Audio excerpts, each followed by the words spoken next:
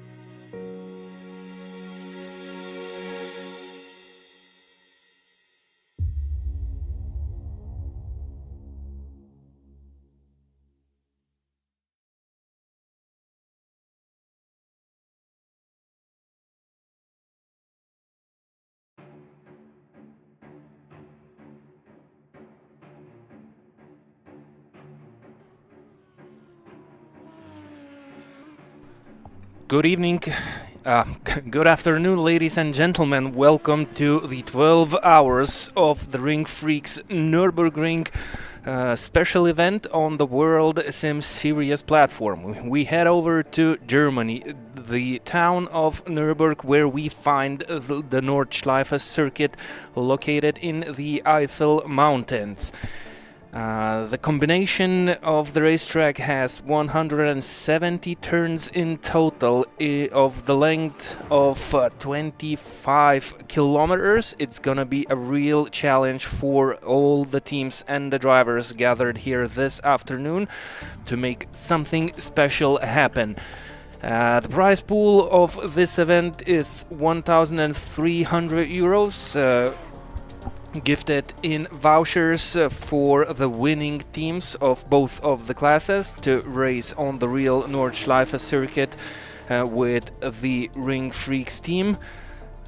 Cheers for the guys, and hope you're having some fun this afternoon with all the teams gathered here to race on this special event. It's gonna be a huge challenge, and it already started with the qualifying session, which is slowly coming to the end. It was a 40 minutes long session, and we have a couple of teams who faced the challenge pretty harshly, at least so far.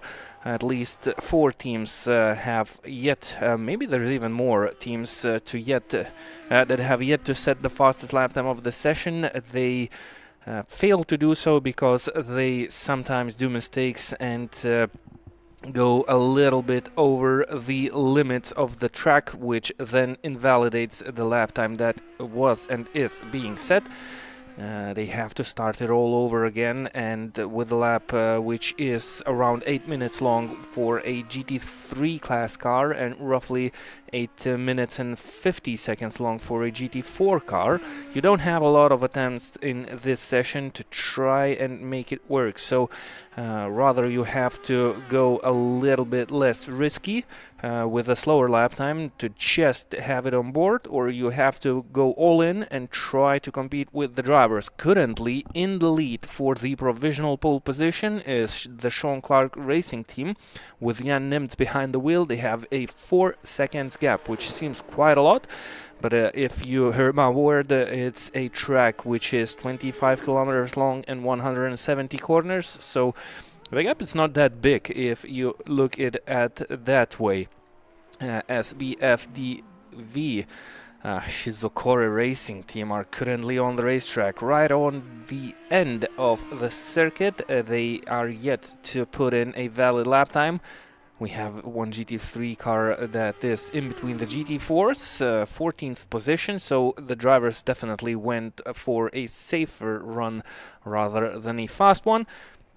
And the time has ran out. We have a couple of cars on the racetrack, so we have to wait until these cars and these teams will finish their lap time around the small carousel. Was it goes the GT3 Spectron Racing team? I have to sometimes figure out where the cars are at on the circuit. It is really long. You have to have good memory to memorize all the corners and their names. The drivers had to go through a lot of practice laps before they could enter this event. One interesting feature for this one was the requirements of the license class on the Worldsimseries platform. You have to be in the M class to race at least in the M class for the GT4s, and you have to be the Pro M class driver on the Worldsimseries platform just to have the possibility to race to drive in this event. As always, I am joined with my best mate, Gustas Grimbergas, who was a little bit late into this broadcast. He was on the road, and as soon as he'll have the ability to put on the mic, he can join our broadcast and welcome the guests and teams to this one special event. Good afternoon. Good morning, everyone. It sure looks to be a great event coming up. A lot of teams, a lot of strong teams, a lot of teams we've seen. I can see a few new names, or at least names we haven't seen that often. Obviously, GT3s and GT4s on the Nordschleife, almost a classic combination. Not that many cars on track, but this place is more about staying out of the wall yourself rather than fighting someone else on track. And obviously the end of the qualifying session always takes quite a long time because cars do need to finish their laps, and if you start your lap just 1 second before the timer runs out, you can still get the whole rest of the lap done. So in the case of the GT4s, it's 8 minutes 48 and above. Yep, it looks like Sean Clark Racing, that's Sean Clark Racing GT4 with Simon Speth behind the wheel, are still somewhere in the middle of the racetrack, trying to go a little bit faster, though they are still on the provisional pole position by almost 3 seconds against Race Spot Sim Racing team. But it looks like they think that they have something more under the sleeve to show in this qualifying session before the race will start. By the way, we will have the rolling start again behind the safety car, same we had at the Daytona 12 hours event, so that's something not so new, but it's still fresh on the Assetto Corsa original platform. And something similar is still on the board. It's the both Sean Clark Racing teams leading both of the classes. Sean Clark Racing with Jan Nimtz currently on provisional pole in the overall standings and the GT3 class, and Jean-Claude Racing GT4 currently on provisional pole position in the GT4 class. Well, the GT3, I wouldn't call it provisional anymore because there's no more GT3s running out on track.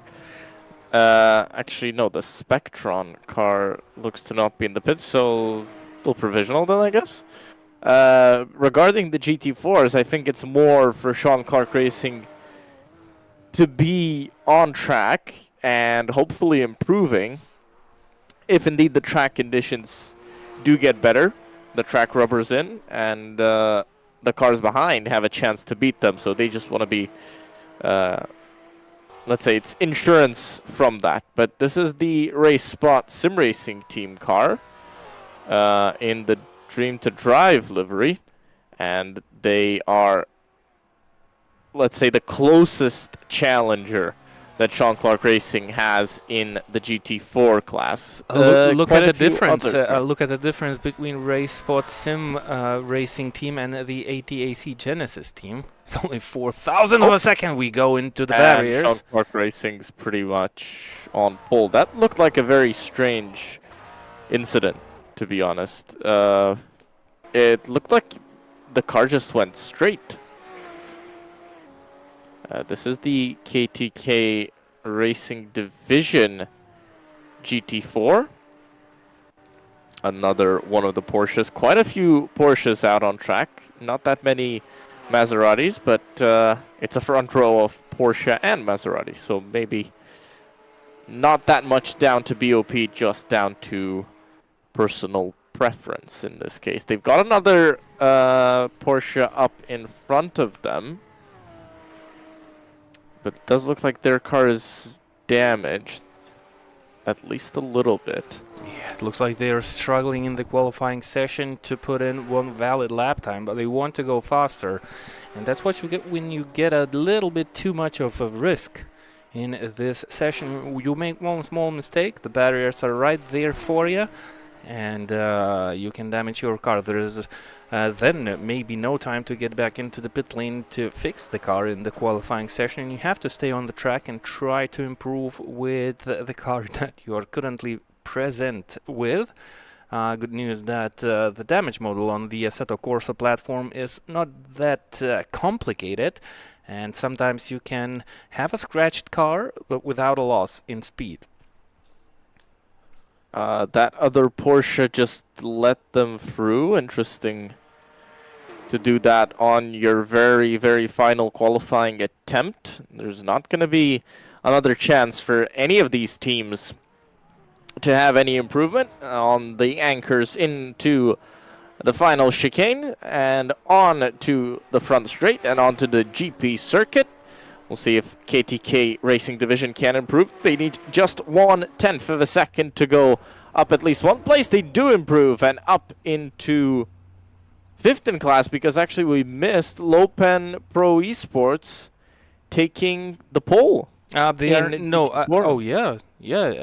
they did take the pole. That's Lopen Esports with Albrecht behind the wheel, who managed to set the fastest lap time right at the end of the qualifying session, and actually by quite a big margin. The lap time is 8 minutes 48 seconds versus 8 minutes 50 seconds. Maybe they have set it a little bit earlier in the session, but we have missed it by looking at the overall results on our Assetto Corsa platform, because when the team disconnects for a driver change or basically to change the driver who will start the race, they are not being shown on the board of the results. So maybe that's why we thought that Jean-Claude Racing are at the lead. We had to maybe take a look at the Worldsimseries platform official results, and we might have had it better. Yep, that's a possibility. I guess we can't look and actually see when they set that lap time.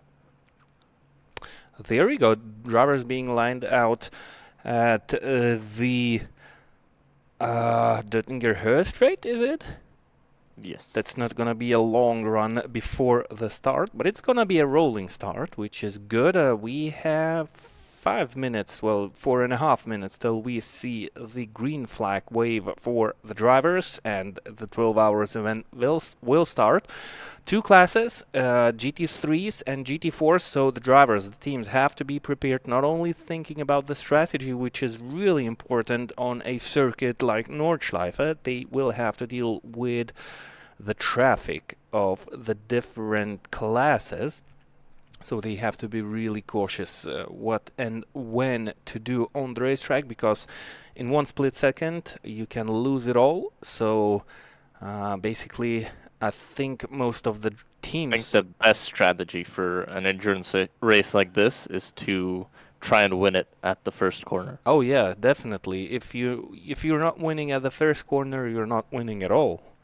Exactly. So I hope that the teams are... I'm kidding. It's not a big grid because we had to split to 2 divisions. It's not a huge grid out on track, and well, if we have too many cars crash on lap 1, we might see some issues. By the way, 2 cars out of position at the start of the race. In 28th, we'll have the Scuderia Lungbihio team. That's the, well, at least the starting driver is Swedish, and they're down in 28th. They're in between the GT4, so clearly some kind of issue during the qualifying session, because they've got a lap time of 8 minutes 58.3.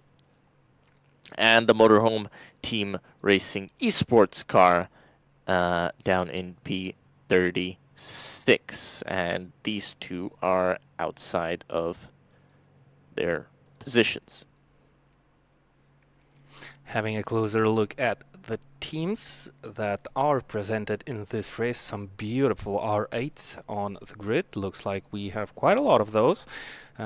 Maybe the teams decided that this choice of manufacturer is one of the best in for this event. Jean-Claude Racing, 13th overall. What about that? That's really quite a performance. Okay, No. they are not 13th. Our results on the left side of our screens are totally messed They'll up. update once everybody gets Yeah. moving.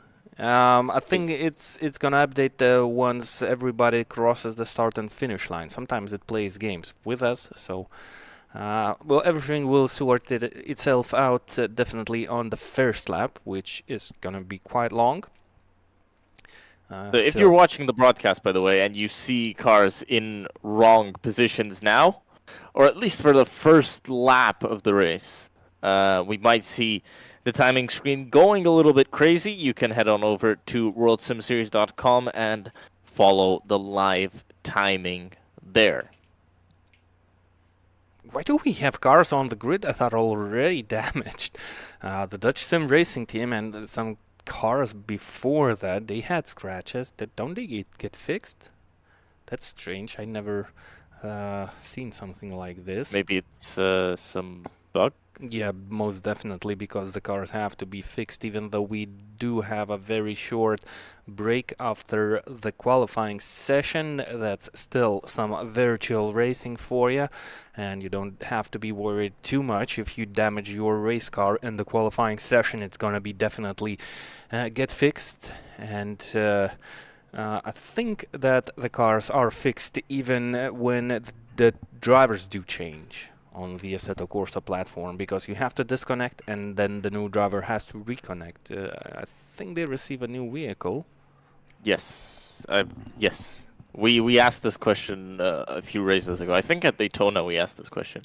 Ignore the starting lights. Those don't mean anything. It's just when cars can actually start moving out, and that is the safety car, I believe, coming through the middle of everyone. Yep, it is. It is? It is. Welcome to the very start of the 12 hours RingFreaks Nurburgring event on the Worldsimseries platform.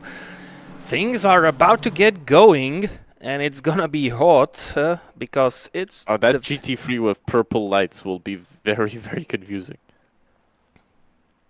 Yep, especially when it gets darker, a little bit later into the race. It's a 12-hour event. Marbles are jumping all over the racetrack. Oh man, that's so bright and purple.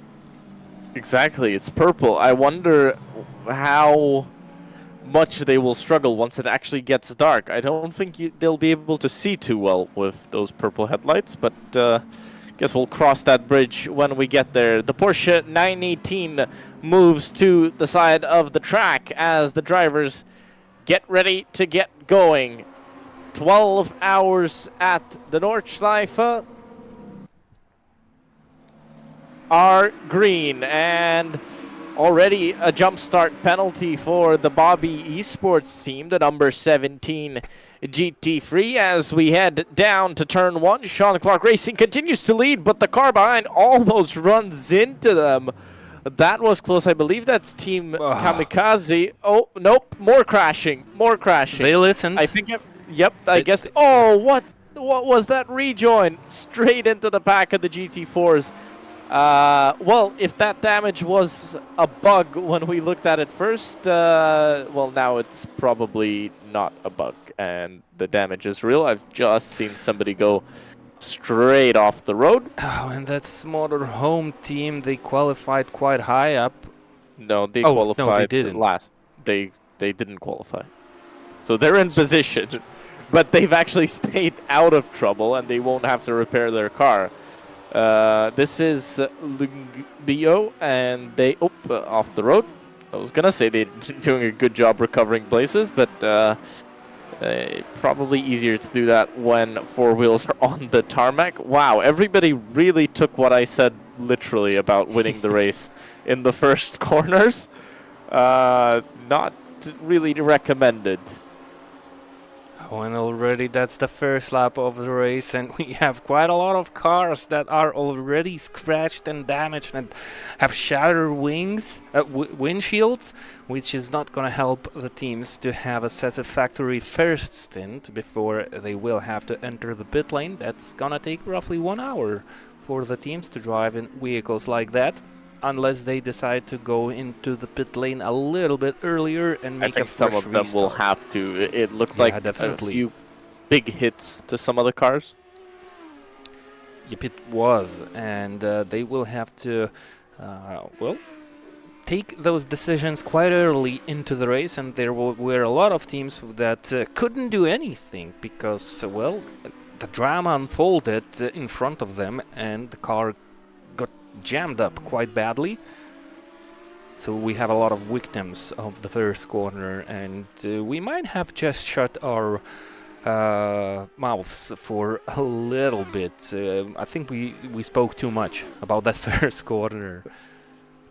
It looked like at the front you had those two GT3s that kind of got into it. They touched, and then one of them got spun off, and that's where everything kind of started. At least that's what it looked like. And then everybody else behind, they, I guess, missed the yellow flags coming down into turn one. Kept going fast, and the crash just kept on increasing. And we also saw a few cars spun at T1. They were part of a separate incident. Speaking of spun off, we've just seen one of the Mercedes cars in... Oh, and he's spinning round. It doesn't look like he collected anyone. He did. There were a couple of cars. One of them are KTK Racing Division, and I think that Mercedes is out of this race already. And KTK got collected in this accident, so not the best start for most of the teams. But you have to deal with it. Well, I think if you decided to join an event like this, you know that there might be a lot of drama unfolding in the first lap. And, well, if you've got involved in a bigger accident, there's nothing much that you can do. You just have to stay at the race, stick with it, there's going to be a lot of opportunities up in front. It's a 12 hours event with nice prizes by the RingFreaks team. Vouchers for the teams to get on the real track. So I'm totally convinced that it's worth for the teams to try and stay in the race, even though you were not so lucky on the first lap. We've seen a nice overtake by Zykin in the battle for P2 against the International Racing team, and they're already 1.5 seconds ahead. This is a group of GT3s battling for the 4th position. The results are still quite shuffled all around, including the Worldsimseries platform itself. The drivers need to cross the line, so we will have to wait another 6 minutes or similar to see the results as they are actually on the racetrack. But yeah, the battles are still on. The drivers are still trying to do their best on the opening lap of this special event. It's a long lap, and there's not gonna be too many of those on the counter, but there's gonna be a lot of kilometers for the teams that they have completed when they cross the finish line. Yeah, but it's it just feels like it was a bit too risky. From most of these teams, it just felt like unnecessary risk, and yeah, and now we've got a GT4 in 11th overall. That's Open actually Pro. the pole-sitting GT4. Yep. The Lopen Pro Esports car. Sean Clark Racing GT4 down in 14th, about 5 seconds behind their class leader. So didn't lose too much time, but still lost quite a bit of time. It hasn't been a clean start. We'll have a look at who we've actually lost from the front-running pack. At least in the GT3s, I believe we did lose a few cars, or at least they went very much backwards. But we'll get you that information once everybody actually crosses the start-finish line. We had bad incidents and big incidents, but not too many actually. I'm looking at the incident board right now. If my calculations are correct, we had around 30 incidents so far. Well, that's including all the small bumping and rubbing between the cars and the bigger incidents. So I think that's still quite okay of the picture that we have seen. By the way, waving hello to our race control. They are live, doing the difficult job at this moment, trying to look through all the incidents. Job. It is actually a thankless job. And yep, there you go. Speaking about race control, we have car rate with a penalty of warning for causing a collision. Now we have to figure out the numbers, the teams, and the names. That's it looks like that's the team Velocity driving an Audi, and maybe it was the team that caused that big incident in the first lap.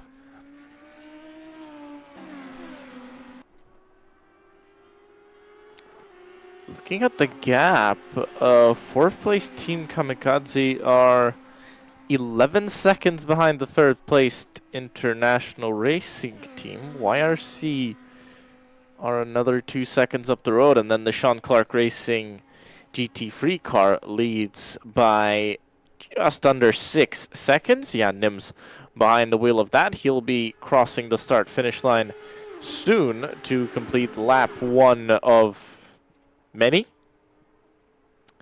9 minutes 41 for that first lap, but that's obviously with the roll down on to the starting grid. Spectron Racing team was on your screens. Now we're following the FDV Assetto Racing.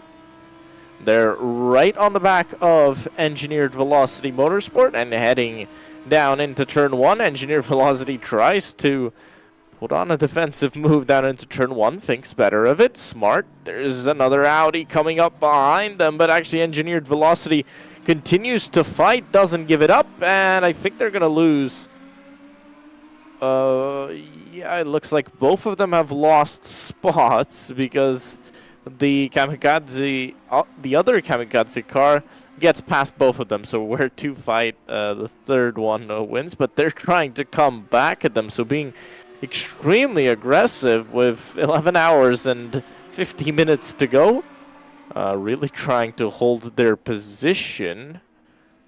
Doesn't seem as critical to me right now to try and actually fight that hard. Lopen Pro Esports, by the way, they're down to 15th, but that's not because they've lost positions in the class.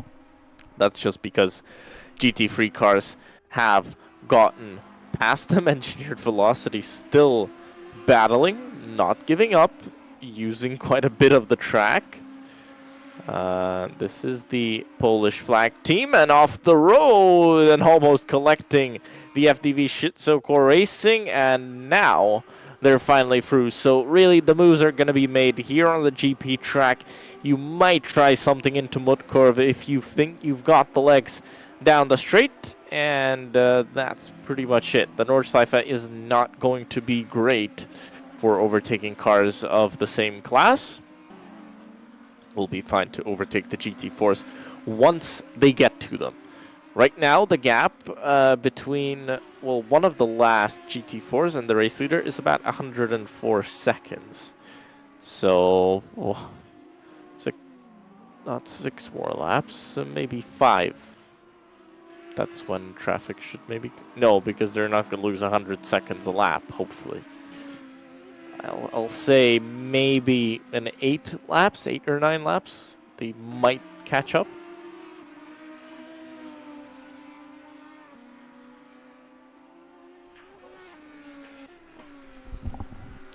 Engineered Velocity still on your screens. Coming through Flugplatz, set off the road, into the wall. That's gotta hurt, and wow, that looks like quite a lot of damage to the Audi.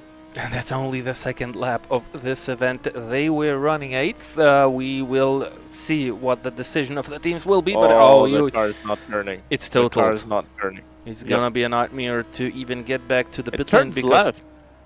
Yeah, I guess it would be fine on an oval. It doesn't turn right that well. Well, it does turn right, but it has a big hole where the tires grip between how much of steering input you put into, well, on your steering wheel. It goes.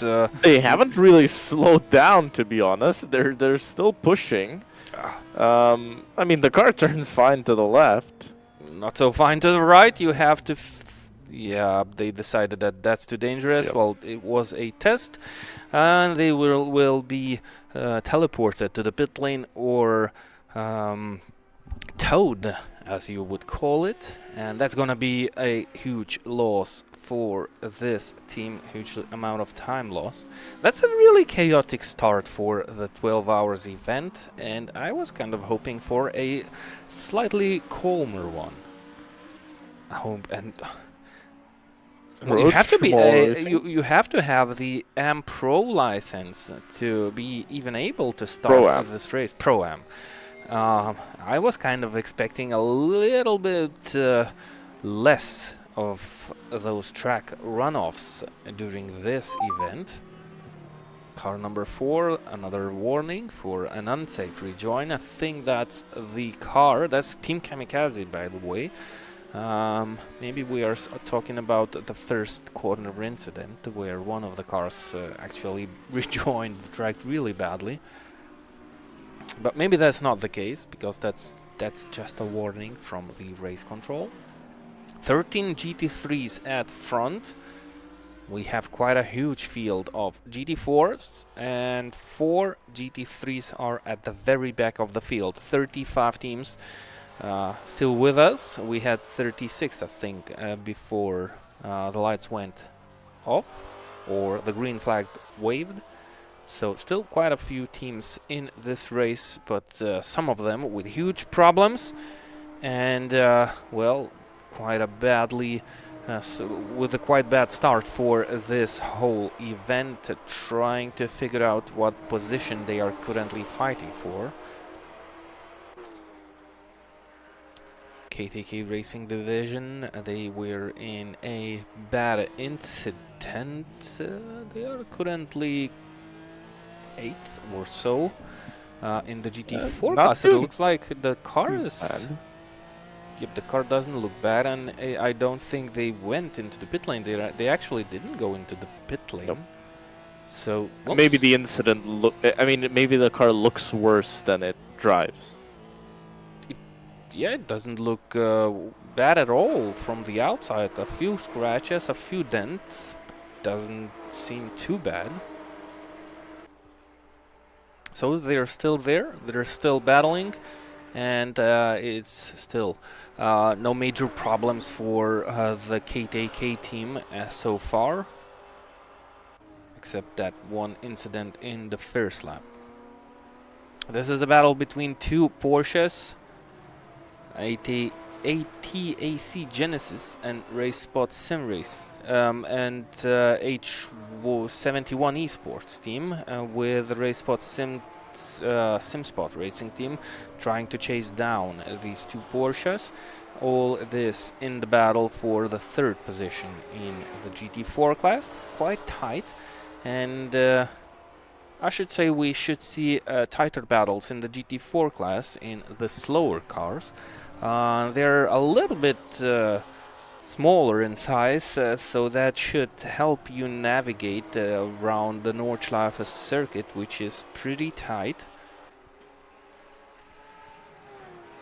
They're also restricted in terms of setup.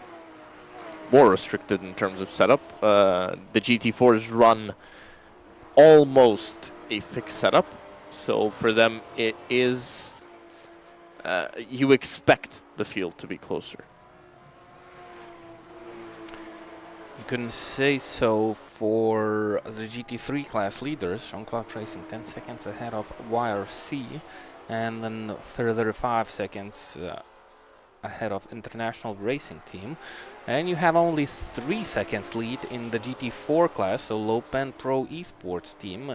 They went roughly 2 seconds faster around the lap in the qualifying session, and they are currently 3 seconds ahead of Jean-Claude Racing team. So it looks like it's gonna be a good battle if the teams will stay on the racetrack. You can see how risky it is, especially on a virtual platform where you're not sitting in the real car and you don't feel the car underneath you.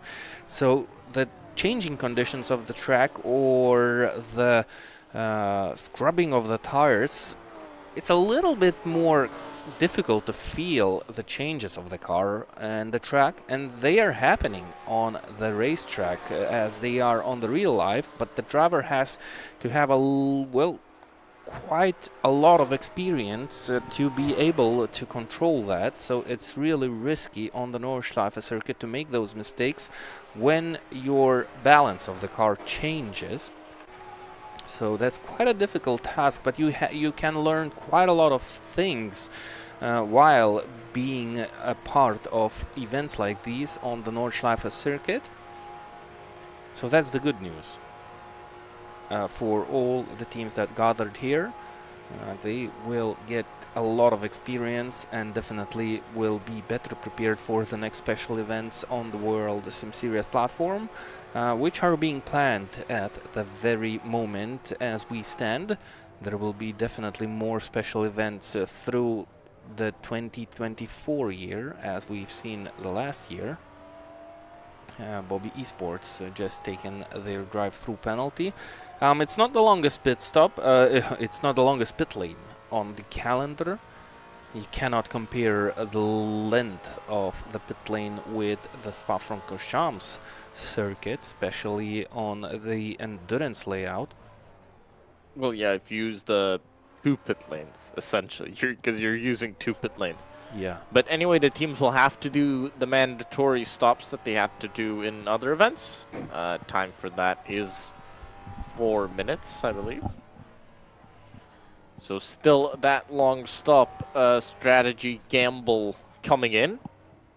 I'm sure many of the cars with damage that have been able to continue or even haven't been able to continue, and they've completed a long stop now and are going to come out with a fresh and fixed car for the remaining stints, and hopefully will keep it that way. If they can do so, well, should have... It's kind of a get-out-of-jail-free card. In a sense, right? Obviously, if you make too many incidents, you're gonna kind of get stuck with having to do too many long stops, because there is 5 long stops for the whole of the 12 hours. So you have to plan accordingly to make free driver swaps and not more. 5 driver swaps and not more.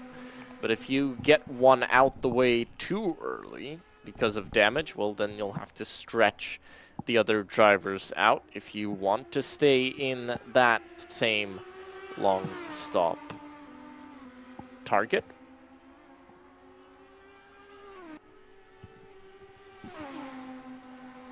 Right now it's about 2.5 hours per driver, something like that, 2 hours 15. If you were to split it, like, beautifully.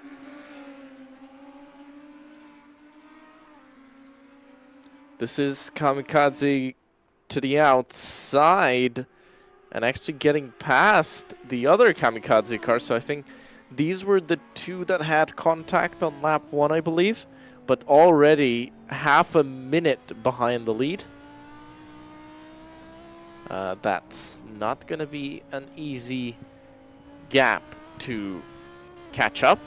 Yeah, maybe they are not thinking about catching up or reducing the gap. They have to think about staying on the racetrack and avoiding as much problems as they can, as many problems as they can, because I think that's the most effective strategy, especially if you're a little bit slower. You have to think only about your own race and take those wise decisions at certain moments when you face traffic, how fast you like to go around the track. But I think in events like these, you just have to look at yourself, look at your safe pace, and just play with the track, stay in the rhythm, and continue your best job. That's I think the smartest way to try and go for the higher results if you are suffering and having the lack of pace, which is often the case on the Nordschleife circuit. In events like these, we have teams that have a lot of experience on tracks like Nordschleife, which is really long, 170 corners. How many hours do you have to put into practice or into experience, or how many races you have to participate in to have the flow of the track coming easily at you and control the pace and go fast? It's a really steep learning curve on this circuit. It requires quite a lot of time, and especially if the drivers are still working on the skills of the driving, that's really a hard combination for the drivers, but definitely with a very good outcome for the drivers themselves to try and make them better. The battle in the GT4 class is suddenly alive. The gap is only 0.9 of a second between Lopen and Sean Clark Racing teams. We have Simon Speth and Albrecht behind the wheels, and actually we've missed a small battle because on the previous lap time Sean Clark Racing GT4 have crossed the line in front of Lopen. So that's not Sean Clark Racing gaining on Lopen, that's Lopen retaking the lead, which we have somehow missed. So last lap 8:58 from Lopen. So roughly, well, 8 seconds lost on the race pace. The qualifying session was 8:48 actually, so it's 5 seconds but qualifying slower. Is low fuel. Yeah, qualifying is low fuel and maximum push. So about 5 seconds, that's the delta that they had with the Sean Clark Racing GT4. There didn't seem to be any GT3s around. They felt like last time they ended the lap, they were behind all GT3s. Yeah. Could have been a mistake on their own. Looking at the Worldsimseries platform, trying to figure out which lap we are on. We're on lap 3? I think we are on lap 3. Yeah, so... car number 5, another warning, unsafe rejoin, but yeah, so... maybe it's me lagging, or it's actually the 3rd lap of the race. Well, it's a long lap, so that's quite possible. Yeah, it should be the 3rd lap. Yep. It is. So the fastest lap of the race so far for Lopen Pro Esports team is the last lap that they crossed the line. It's 8 minutes 58 seconds, .2, so it's difficult to judge what pace is Lopen on. And wow, they have actually quite a big damage, so that was a big mistake for the leading team at this moment. The left side of the car has big bruises and shatters. I'll have a browse through the incident sheet and try and figure out if this was something that they did to themselves or did they get help from anybody. I mean, at the Nordschleife, you really can't rule out even a top team making a mistake. It's less likely at other tracks, but here at the Nordschleife, we've seen it so many times that a top team, even with a comfortable lead at the top, might make a mistake and end their race. Yep, so that's really something similar to a lottery or a gamble when you race on... No, it's not. I don't like that word. Okay. I don't think it's a gamble. It is driver skill at the end of the day. Driver concentration, you know. If you crash with somebody else, then maybe it's a bit more of a gamble, right? Maybe they made a mistake and they crashed into you. But if you crash out yourself, normally that's just a loss of concentration. It's not easy to be on top of your game for the whole race, but that's what the top teams have to do in order to take the win. Yeah, but that's for the teams that are currently in the lead or are fast on the racetrack. I'm speaking more about the gamble for the teams that are further down the order and maybe running 5th, 6th or something to have a good result. So sometimes you can get lucky and win the lottery by not being the fastest car on the grid, but still taking the win, because that's a long race and you never know what can happen to your rivals. And that's what you're gambling with. You have to be good for yourself, and maybe that's the way you win the race, not by being fastest, not by the normal procedure of most of the races where the fastest car usually wins the race. That's sometimes not the case on the Nordschleife circuit. The only collision I see for the Lopen Pro Esports team is on lap 1. Yeah, maybe that's when they got hit, but this time...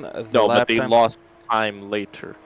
They lost time on lap 2. I mean, maybe that's where the damage is coming from that we see on the screen, but maybe not from the moment when they lost the time. But that's all speculation, actually, and we will not figure this out. We don't have a replay system. Yep, 8 minutes 52. Now they're going quicker, yep. 2 seconds quicker than Jean-Claude Race. Yep, so they opened up the gap on the first lap. They lost a lot of time on the second one, and they are continuing to lead the race after they crossed the line for the third time. They had contact on lap 1. Yep, so maybe the damage is from lap 1, but it doesn't seem to be hurting the car too badly. And they are only 4 seconds slower than the fastest lap time on the qualifying session on the circuit that is 170 corners long. So it looks like the car is fine, even with... I mean, anyway, it's a higher amount of fuel in the car. So you're bound to be running slower, because even a clean car, for example, the Sean Clark Racing car at the front of the field in GT3, they're running much slower than they were in quali. Also actually about 4 seconds off, but they don't have damage. I believe. Well, at least we haven't seen them even touch anybody. Spectron on your screens. Heading down into the left-hander, chasing after the FDV. Audi almost running into the back of it. I believe this is... it's actually one of the few McLarens on the track. Flash of the headlights. It's more of a distracting thing. Man, and it works. It works. The Audi just went sideways. I mean, it's been doing it for quite a few turns. Looks like it hasn't hit an apex for a while. Finally does hit one, but this one's a bit easier to hit. We'll see if... It does look like the Spectron car is quite quick, and they look quite comfortable in it. So they should be getting past the FDV car on short notice. Already a minute behind the leader, by the way. That escalates fast. The gaps between the cars and between the teams. It usually doesn't take too long to separate, bunch out all the field.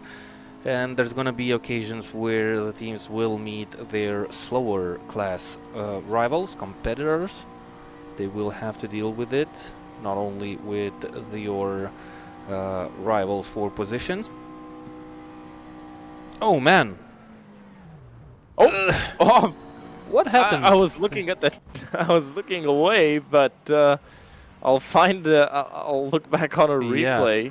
But that was on a straight. That was even in a turn. I mean, that was really strange. The Audi just completely went off the road, running almost on a straight line, and collected the Spectron Racing team. It looks like they bottomed out on the compression there, but that's a very strange place to crash. Spectron had nowhere to go, really. Another car off the road. Well, they're still on the road, but does not look very healthy. Yeah, that's gonna be a car really terrible to drive.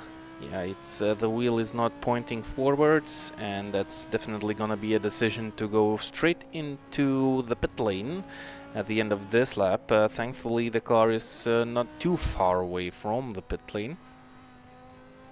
Yeah, but it's still a big loss of time. I mean, a huge loss of time, actually, because you're having to come in outside of your normal pit window. You'll be off strategy, and we don't have safety cars. That's not going to help you. We don't have slow zones. That's not going to help you. No full course yellows. Not going to help you. No code 60s. Not going to help you. It's all about pushing, and, well, you've just given yourself an extra pit stop. Yeah, and talk about motivation after situations like these. In the first half hour of the 12 hours event. I think they'll keep running, because they obviously can get the car fixed. And looking at the incidents on track so far, I think they can just keep on going. Well, and hope for not hope, but push for a podium. Still possible. They're currently 8th. Should lose the position now to small racing team in a BMW. Mid-lap crisis is not too far behind. Car 33 penalty warning, unsafe rejoin. So similar incidents so far, and penalties for similar wrong actions on the racetrack. But I haven't seen drive-throughs or stop-and-goes yet. So it looks like everything happening just from the crazy action on the racetrack. No battle there. Clever decision, running down the Huttinger straight, causing an incident. So there's your correction for car 33. Still a warning. It's not an unsafe rejoin. It's for causing causing an accident, but it looks like the race control is on a good mood this afternoon. Only warnings being handed out for the teams, just to remind them that there is live race control and all the field is being watched. Race control has the ability to look at the replays, not as we on the broadcast. We don't have the ability to wind the tape in reverse to see what happened. So I mean, race control is probably, you know, more lenient because most of the incidents I think they're going through right now are the lap 1 incidents. And lap 1, turn 1, you can't fault the teams too much. Incidents happen, let's just say. At lap 1, turn 1, incidents happen, and as long as it's not intentional or totally careless, I feel like it's fine. I mean, warnings normally are enough because it's a lot of moving things, and sometimes you get into those situations and you can't really get out. So lap 1, turn 1 is obviously always looked at with a little bit of leniency. yeah, 109 incidents so far in the first 35 minutes of the race. It's gonna be a long day and a long night for race control to go through all the accidents, so we might be lagging a little bit on the live action and on the live action results of the accidents, because just of the majority of incidents happening on the racetrack, and race control has to go through all of them. Yep, and we will see those penalties rolling in right now, and most of them will be warnings. But maybe we will see those harsher penalties handed out. Well, 3 warnings gives you a drive-through straight away, so it doesn't mean that you receive the warning and you can go run away with it easily. It just means you have a little bit more risk to receive that drive-through penalty. But this race is kind of very different from, let's say, Daytona 12 hours event. It's totally on a different flow, especially in the battles for positions. And I'd say it's a little bit more similar to Rally or maybe Dakar, where you concentrate on your own, not the direct battles on the racetrack, and you just have to create your own rhythm for those 12 hours on the racetrack, which is quite narrow, to avoid mistakes and look at the battles quite differently on the racetrack. I mean, it's also true and also false, because at some point you start approaching the traffic. Obviously not so much traffic here today, so maybe not as big of an issue for the teams, but traffic plays a massive role around this place. It's not easy to get past cars of your own class. It's not easy to get past traffic, and incidents come about because of mistakes in traffic quite often.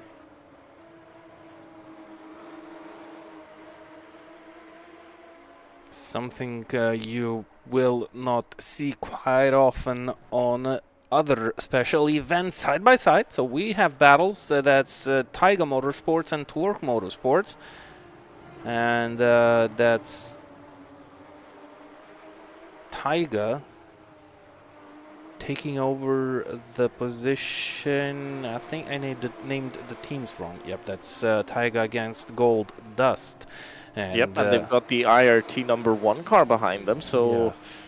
I don't believe they've been delayed, but I do believe they should be a bit further up. Normally that's a car you see higher up the field. Yeah, and look at the lap times. IRT number 1, 8 minutes 56 versus 9 minutes 1 set by Gold Dust, and versus 8 minutes 59 set by Taiga. So definitely the fastest car out of these 3 cars in this battle. on the racetrack, so maybe they did have problems. Well, we cannot see and we cannot witness all the teams that are involved in the accident, but the IRT number 1 team with Spawn behind the wheel, the driver from Germany, they are currently fast and faster than most of the cars in front in the GT4 class. They have to battle their way through. On the previous lap time, on the previous lap, Sean Clark Racing were actually slightly faster than the Lopan esports team. The gap is still 3 seconds. Lopan obviously with damage, so they might, you know, be trying to be a bit careful. Yeah, so I think they are just controlling the pace and the flow of the race. They have the lead. They don't have a huge gap as their sister team. Oh man, Gold Dust clipping that curb and going all over the racetrack, running down the track. Another warning, but you have to be careful even when running behind your rival, and even when being a little bit more careful, not going for a move. But yeah, we've seen an accident before between Spectron Racing and FDV team. You can just simply get collected on one point of the circuit by your rival making a mistake. So IRT just need to be a little bit more careful. They're gonna be they are going to see a slower lap this time because they are not putting into much of risk. Holding on. They don't need to. The GT4 battle is actually not as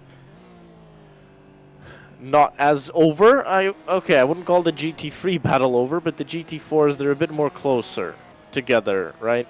Even though they are about half a minute back from the lead, it's not a done deal, right? Oh, very off wide from the Goldust team. To the outside goes IRT, still side by side for the right-hander, gets the move done. Goldust backs out of that one. Yeah. Intelligently backs out of that one. Well, they made a mistake. They pressed the brake pedal quite too late. Oh, and that's IRT number 1 going a little bit wide. So you have to be really concentrated running around the Nordschleife circuit. No brake marks. Well, at least not on all the corners. You have to nail your brake points.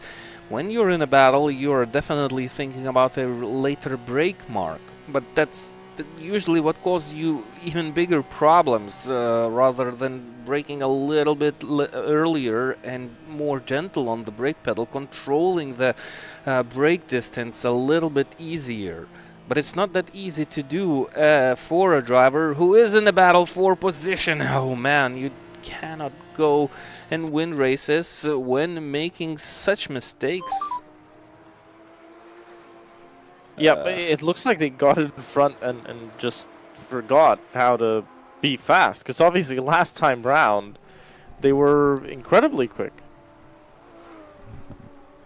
And it's kind of just gone downhill. Or maybe that's concentration, maybe that's a little bit too many glimpses into the rear view mirror, which distracts you.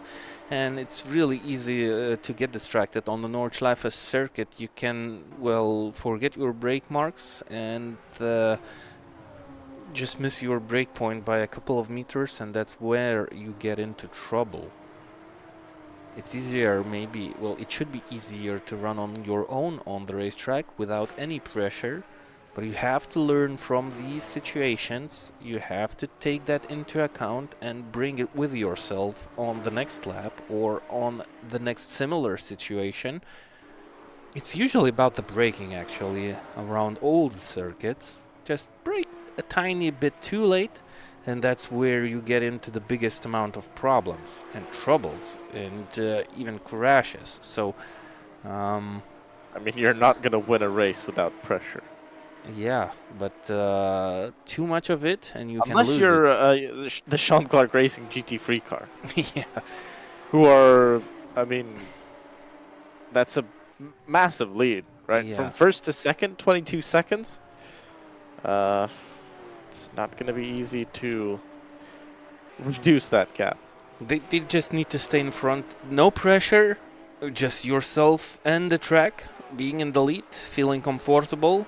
That's how you want to enter the races. Not only the Nordschleife race, but any race that you enter. And it seems like the easy game mode for the leading teams.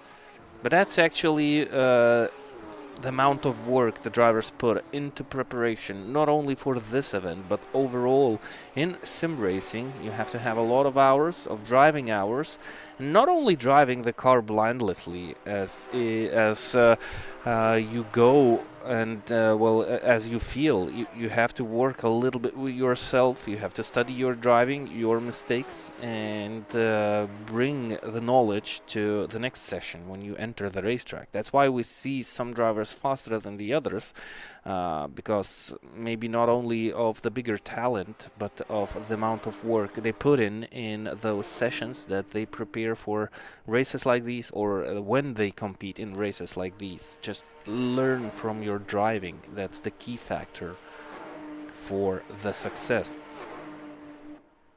Now, I've said this a couple of times, but sometimes it might even be more difficult to lead with that big margin. You make a mistake, right? Because you get too complacent. You think, all right, we're good, we're fine, and you kind of drop the pace and you lose it. So that happens sometimes. Yep.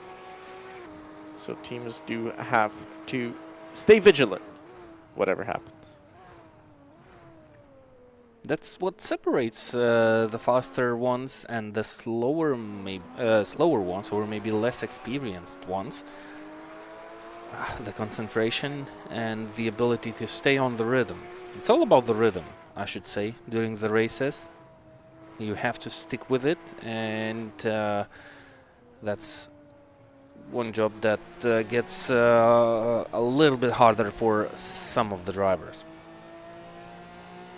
Yeah, I do agree. It's all about the rhythm, and sometimes, people wonder, why are you still pushing? It sometimes looks like that, right? You can see those guys right at the front of the field, especially at the Nürburgring 24, right? You see them leading by a huge margin, and they're still going flat out. And for inexperienced drivers, it might look like the worst decision ever, because why would you keep going flat out if you're safe at the front? But that's the way you keep the lead. That's the way you keep concentrated, because you're always on edge, right? You're always in the rhythm, and you're always continuing the race. You're continuing the fight. You're not backing off. You're not relaxing. You're not falling asleep. That's how you win races. Yep, international racing team.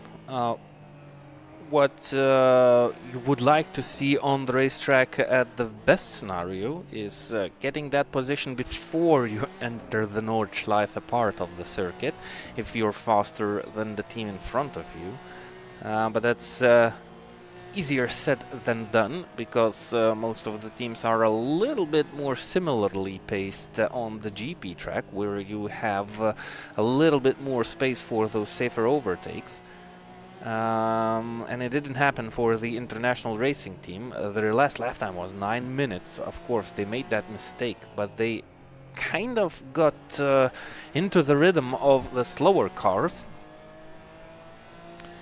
And that's where you can lose that race pace and the race rhythm of yourself by being stuck for a little bit too long behind the slower drivers. So I don't know. I think that Spawn, who's currently behind the wheel of the IRT #1 car, he needs to take a little bit more action on the racetrack. If you have the advantage of pace, don't stick too long behind your rival, because that's gonna put you off. And well, he was stuck behind the Gold Dust car on the previous lap time. He managed to overtake it, but then he understood that he suddenly forgot how to drive and where to brake. So that's where that's one moment where you lose that concentration, even while being faster than your rivals. Going a little bit too long behind them makes you lose that concentration, maybe the ability of the track, the knowledge of the track for a little bit of the time when you overtake that rival. And I don't know which choice would be safer. Stick behind the slower driver or try to No, go you have around? to get past, because you wait one lap. I say that's fine, right? I mean, you don't have to rush, Yeah. but you wait a second, you overtake, you make mistakes. This is how you start losing time, right? And that time accumulates. You lose 5 seconds one lap, lose 5 seconds another lap. Considering that Lopen have damage, this is your best chance to gain time. You're losing that time. To me, this is not a good solution, because if you want to win, and I'm sure IRT come here with one goal in mind, win, losing that time makes it very, very difficult. It's easier to lose half a minute than gain half a minute. Yep. Obviously 12 hours, right? I mean, 11 to go, but you're still having to gain about 3 seconds an hour, which doesn't seem like much, but, you know, look at the front two, right? Lopen and Sean Clark. 8:53.255, 8:53.232. 2 hundredths of a second over 25 kilometers. That's incredible. I mean, this is an extreme example, right? This is anomaly of all anomalies, but I like that the results have panned out in a way that it proves my point. But if you, let's consider 8 laps an hour, about. So you're gonna gain, at this rate, you would gain about, let's say 0.2 an hour, a bit less. If you go a second quicker, you gain about 8 seconds an hour, right? But you're gonna stick your second driver in, you're gonna stick your third driver in. He might not be as quick, and especially with these cars at the very ragged edge of their capabilities, to run that much quicker, it's gonna be hard. Somebody who is actually gaining an impressive amount of time, Sean Clark Racing GT3, 4 more seconds gained last time round. That gap now up to 26.8. Jan Nims showing us why he's the king of the Nordschleife, the king, the god, the master of the Nordschleife. We'll see what happens once he hands over to his teammates. I do believe it's Jan Nims, and no, I'm not mistaken. Of course I'm not. But Jan Nims behind the wheel. He'll have Simonas Urbanas and Alex Leaf helping him out this evening. But actually, Simonas Urbanas just 0.4 of a second behind in the pre-qualifying sessions. So they've got 2 drivers who are incredibly quick. We've always known Simonas Urbanas to be very quick. So they should be pretty comfortable at the front, right? Don't make a mistake. That's the most important part. Don't make a mistake. And currently they are winning in this strategy. No mistakes, just sticking out in front and going slower, as Gustav already spoke about the situation where you have a team in the lead and they continue to drive as fast as they can. That's because the driver is in the rhythm, and that's the safest style to do so. And so they are leading, and they are on the safe side of their selves. So last special event, by the way, Sean Clark Racing won by 3 laps. Yeah. At the front of the field. That's still total domination on the Worldsimseries platform in the team compartment.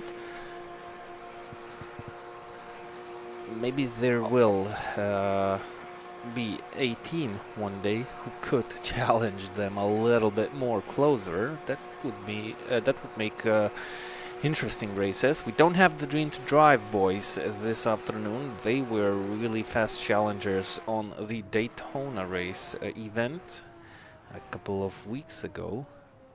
Sadly, no Dream to Drive this afternoon. Sean Clark Racing, by the way, with Jan Nims, Simona Surbanas, Alex Leaf, and Simon Speff and UC Neyrula behind the wheel that time, because it was the 24 hours of Nürburgring last September. They won that race by a lap ahead of the Cortec Racing car and the Italia Racing Team cars. So no strangers to winning at the Nordschleife. I'll have a look at the other years and see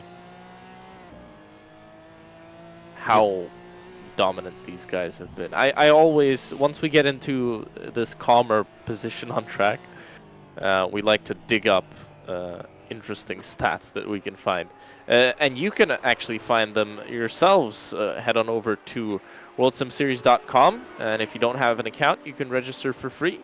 Have a look at any of the past events hosted either by WorldSimSeries, by anyone on the platform, by partners, any of the special events. Everything is there on worldsimseries.com.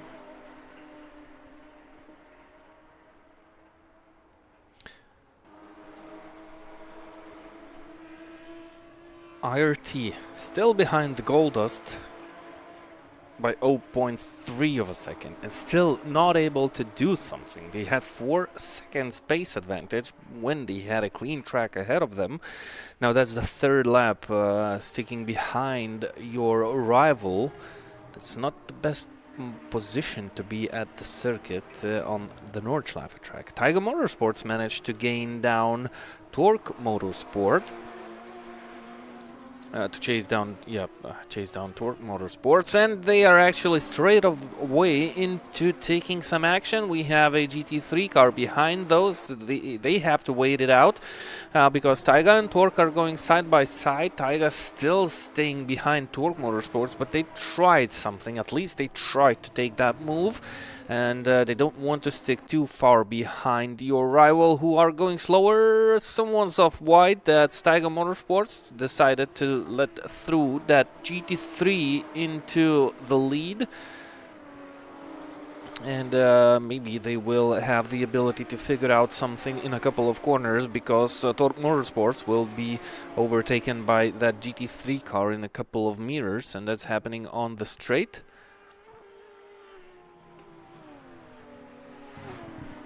So, Sean Clark Racing has actually won all of the 24-hour events held on the Nürburgring. This is the first time it is the 12-hour race. But the first time they won it, and the first time this event was run back in 2022, it was without Jan Nims, because Jan Nims was running in the AOR Racing Team car. It's actually the only driver that has won the previous 2 events is Alex Leaf, who's won it in 2022 and won it in 2023, both times with the Sean Clark Racing Team. And Jan Nims and Simona Surbanas at the time were with the AOR Racing Team.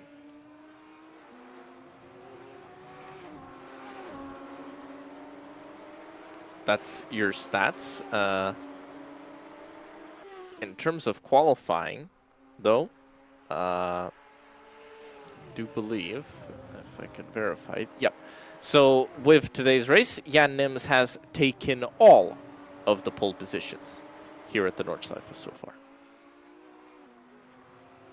That's a pretty impressive stat.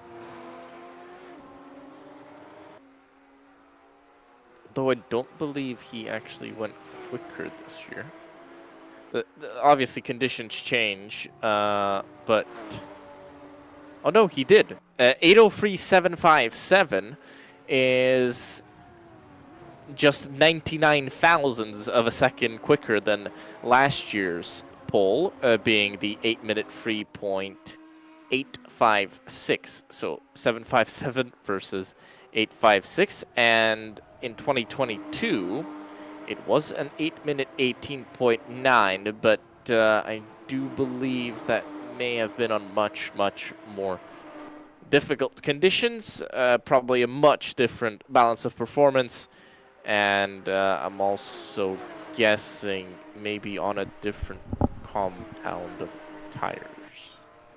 Oh, because car setups were probably, yeah, it looks like they were fixed, so probably on a much different compound of tire, much different fuel load, and many other things. So Jan Nims actually keeps improving. A 10th at the Nordschleife is not a huge improvement, but keeps improving. Something happened to Jean-Claude Racing, actually. Oh, did they make a pit stop? Yeah, they just made a pit stop and still stayed in the lead, because YRC have also stopped in the pit lane. So the International Racing Team GT3 car, they stayed out and they are still second. So that is actually pretty crucial. It is for them. Yeah. So we see our first mandatory pit stops taking place normally, because we are already 1 hour into the event. So that's normally when you see the GT3 cars entering the pit lane, you cannot risk to stay out for one more lap, because that's a little bit too risky if you're on the edge of fuel. So that's why the pit stops happen a little bit earlier, because a GT3 car might stay out on the racetrack for roughly 1 hour and 10 minutes. But the Nordschleife has a lot of long straights, and the cars, the engines are a little bit thirstier, because you go through a healthy amount of portion around the track flat out. So the time of one stint is roughly 1 hour for the GT3 cars. I wonder what's well, maybe somebody in the YouTube chat can tell us, but what's the fuel delta actually to make it past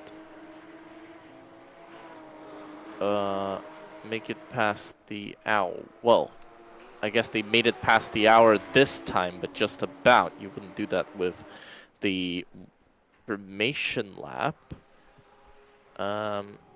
So if anybody in the YouTube chat doesn't mind us asking how far away, if you're at maximum push, how far away are you from making the full hour? In terms of, you know, fuel laps, you know, how much fuel you've still got in that tank. Close battles in the GT4 class. I was actually expecting a little bit easier overtakes, especially from the teams that have the pace advantage. Look at Tiger Motorsports. They have 2 seconds advantage per lap, at least on the previous try. IRT has 4 seconds advantage against the Gold Dust team, but it's already the 4th lap when the IRT #1 are stuck behind their rivals. And running down the Duttinger-Höhe straight, where we see a lot of overtaking action, well, we don't see them quite often in the GT4 class, but it's happening now, side by side. And what usually happens, you overtake your rival, he sits behind you for his slipstream, and he's usually able to get that position back. Torque Motorsports, that's directly what they are at right now. Into the final corners, side by side, and not side by side anymore. So, you have to be a little bit more strategic when dealing with your rivals, I believe, running down that Duttinger straight, and don't rush to overtake your rival too early. Of course, you lose that momentum and lose that slipstream. Gold Dust into the pit lane, so open up the track for IRT #1. They will stay on the racetrack, and we will see how fast they can approach these two drivers that are battling. That's what you have to do into turn 1 on the GP part of the circuit. take that position, stick with it, avoid mistakes, and that's how you get those places. We have seen IRT successful making that overtake work once, but they then made a mistake, and that's what got them behind the Goldust team again. Pit stops rolling in the GT4 class also, so now's the time for the teams that are slightly faster to put in those fast laps, and after they complete their pit stop, they should be ahead of the rivals. Of course, your competitors, by pitting earlier, receive new tires, and they get one full lap, 25 kilometers on a fresher rubber, of course, with more fuel in the tank, but the fresher rubbers gives you a little bit more of advantage rather than the easier car, the lighter car. But, you know, do this 8 times and you've gained pit stop. You've gained about a minute plus. Yeah, and exactly. By the end of it, by the end of it, it's actually opposite. You're gonna be coming in, fitting a fresh set of tires, and you'll run with a fresh set for 2 laps. They'll be on the old. It'll balance out. If you can keep running longer stints, you keep running longer stints, especially at the Nordschleife. Right, if you're at a track like Daytona, like Mugello, like Spa, if you miss a lap, it's probably not the end of the world. If you've calculated it right, and you know that you're not going to lose a pit stop, pitting a lap earlier or later, not going to change the race, right? You're going to have maybe a little bit less of a splash and dash at the end. Not the end of the world. But if you can extend a lap here at the Nordschleife, you extend the lap at the Nordschleife. I don't think there's any other option. Traffic coming in. This is a GT3 car behind the IRT number 1 car, which is already traffic. No. It's definitely not, looking at the colors. I believe not, but well, I'm interested in the pace of the IRT number 1 car.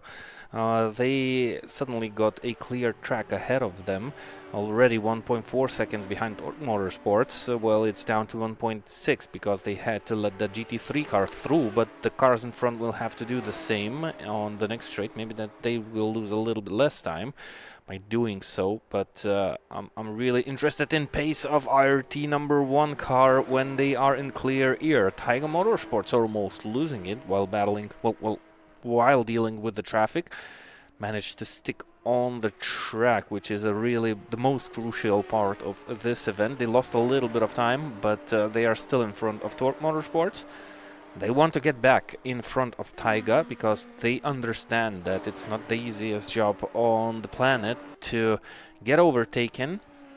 So they want to be ahead and maybe higher their chances in this race. Look at them. They are coming back. They want that position. They haven't lost hope. And they are in the battle. That's what you come for in the events like these. And not just circle around the track minding your own business. You want to fight with your rivals, even the faster ones. Torque Motorsports were in front, ahead of Taiga for most of the race that happened so far. They lost the position quite recently, so pace is a little bit on the lower side for Torque Motorsports, but not too much. What happened for the IRT number 1 team? That's what happened. They are standing still on the race. Barrier? Oh man, so Was maybe it that's... I'm not sure if they hit the barrier. It doesn't look like it's damaged. But considering Another this, mistake. Yep, that's another mistake, and maybe that's why they kept staying behind the Goldust, because maybe the driver doesn't feel so comfortable when having a clear track ahead of him, because this is the second time of the driver making a mistake. If you don't feel comfortable driving alone at the Nordschleife, I think he's in for a very, very difficult race today. I mean, if you're at the real 24 hours, also, why would you put him in as the first driver? But fine. Also, if you're at the real 24 hours, you've got, 150 plus cars. Probably not going to be alone on track, right? Last year at the 24 on Worldsimseries, we had 60. but it seems like a limitation for all sims. Actually, Worldsimseries does support more cars, but there is a concern that those with lesser power, with those who have computers that have a bit less power, they might really struggle once the grid gets bigger. So even with the 60 cars, there were quite a few issues for some people last year. So that's why we do have those two divisions this year, just to make sure everybody has a nice time out on track. Hardware limitations, you call them. So. Even if it's 60 cars, you're gonna run a very big portion of the race alone. Yep. Especially once it gets dark, it does feel very much. It feels lonely out on track. You haven't got anybody behind you, and especially in the GT4, a GT3 approaches you, lights up the road, passes you, continues to light up the road, you see the turns ahead, and then disappears. And then it feels like you're all alone again. 856.2 for Jean-Claude Racing, 859.1 for Lopen on the previous lap time. Gap went down from 3 seconds to 1.2 seconds. I believe it was a little bit bigger of a gap on the previous lap time. So I think Lopen realized they can make the extra lap. Maybe they are on fuel because saving. they really dropped the pace, right? We saw it mid-stint. They kind of started to drop the pace. We saw GT4s coming in last time around. I think they dropped the pace just to make it, right? Yep, because we are around the first mandatory pit stop window in the GT4 class, which have started to roll in already for some of the teams. So that might be the reason why Lopen lost that lead a little bit more than before to Jean-Claude Racing, who seem to continue to stay on the pace, and will get the questions answered quite shortly, because we're down the Duttinger Höhe straight. The Hokkende Due. Yeah, Hökinger Due. Some GT3 passing around. Oh man, I mean, Jean-Claude.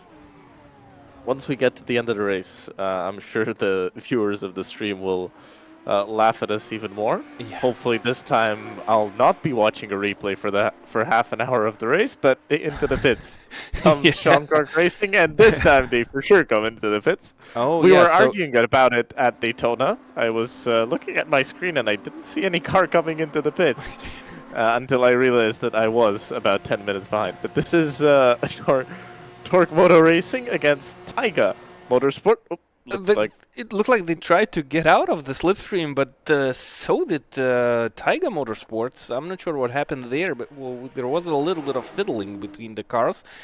And Taiga Motorsports want to repeat the same successful maybe there's move. Something with the connection for Taiga. You can see that car moving around strangely, right? I don't think... Yeah, it just looks strange. It looks like it's floating around a little bit. Quite a few long stops coming in. And just before the pit entry, Torque Motorsports managed to get the leading position back. I mean, in the battle between Torque and Taiga, they are 4th and 5th in the GT4 class. So, good moves by Torque Motorsports. They did avoid mistakes. They were slightly slower than the Taiga guys, but they managed to stick with the faster car, and they managed to use the slipstream effect. And they didn't allow the Taiga Motorsports to take over the position down the Duttinger Höhe straight. So, clever driving, even being a little bit slower. They're definitely competitive, and it looks like they are on a mission to succeed in this special event, and so far so good for the Torque Motorsports. Car number 27 in the GT4 class, Porsche. Oh, Jean-Claude Racing, look at that. Last time round, 8 minutes 47. They really turned up the heat. So this is an out lap, right? The 847 is an out lap. Yeah, it is. they gained a lot. If you remember coming into the pits, it was about a 20-second something gap. 20 something yeah, but second. it was against the international. Oh yeah. No, it was It was. before coming in. Oh, It was with the before. YRC. Yeah, yeah. It was about half a minute. Last time round, they gained a lot. Against international racing team, that gap is up to 72 seconds. Where's all this time gone?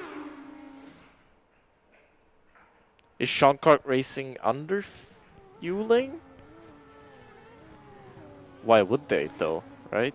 Yeah, maybe just a better outlap. That's it. That's your answer question. Maybe YRC made a mistake on their outlap. Remember, he hit the track on cold tires, so there's definitely a lot of risk in there. Maybe that's the case.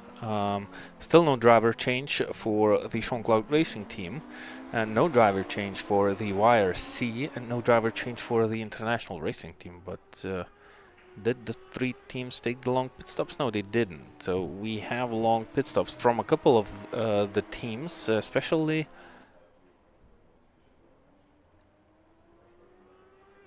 I'm just looking through the results. I believe I've seen a couple of teams taking those long pit stops, but I think that's the teams that that suffered one or other problems in this race. For example, mid-lap crisis with Lee O'Brien behind the wheel. They have one long mandatory pit stop completed already at the very beginning of this event.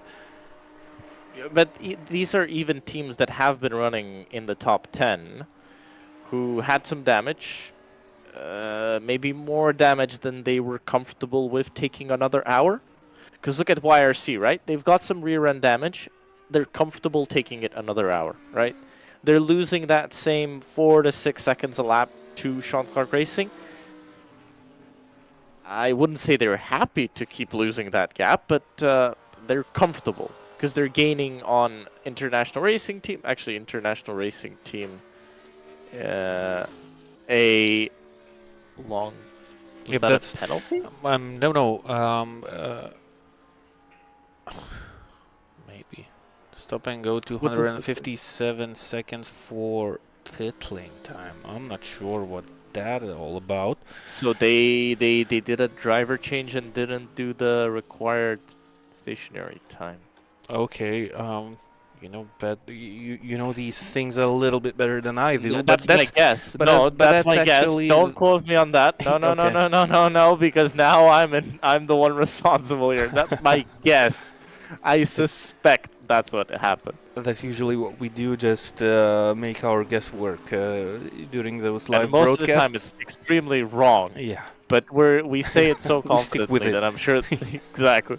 We never admit mistake. If you say something We that you just say don't know, you everybody have else to is wrong. say it really confident, and that's when that becomes true. Another warning. And if that's we're the not second right one. at the end of the day, everybody else was wrong, and actually we're right. So. Car number 30, information coming from race control. That's warning number 2 for causing an accident. So car number 30. Which team is that? That's H71 Esports, a GT4 team who are currently 4th with Beck behind the wheel. And the team we were talking about earlier, that's the IRT number 2 International Racing Team, Justinas Sinica behind the wheel. They are currently down in 32nd position.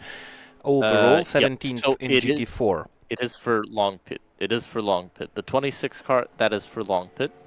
So they did not wait the minimum time in the pits, and they've done one long pit stop. So that kind of indicates that they didn't wait out the whole time, and that's why they have that 256 second stop and go, which it's like doing an extra long pit. And good news for Lopen, who actually didn't do a long pit. So even with the damage they have on their Porsche, happy to continue. I mean, now they're happy to continue, sure, but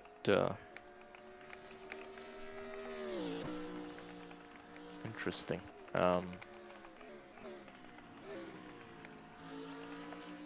We do have, I'm just looking through the grid, we have just one car that's retired. It's the QKS Sim Racing team, the other 35, still running out on track. Car furthest behind is the Scuderia Lungbihio team. Larson behind the wheel. He's 3 laps down and 1 long pit completed. Highest in the GT3s, it's Mid-Lap Crisis, who've completed a long pit. And they have... they're in 13. Okay, timing screen not updating. Right, because it only updates at the end of the lap, and a lap takes an eternity. 8 minutes of life being an eternity. Oh man, where do you live? What planet are you on? Where 8 minutes are taking an eternity? I would like to join you, most definitely. I live at Brands Hatch Indy configuration. Oh, I got your like point. Yeah. No, I mean, it's the longest lap. It is. And I mean, the longest lap that's still currently in use. In the modern racing era. No, actually, if you forget about cars, wouldn't it be Isle of Man? Oh, yeah, but that's motorcycles, and that's quite a different story, which I'm not that familiar with, actually. I'm a fan of four-wheel machinery, not the two-wheel machinery, so I don't know a lot about that. But yeah, well, I don't know much about motorcycle racing or the Isle of Man TT. I just know that those boys and girls on those bikes are crazy, and I would refuse to do that. Yep. The last car of the GT4 class is RaceSpot Sim racing team, who just entered the racetrack out of the lead of the GT4 class. They stayed out for 1 lap longer than their rivals. That might be crucial at the end of this race, because, well, if you manage to put in 1 extra lap, as Gustav has already spoken about that, through all of this race, you save 1 extra stop, which is really massive on the Nordschleife circuit. So you don't have to ride out the car that recently entered the pit lane, and it looks like they are doing the long stop. So maybe there will be a driver change.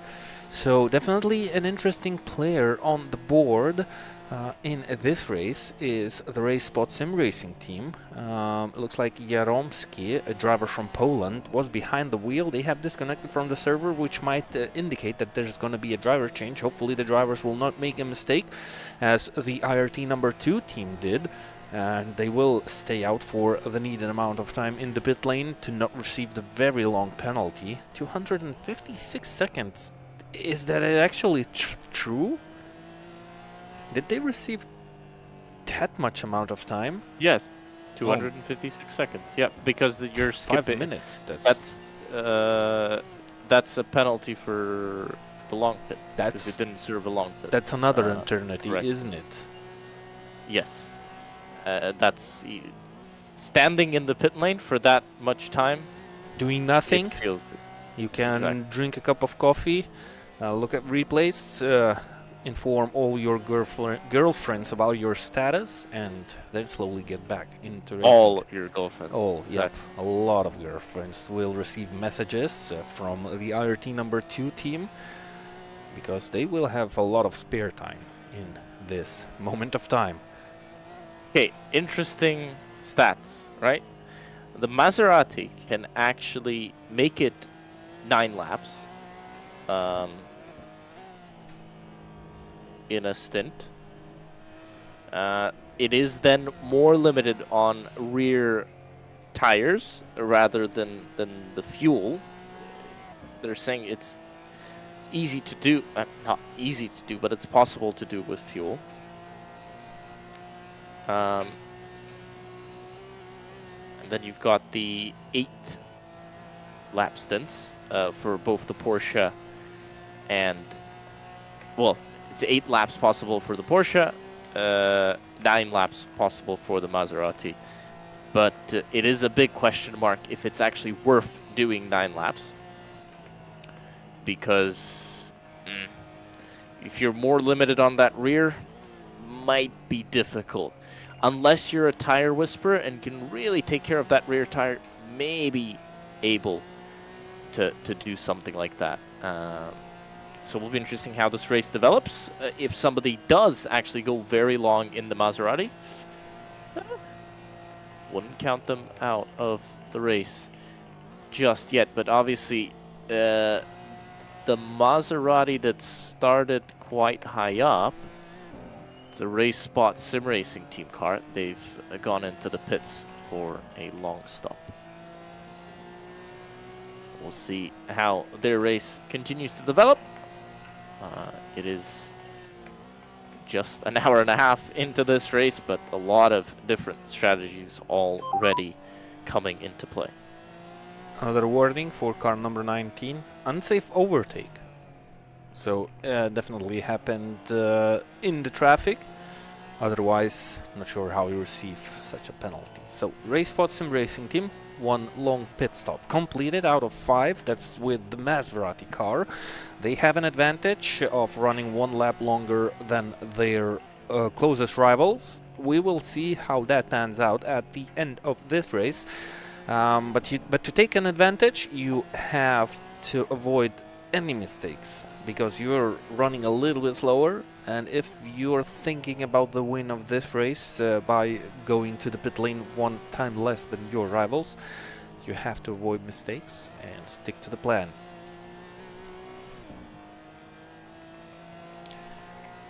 These two teams. Okay, so the Porsche needs to be about half a second quicker per lap.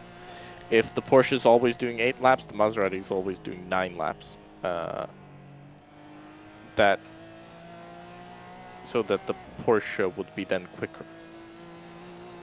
Not a crazy task, but again, you have to keep gaining that time. And some laps you might lose it because of traffic, some laps you might gain it because of traffic. So I'm always a believer in extending stints. Especially in long endurance races with multi-class traffic, I'm always a believer in extending stints rather than trying to go flat out and pushing to gain time actually on track, and then you lose it in the pits. Depends on how much saving that is, though. But if it's a very high amount of saving, I don't really like that.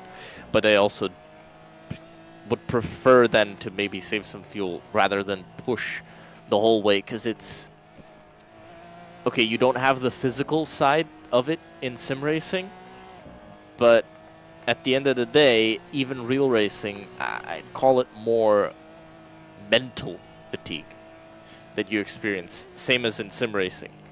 You get tired, you keep going and going and going, it gets tiring. That's when you start making mistakes. That's when you mess up. So if you keep pushing, like max attack the whole way, you get too tired.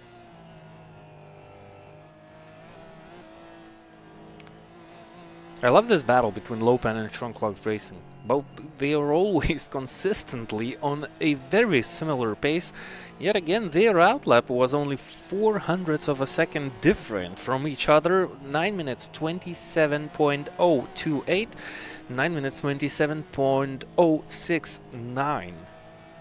I don't know. Out, both of them on outlaps. But yeah. Trunk-Lock Racing are just staying behind. It's been like that for a few laps. So I think they're both kind of in this comfortable position of they're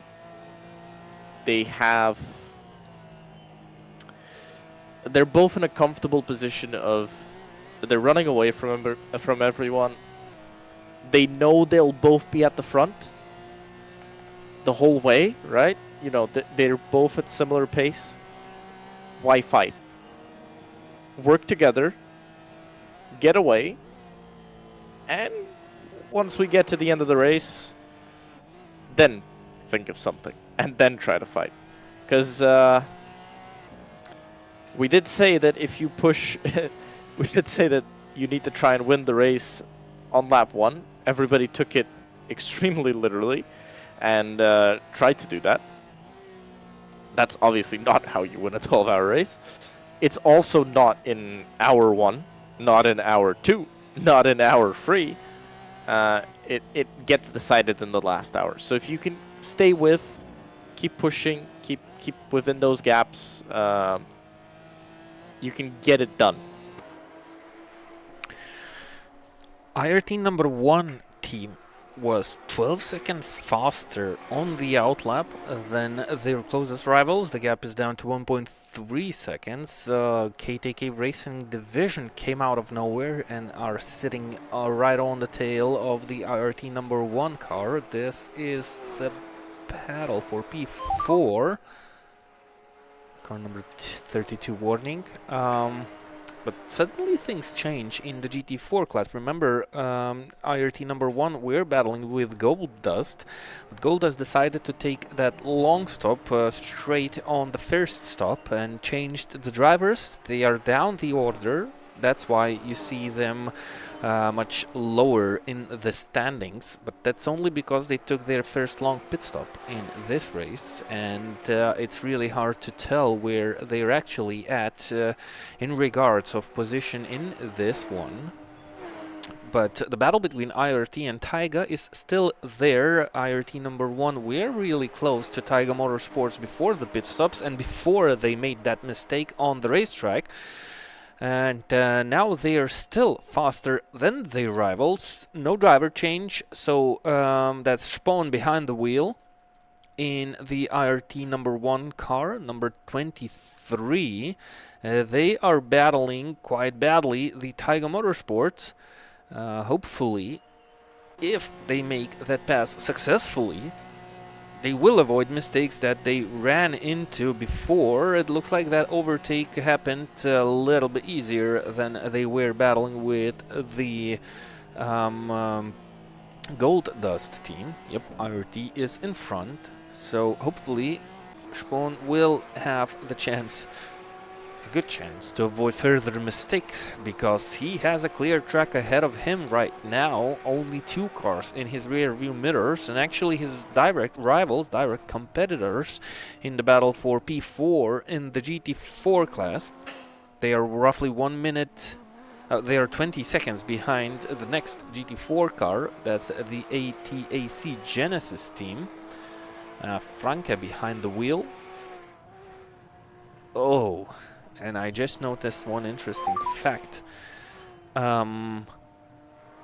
Franke, who is currently behind the wheel of car number 20, that's another Porsche GT4, is an alien. What about that? His license says that that's the driver who is an alien on the Worldsimseries platform. So why not join Franke on board while we're still on the GP part of the circuit? That's not. That's IRT. That's yep. That's ATAC Genesis team with Franke behind the wheel. Am I not confusing things? Okay, I have to double check. Yep, that's Franke. That's the ATAC Genesis car. That's the GT4 class. This is P3 in the GT4 class, and an alien behind the wheel. Visual Boys Racing receives a drive-through for speeding, but I'm definitely, well, Franke got my attention. He is 55 seconds, 57 seconds behind Sean Clark Racing, so further behind in the GT4 class. This is the driver who started the race for the ATAC Genesis team, but maybe there's something up the sleeve that the team can make. Well, their last lap time was 8 minutes 56.8. That's 5 seconds slower than the lap times of both of the leading cars. You have to kind of remember about that alien thing. You have to kind of remember this is still quite new. if you remember, this license system was actually announced at the Nürburgring 24 last year, which was back at the end of September. So this is still quite a new system, and those who maybe run less of the events might not have that highest classification. So, for example, yeah, Nims is classed as a Pro-Am driver, and I'm sure that we could disagree with that. So 2 alien drivers on the grid at the moment. We've got Gustas Markauskas in the International Racing Team number 3, the car running in P3, the number 2 Audi, and the ATC Genesis with Frank behind the wheel.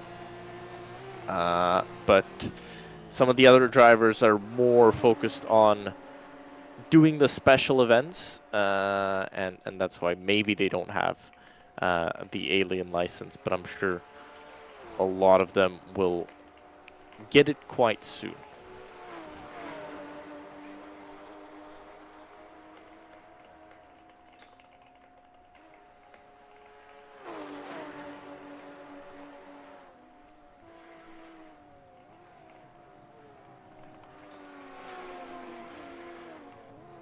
King. This is the GT3 Racing Division car, 19th overall, and they're battling the Taiga Motorsports car.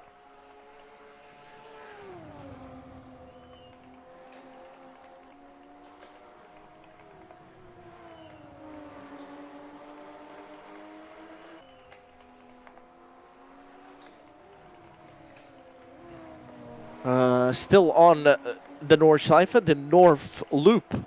That would be the translation, the direct translation. Any Germans can correct me if I'm wrong, but I believe that's right. So this is KTK versus Taiga. We saw KTK with a bit of damage during the first stint, but doing well to gain those, to be quick in that stint. And they do not have a long pit, so actually fix the car. Oh, into the wall. Off the Taiga. road. Go Yep. Taiga.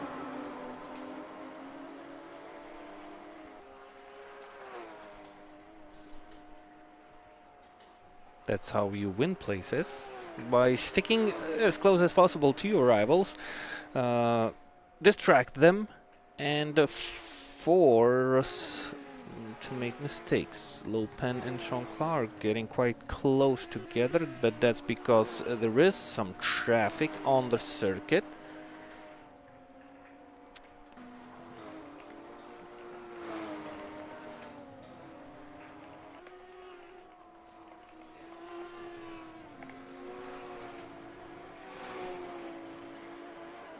Oh, running a little bit wide.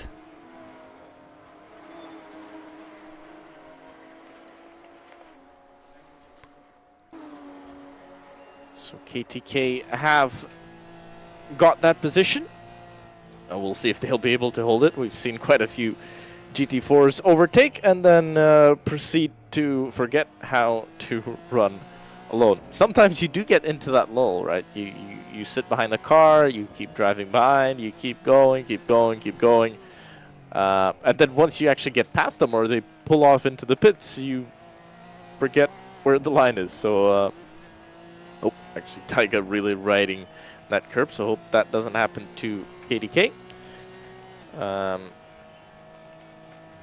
This track is unique in that I feel like once you actually learn the track proper, because it's a hard place to learn, but once you actually learn this place proper, there's no difference if you run during the daytime or the nighttime, because you know every inch of the track. It's so long.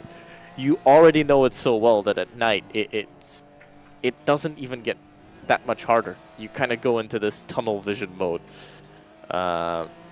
This place is special, definitely, and traffic approaching. That, I believe, should be the car in second place. The YRC car getting past Taiga and coming up to lap for the first time in this race, the KTK Racing Division car. So both these cars getting lapped by the car in second place for the very first time today.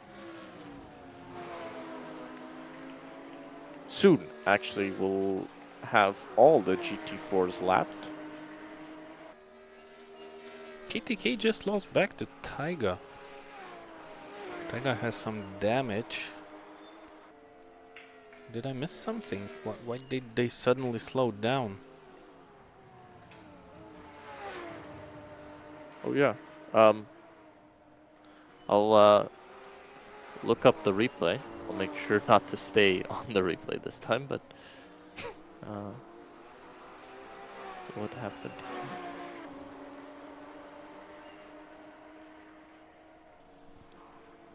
Well, they had the GT3 come up side by side.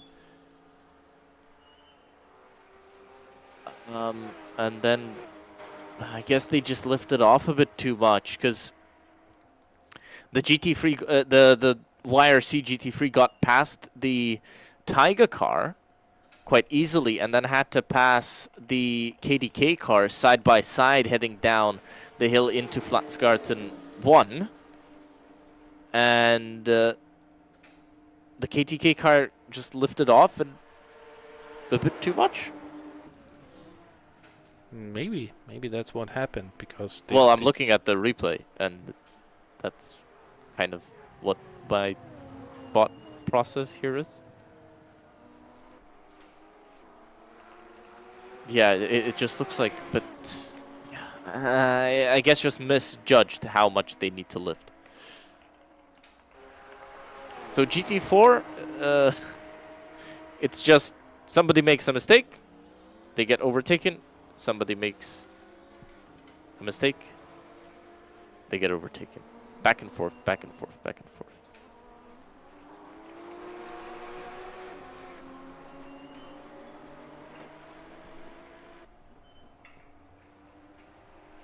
Thankfully, IRT #1 team managed to have a little bit more concentration for their current running because they managed to overtake out Taiga Motorsports. They are already 10 seconds ahead. Of course, Taiga had those incidents and contacts. Still, it looks like Spawn is currently feeling quite comfortable behind the wheel. 8 minutes 55.2, matching the pace of ATAC Genesis team, who are running right in front of them, 20 seconds ahead.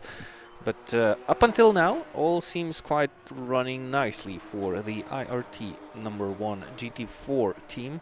So, clever decision, it seems that it has been, to try and wait out when they were running behind the Gold Dust team for the first part of this race before the pit stops came in. And now they seem to be doing really nicely. And KDK Racing Division, they kind of took over the curse of being ahead of your rival, managing to overtake him and then run into mistakes and get behind your rival once again and do it all over again. So now it's the time for Samolones, who is behind the wheel of this number 24 GT4 car, to try and figure out his strategy. We're almost 2 hours into the race, so probably 30 minutes before we will see the second pit stops of the GT4 class. He needs to figure it out, and he needs to be careful. We've been in situations today where the drivers who were ahead and were slower of their rivals made mistakes and collected them with them. So Taiga Motorsports sometimes running a little bit too much sideways, well, at least by the looks of it. Maybe that's the connection that makes us think that the car in front is making mistakes. But you have to be careful because that's tight and there's no runoff areas, well, no big runoff areas on the Nordschleife circuit, and if a driver fails in front of you, you have to be really careful to not run into him.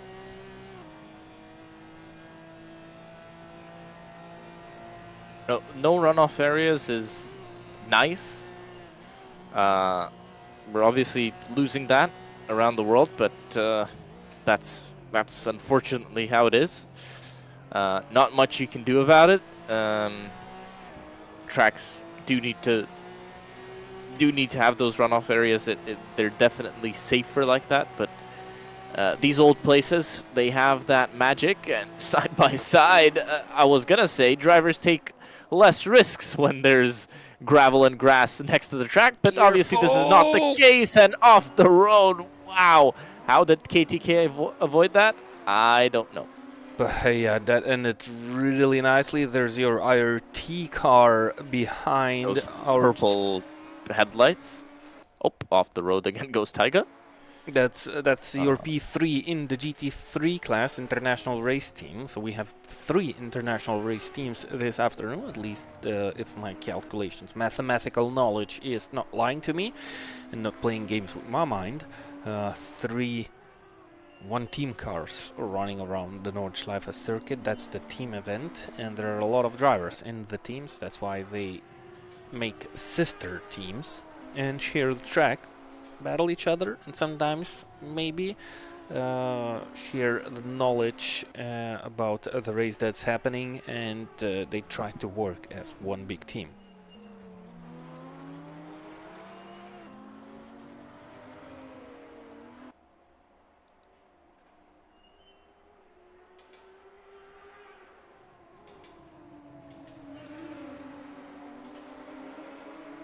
National racing team coming up to KTK to the inside, and yep, gets the move done quite easily.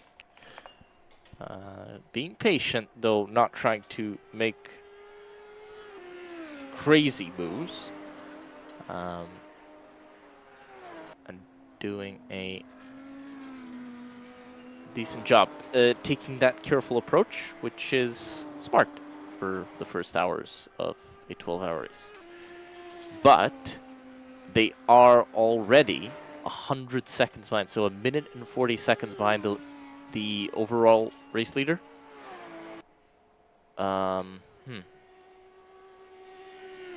That's not great. If you're planning to win, or hoping to win, it's gonna be difficult. This is Sean Clark Racing GT4. Still keeping that gap quite steady with the Lopen Pro Esports car. And actually, they have a GT3, I was going to say coming up behind them, but it looks like it's losing positions down in 15th. So a fight for position, overall position, against a car of a different class.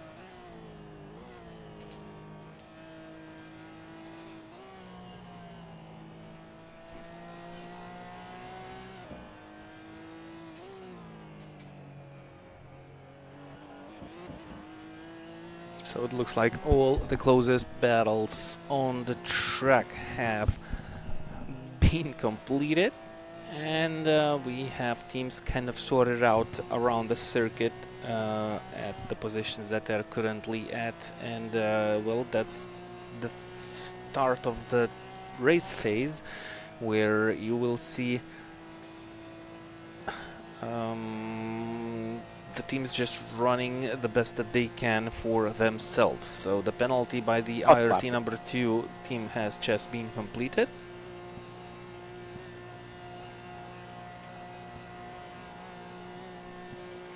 Essentially, they're they're hot lapping. Yep.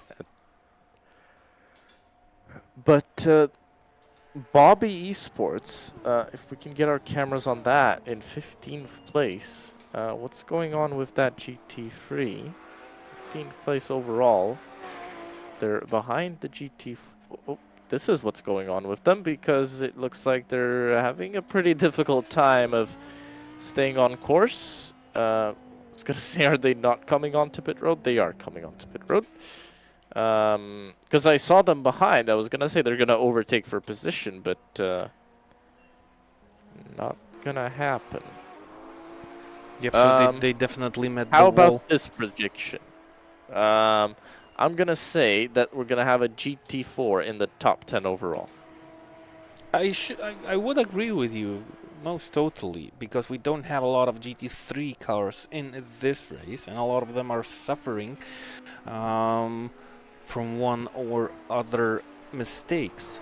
So we are currently with the GT4 car in P13 overall, so that's not too far off of your projection. And I think I would agree with you on this one, because we are still 10 hours and 10 minutes of the finish in this race. So high chances for those GT4s to finish in P10 in the overall standings. Sean Clark Racing running a little bit off track. By the way, Frank from ATC, the ATC Genesis team, if you remember, we were talking about him and being a little bit, it looked a little bit off pace for a moment. And why they lost so much time as well without taking a long stop, that they had contacts, a few contacts in the first hour, and got some bodywork damage and lost some time trying to repair all that. So that's what happened to that car, but still only a minute behind. What happened to KTK? Did they come into the pit lane because they have just disconnected from the server? It's a little bit too early for the second stop, especially for the mandatory one. So we didn't see what happened on the racetrack. They should have been somewhere around the pit entry, so maybe there was a planned pit stop, but still looks a little bit early pit stop. Depends, I guess, when their first stop was. Yep, they had troubles. They had problems at the beginning of the race, so maybe it is a planned stop, because, well, looking at their rivals, they were definitely somewhere around the pit lane entry, so it definitely wasn't a disconnect. Well, hopefully it wasn't a disconnect for the team in the middle of the circuit. But yeah, that's going to be a driver's change. Samulon is out, Mitskavicius in, KTK in the pit lane for the long stop. Remember the Gold Dust team, they made their first long pit stop during their first visit into the pit lane, so that's no strange about this strategy, nothing strange about it, and we're already 2 hours into the race, so we're definitely around the corner where we will see the driver changes in the main teams, the teams that are currently in the lead or in good positions of this race. So it's basically the moment where the usual strategy will kick in, and we'll see more and more driver changes on this grid. That's where the pace might vary, to start vary around the grid. Doesn't look to be any problems at all for Sean Clark Racing team that are currently in the overall lead. They have 70 seconds advantage. That's 1 minute and 10 seconds against your closest rival. Of course, one small mistake, you can lose it all, because if you hit the barriers, you start losing quite a lot. So you are still there. It doesn't mean that you have won the race and it's far from over. You cannot sleep on that thought and kind of lead you into further problems.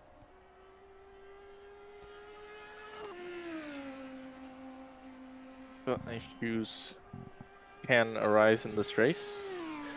Everybody's kind of getting used to their competition now. Obviously, a few driver changes happen, but you get used to who's driving around you. You know that I don't know, for example, the number one car is...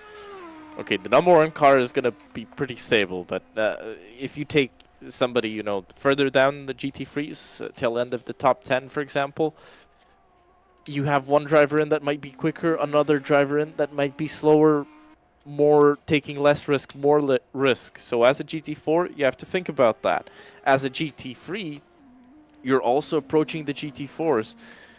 Maybe one driver was very nice to you. He just let you go. You know that he's predictable. He's not going to pull out. He's not going to do anything crazy. But next time you come around that car, different driver, maybe different idea, different driving style, different awareness. As drivers start changing, quite a few incidents in traffic do occur. Yep, that's definitely all of these things still ahead of the viewers and the drivers and all the teams. Because we're only not full 2 hours into the race, 10 hours and 5 minutes remain. We're only 2 hours in, and Yeah. a lot of stuff has happened. I think Sean Clark Racing might be a little bit surprised themselves because they've extended a very, very big gap that nobody has really expected, and I think they might not be sure what to do now. I don't think this was part of the race plan. So they might just need to keep on trucking, keep on pushing. We'll see how other drivers do in this car as well. They will have quite a lot of responsibility on their hands. We were talking about this earlier, right? If your car is fast, if you've got a big lead, it sometimes is quite hard to kind of keep focus and stay vigilant, stay pushing. So this is the biggest risk, I would call, for the #1 Sean Clark Racing car, making a mistake because they lose focus. That's not a threat to the GT4 leaders because Lopen and the other Sean Clark Racing car, the GT4 Sean Clark Racing car, is just 2.8 behind, and that gap fluctuates up and down throughout the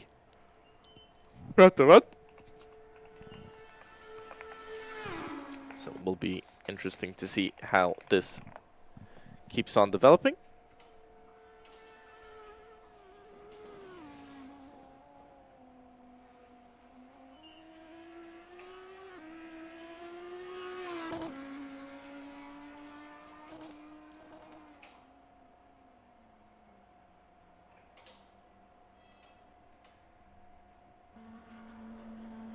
Into the pits comes Sean Clark Racing, so under the hour mark.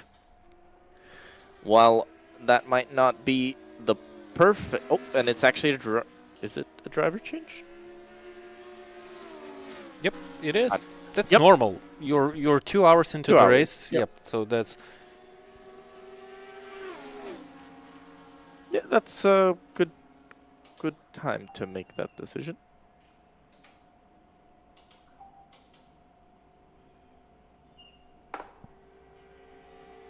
Yeah, kind of makes sense.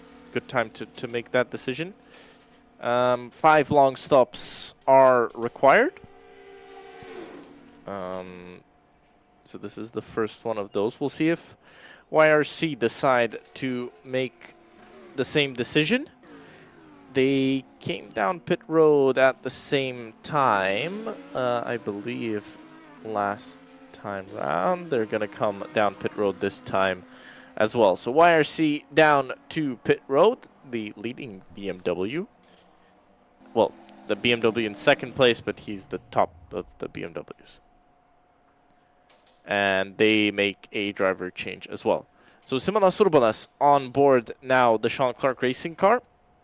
He was just 4/10 behind Jan Nims in the pre-qualifying session. We'll see who jumps into the YRC machine.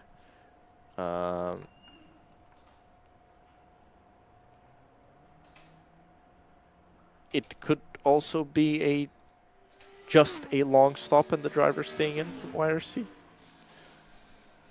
I mean, in I'm not theory, sure about that. Yep, in theory you can do that, but that is definitely a driver's change. So Simonas Urbanas getting behind the wheel. Okay, I'll tell you who's in the YRC car. It's Bong coming into the car because there's only 2 drivers in that one. Yep.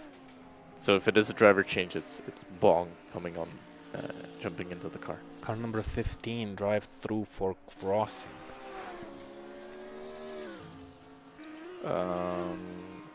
Car 15, is that? Yep, car number 15. I've just seen the information on my screen. I'm not sure if we have a car. Crossing pit entry, pit exit lights. Yes, that's the WBR car. And that was on pit exit because I saw them connect back in, so that was you know, them coming back onto the racetrack. Yeah, so that's them coming out of the pits, just crossing the line on pit exit.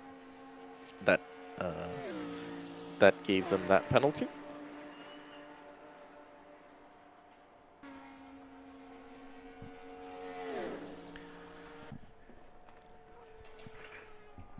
Okay, so 2 hours into the race, it's the most perfect time for us to take that needed break as commentators. This one's gonna be a slightly longer one without us being active on broad air. So roughly silence and the sounds of the vehicles for the next coming 2 hours. After our needed break, we will be back with you, a little bit more relaxed and prepared to try and stay with you with all the action and drama on the broadcast. We will take a short commercial break for now, so a couple of videos for your attention. So stay tuned. The view from the live race will get your broadcast devices quite soon. So stick with us and see you in quite a bit time, which will be roughly 2 hours.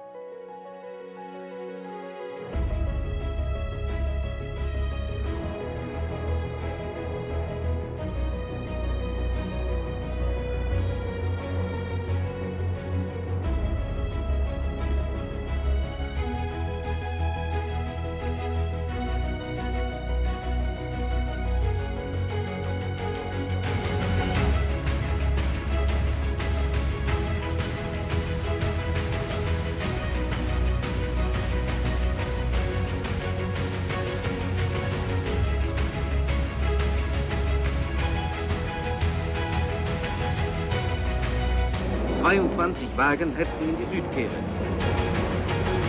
Gonzales führt, dann Fangio, Moss, Lang und Hermann.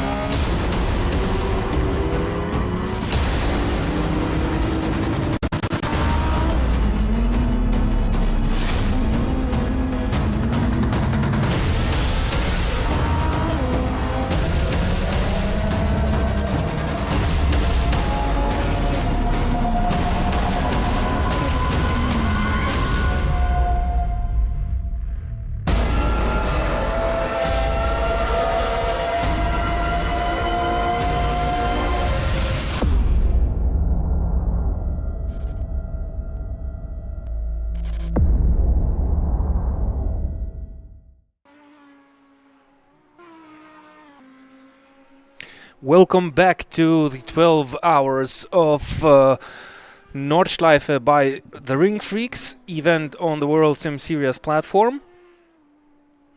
Yeah, we are back live with 7 hours and 45 minutes of the race to go. Welcome back, as Lorena said, to the Nürburgring Nordschleife. It is still Sean Clark racing at the top of the field, having just completed a long stop, and the international racing team behind them did the same, also just completed a long stop. 200 seconds is now the gap at the front of the field. This is insane. This is like after 4 hours and 15 minutes, you have 3 and a bit of minutes. Yep. A team in the lead. Alex Leaf behind the wheel of the Sean Clark Racing machinery right now, but that is actually incredible. All the drivers, all the teams have identical vehicles. Only the drivers, mostly the drivers, impact the pace of the cars in the race. And you have... Well, they might have different setups. Well, yeah, the setups might differ, but the 204-second lead is incredibly big. I believe that YRC team, who were running second, they might have been in some kind of trouble and lose out the second position. That's why the gap is a little bit bigger than it was. Just a little bit bigger. But they are currently third with 14 and a half seconds gap behind International Racing Team. That's Silverio against Zykin. And this is a live battle, which we might see a difference in pace. We have to stick with these drivers for a bit and see how it goes. Lopen Racing, actually, the GT4 leaders have lost 1 position. They were running 13th before in the overall standing, so one of the GT3s managed to recover itself. We have Team Kamikaze, who are down in P16. They are basically on the same lap as the GT4, so they will lose more positions in the overall standings. I'm speaking about it because we had kind of a conversation with Gustas Grimbergas that at least one of the GT4s will finish in the top 10 places after the 12 hours will get completed, but doesn't seem so. But just so the fans know that it's meaningless. It is, because the GT4 is complete. Essentially, it's 2 different races happening at the same time. So even if they are, the final, however many we have we've got 19 GT4s. So if they're the last 19 cars in the race, that's fine, because whoever wins GT4 wins GT4. Because GT3 is completely different machinery. They're running separate races on the same racetrack, and that's the beauty of endurance racing.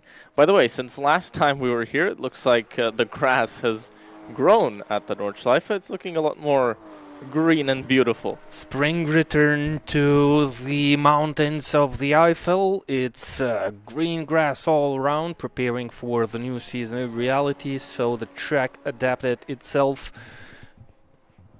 to how it is looking from your windows outside. Well, at least in our country, it's already... You have the Nordschleife outside your window? No, I have the spring outside my window. Not sure. You have the sea outside your window. I have the sea outside my window, exactly, and no more snow. So it's looking more similar to how it looks on our screens right now. For the drivers running around the Nordschleife circuit, it's a little bit too bright on the monitors outside. It's still day. And it's dark. And it's dark outside my window, that's my point, yeah. But it's getting dark at the Nordschleife as well. I mean, it's... Is it? Is it? Well, kind of. It looks like evening to me, right? Yeah. It doesn't look...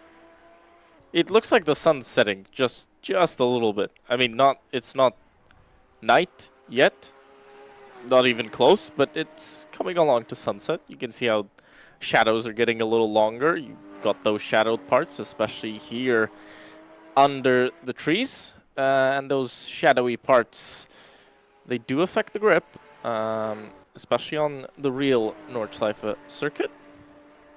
The parts of the track that are in the shadows, well, they struggle to dry out. At the same time, you've got a lot less track temperature in those parts of the track. So differences, as you do each lap, it feels like a new lap, essentially, here on the Nordschleife. On a normal track, you hit the same spot every 2 minutes. The track doesn't change so much. At the Nordschleife, you hit the same spot every 8 minutes if you're fast, and 8.5 if you're slow in a GT3, or 9 minutes in a GT4. So it's not exactly that easy for the drivers to adapt to the changing conditions. So it's roughly 1 hour and 40 minutes till the sun will set, and we should be entering the dark conditions of this race. This is a 12-hour race, reflecting the real life scenario. So the race should finish under the dark sky of the night, which will bring yet another challenge for the drivers. If the Nordschleife wouldn't be a big challenge itself, it's gonna be surrounded by darkness. So the drivers who are suffering at this moment with pace and consistency should be frightened a little bit more. They are safe for at least 1 hour and 40 minutes to stay on the road and drive as it is. But then it's gonna be dark, and we will see only the headlights and the tail lights of the car, because it's not the Daytona International Raceway where you have artificial lighting around the track and there's basically no difference whether it's day or night. Just the conditions change mostly on the racetrack, but the visuals, they are always clearly visible for the drivers. They can see their brake marks, they can see their apexes, and the driving is basically not that much different as it is during the daytime. But here on the Nordschleife, especially in the woods, when the sun sets, it's really dark, and you can only trust your headlights and the taillights of your rivals. But that means you have to know the circuit in and out, all the 170 corners through the 25 kilometers long course. You have to really live with the circuit to stay on it and to avoid mistakes. And we've already seen that there are a lot of drivers who are actually having difficulties even during the daytime and managing to go off the racetrack on their own in broad light. I wonder how the race will pan, which direction it will go. It's also unique in the fact that we don't have that many cars, so you're going to be running in the darkness for much longer of the race. So quite a unique, a much longer part of the lap, because you're not going to be approaching traffic as often as you would in regularly. If that makes sense. It does.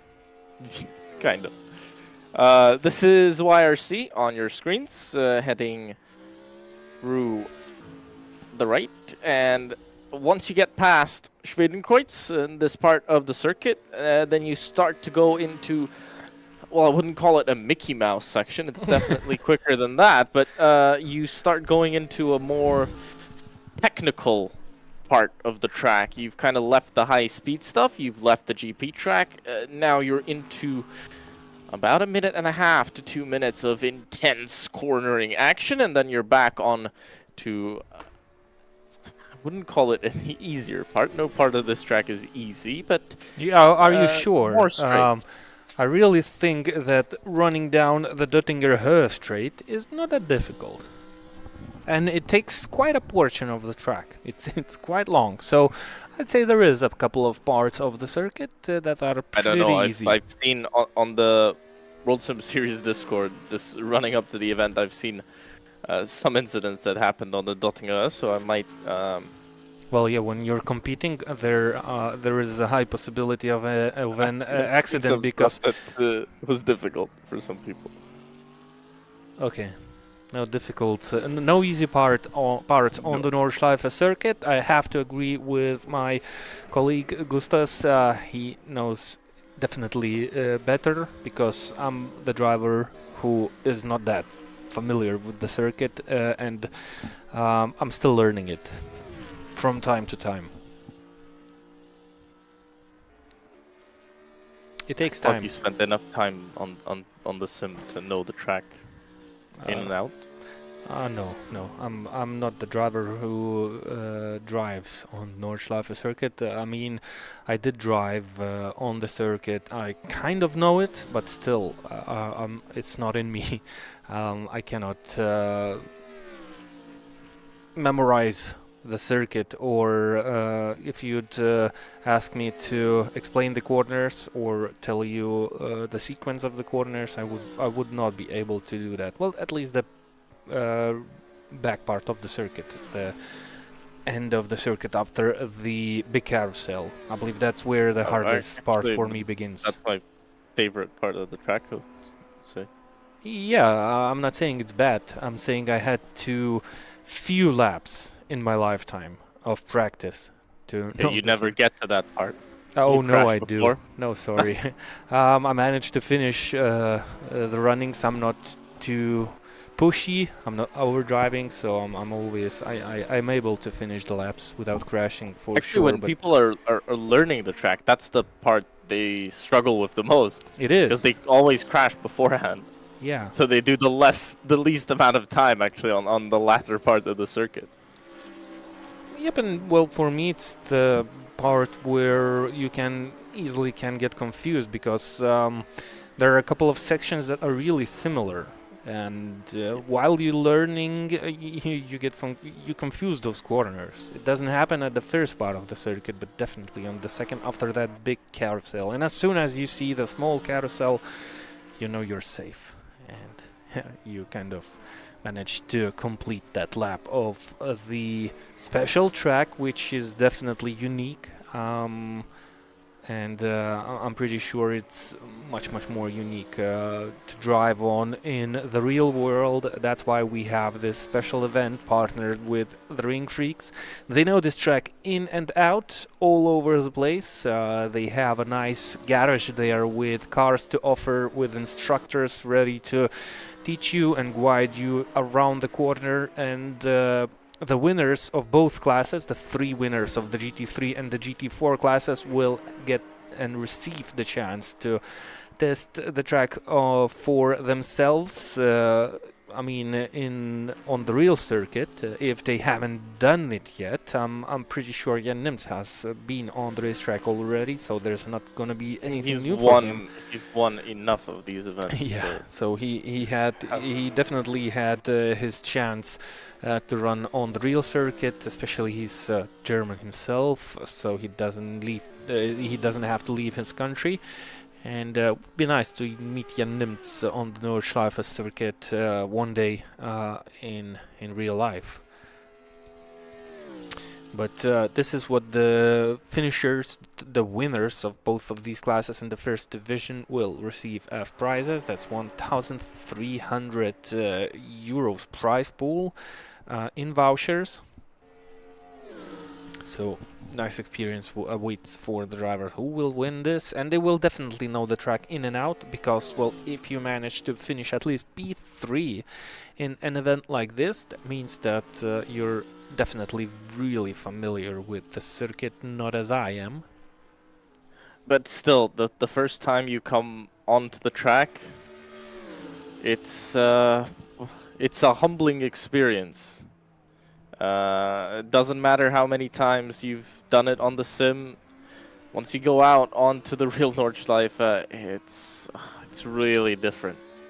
I mean, the turns go the same way, but the elevation change is something you don't see in the sim. You don't think you see the elevation change, but you don't think it's that hard. Yeah, I'm pretty sure you have to experience that in the real life, and one of the key factors of the Nordschleife circuit is how much the elevation is changing through the course of one lap, which, well, of course, is one of the longest laps on the planet, but it's still the longest permanent lap. Yeah, Definitely. But it is also, like I said, the way the track develops. You know, the track's alive. So you've got trees, you've got, you know, the weather coming in. Obviously, the track changes a lot each time you arrive at a corner, because you arrive at a corner, you know, so rarely, I would say. You know, in the time that you get back to the turn on a normal track, you would have done 4 or 5 laps, right? So there's a lot of development. The track changes a lot, and you have to kind of trust that it will be the same, but at the same time have it in your mind that, you know, maybe there's somebody mowing the lawn. The Actually, racing. For position mowing the lawn, because who was that getting in front? Mid-lap Crisis got in front, and that's the McLaren v McLaren battle. Yeah, but I think Spectrum Racing are in bigger problems. They have the windshield scattered, so do YRC have their windshield scattered, but it's really interesting how the pace differs between the drivers and actually how badly it has dropped. Do you think they have insurance for that windscreen? I'm definitely sure they do. At least the driver who will get into the car next will bring that new windshield with him. That's not going to be a big deal to change it. But the car is definitely not... Something that's very different in the Nürburgring 24 hours in the real world is that they've got the minimum pit stop time.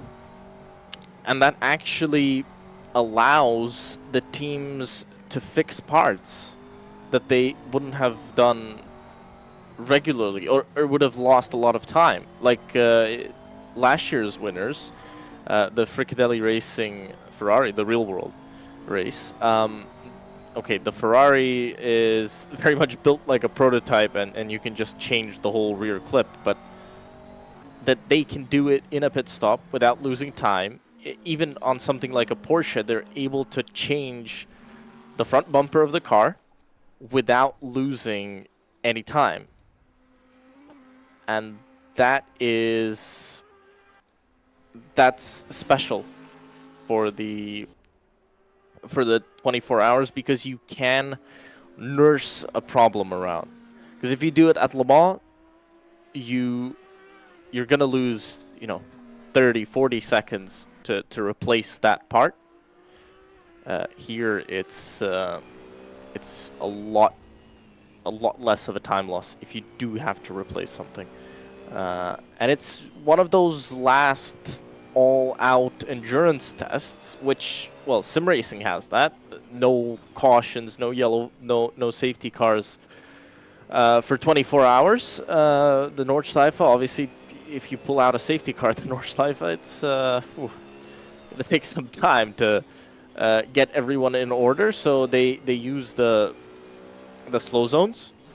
When they have an incident, they might have they'll have a 120 zone leading up to it, and then a 60 zone where the incident is. So that's quite unique, that you cannot lose time. At a place like Daytona, the Daytona 24, you can make mistakes and you can get the time back with the cautions. Here, you make a mistake, you lose that time, you've got to make it back yourself. Yep, a different kind of experience, not only on the virtual part of it, but in the real life too. This is one-of-a-kind circuit with basically its own rules that differ from most of the racing series that we are used to witness. And that's what makes this race stand out of the other ones. We are riding on board with YRC. Zykin behind the wheel at this moment. They're chasing down International Racing Team, and both cars have damage. Both cars have shattered windshields. Both cars going at a lower pace than they were running at the beginning of the race. But it looks like YRC are able to hold on to that pace a little bit better. Last time they crossed the line, International Racing Team lost 7 seconds to their rivals, and it looks like it stays similar on this lap. And it makes me wonder why the pace of the GT3s has dropped so dramatically. Look at the pace of the leaders. It's 8 minutes 19 seconds. It's 10 seconds slower. Does that mean that Alex Leaf is just running a little bit more careful than Jan Nims was running? Is the pace difference associated with the driver? Does it have something to do with current stage of the race? Yeah, because 10 seconds per lap, it's quite a lot. The fastest lap time of Jan Nims was 8 minutes 9 seconds and 8 tenths.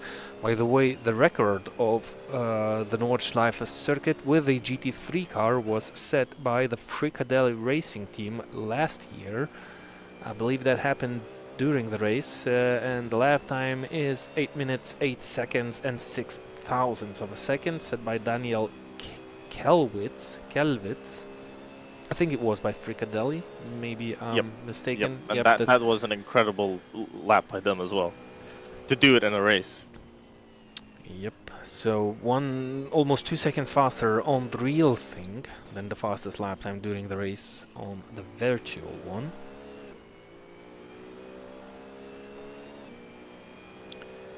Do you think we will see a tough race between these two drivers, or is it just going to be a position swap and international racing team will 7 not hours to go? I wouldn't fight it. No, yeah, it wouldn't. It doesn't have. It's not wise to try and put your elbows out right now, especially against the rival who is 7 seconds per lap faster than you. So if you split the circuit into 5 parts, it will be still more than 1 second per lap lost time. So there's not much you can do. There's no, I mean, why fight it? With this much time to go, you're just gonna lose time. You know, at the end of the day, you lose race time. Oh, Okay, the car comes into the pit, so the kind of question solved. yep. So no straight battle on the racetrack. It looks like the next wave of the pit stops is taking place. That's going to be the 4th pit stop of the YRC team, and we might see a driver's change. That might be a long stop. We cannot stick with the team because we don't have a cameraman working down the pit lane, but we'll see if there's going to be a driver's change simply by losing the name of the team from the results. It stays on the table, so it looks like there's not going to be a driver's change. So that Zyken's still behind the wheel, so maybe this is it's not. Yeah, I thought I'll say that this is a team that uses one rig, but it looks like Bong was also driving for the team today. So Silverio remains on the circuit and continues to drive with this slightly damaged car. Not sure if that's causing the car to go a little bit slower, but the pace definitely dropped in the GT3 class. It could also be well, actually Silverio,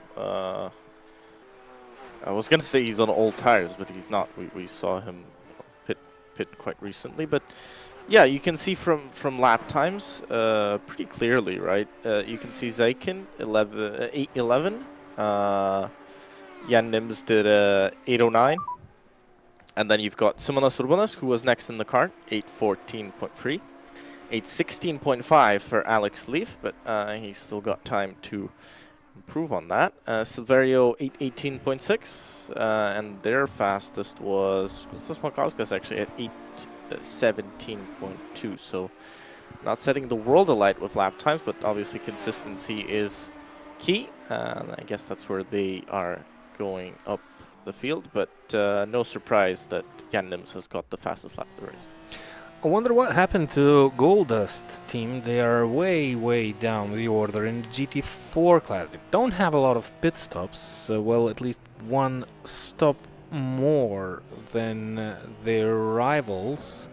Most of them have stopped for 2 times, Gold Dust stopped 3 times. They were once at the front of the field just before they went into the pit lane. They took their long stop earlier than their rivals, but at this point most of them have 2 long stops already completed, so they don't have one longer stop in their account, one long stop more in their account. Still running really low down the order, so it looks like it didn't work out for the team too well. It's not working out too well at this moment, but they're still there, they're still racing.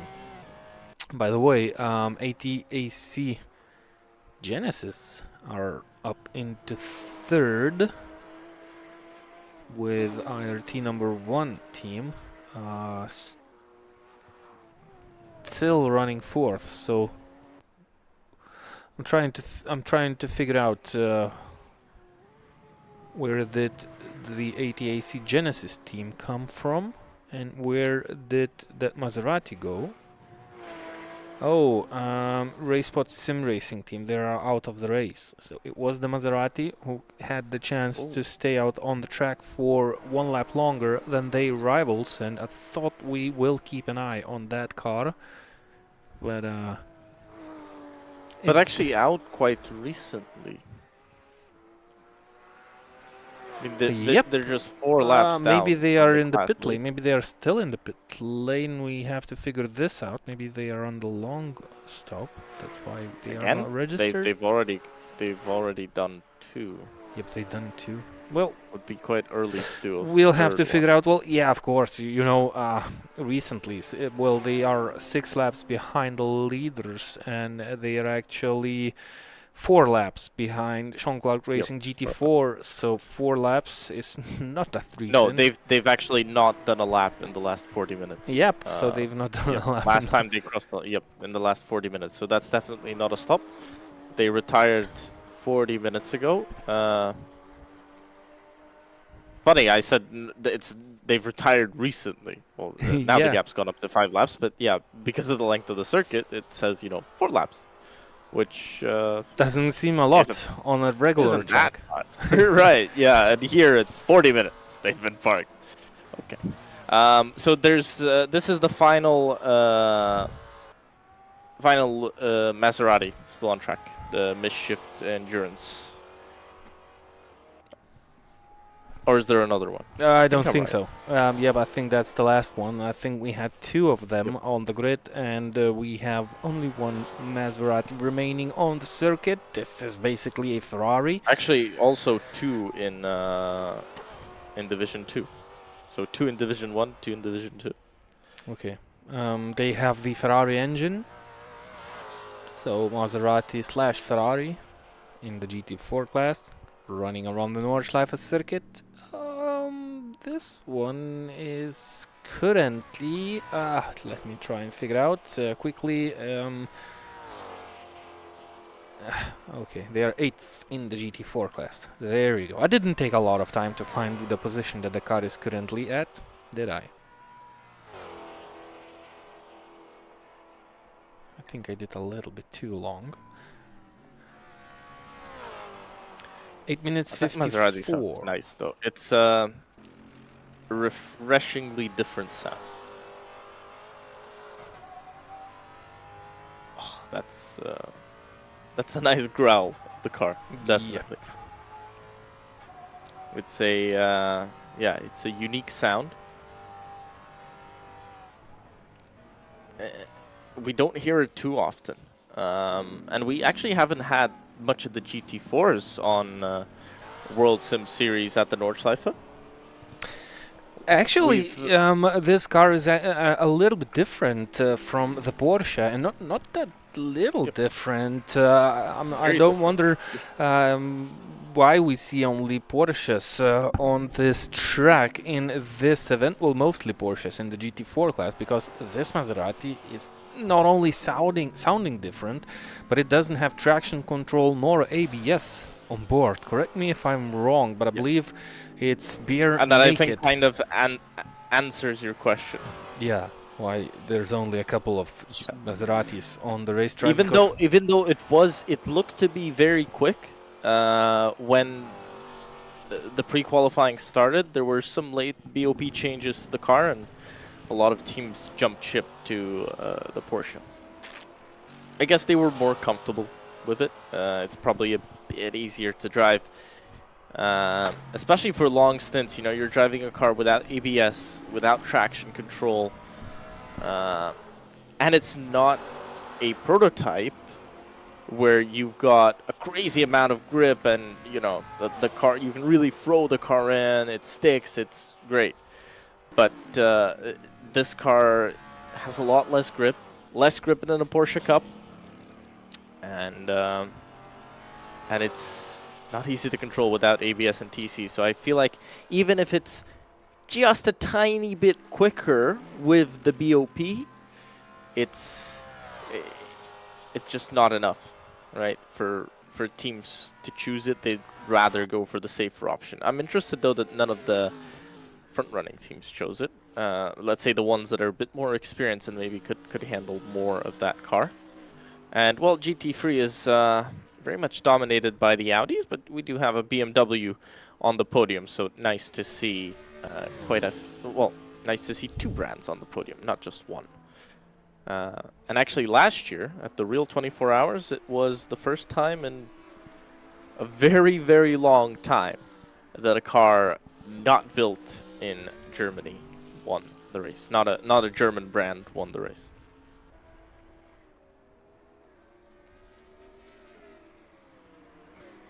Can actually probably find, but it was quite a bit of time since the last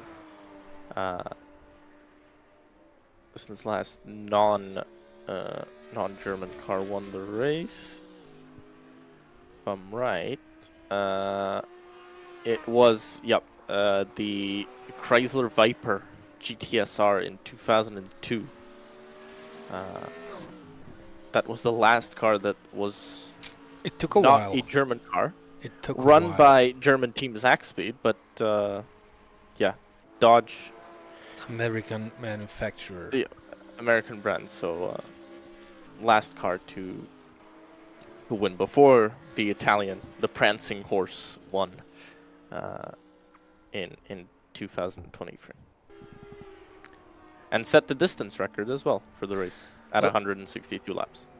Looks like we don't have big chances this afternoon for a non-German manufacturer to win this event in both of the classes, because the highest non-German manufacturer in the GT3 class is currently 8th, Spectron Racing.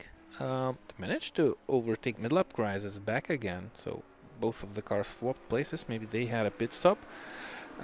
This is a battle for P9 actually, with the currently mentioned Midlap Crisis.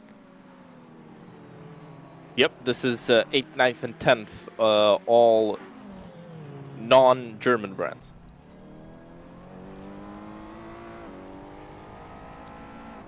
So this is the Ferrari, the 488. We've got the 296 now. That's the newest addition to the Ferrari team, to the Ferrari stable of cars. And the 296 GT3, it does look very, very different. It is a very, very different car. It has had a lot of work done with Orica. And actually, interestingly, the last non-German winner, the Chrysler Viper, was also manufactured together with Orica. So history repeats itself, kind of. It's almost poetic. Yeah, but it's like that with history. It always repeats itself, kind of. It has a pattern of events that you can recognize, what's happening currently and what happened in the past. So no surprise that you might be poetic about it when talking about racing world. By the way, Sean Clark Racing's first victory here in the first Nürburgring 24 Hours run on the Worldsimseries platform. That was won with the #1 Audi that they ran. It was a Lambo-Audi podium that time. And they ran also the TCRs on track. That was obviously single brand, the Cupra TCR. Always let's say the only and the reliable TCR that runs on Assetto Corsa. And I'll have a look what car won last. It was actually also the Audi. We had a Audi 123 last year in 2023. It was an Audi 123 at the top. So yeah, Sean Clark Racing has won once with a #1 Audi. Then last year they came with a #3 Audi. This year they're back with the #1 Audi. Numbers, by the way, given out by your pre-qualifying result. So teams are given their number out. So Sean Clark Racing was quickest. That's why they've got #1 in the pre-qualifying session.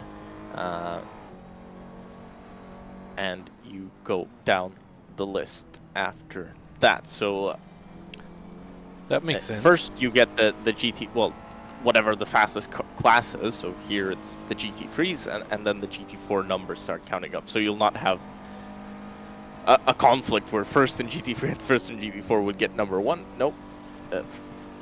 The highest number in GT4 will be right after the final GT3 that tried to pre-qualify. This is a battle for position? Yep, battle for position, and actually gotten in front, so splits the two McLarens. It's now McLaren, Ferrari, McLaren, but coming back is Mid-Lap Crisis, trying to maybe do something and maybe make a move, but don't think that's gonna happen here. Well, the biggest difference between these two cars, they are currently battling. Let me understand it a little bit better, because we're looking at the results on the Worldsimseries platform, we get really different results. I'm not sure why that's so different. We had pit stops on the previous lap time, but anyways, back to what I was willing to share. Twitch Gas 79 racing team have only 2 long pit stops completed, while the middle lap crisis is back on the racetrack after the 3rd long pit stop. I think, if I'm not mistaken, that's gonna be a really long and slow lap by the mid-lap crisis team when they'll cross the line, but they are actually further ahead on the grid than Twitch Gas racing team, but they are currently behind them, if that makes sense, because they've spent a little bit more time in the pit lane, which they are forced to do. That's why they are down in P10 behind Twitch Gas racing team on the circuit itself, but actually that's not the case. If you add those long pit stops to the count, that means mid-lap crisis is still ahead of Twitch Gas 79, with Santo Nicola behind the wheel of the Ferrari. Somebody doing a long stop, but I kind of missed who that was. I think that's IRT #1 International Racing Team. That's the GT4 class. They are currently 4th. Okay. So that battle for actually the top 3 in GT4 have all come down onto pit road. But if you remember, that battle was super close. I think it's kind of extended out a bit. Yeah, it was between Lopen and Sean Clark Racing, and it's hard to tell the differences now because all 4 cars are standing in the pit lane, and the gap is only 2 seconds between all 4 of the leaders. While they are standing still, that's gonna change. Whoever goes out first on the racetrack, that should be a Lopen Pro Esports car. They will extend the gap that we currently see, and Lopen just completed the long pit stop. They should be on the way out, and they are out already, and the gap is growing, they're all completing rapidly. the long stop because they've all been standing for a long time. But last time across the line, Lopen and Sean Clark were separated by 1 minute and 14 seconds. And ATAC Genesis were half a minute behind. So the gaps were there, but no, not back out on track just yet. No. There goes Twitch Gas Racing into the pit lane. And that's the battle over between the mid-lap crisis and Twitch Gas. Mid-lap crisis gets back in front. They are 23 seconds behind Spectron. I wonder why they lost that much time, because they managed to overtake Spectron Racing on the racetrack before they took the pit stops. And they are on the same amount of long pit stops and the same amount of pit stops overall. So it's really hard to understand where the teams lose or where the teams win at the time, especially if their stats are similar. And actually, the lap times are, pretty similar. As well, yeah. There's not. It was Mendez behind the wheel before. I mean, a bit slower than Oitendal, but not that huge of a limit. Not that huge of a difference. So I don't know why that gap would have grown so much, but yeah, I guess we missed a part of that story. So YRC are still. Actually, they're catching up massively to the IRT car. Yeah, but the IRT, our international racing team car, is struggling a little bit on the racetrack. On this stint, we've missed why the cars swapped places. YRC was running second for a very long time in this race. They are down in third, but it looks like they have the pace advantage, at least at this current stint, with the current set of drivers. That's Zykin behind the wheel, and he's doing good on the Nordschleife circuit. He's currently the fastest man on the racetrack, actually. 8 minutes 15. No one is getting close to the time that Zykin is managing to able to put in with his performance. So he's 3.5 seconds faster than Sean Clark Racing, and he's 7 seconds per 1 lap faster than International Racing Team. Of course, that's a very long lap, and 3 laps takes you around 25 minutes to complete, and 7 seconds per lap, 3 laps, 21. Yep, so roughly in 20 minutes, YRC should be right on the tail of the International Racing Team. Maybe a bit longer, maybe a bit shorter. But that's gonna take only a couple of laps, but a little bit more time than usual. But they are out of sequence on the pit stops. Where that will end up at the end of the race, I don't know, but I kind of expect to see those 2 cars down onto pit road quite shortly in front, International Racing Team and Sean Clark Racing. They just completed their long stops a couple of laps ago, if I'm not mistaken.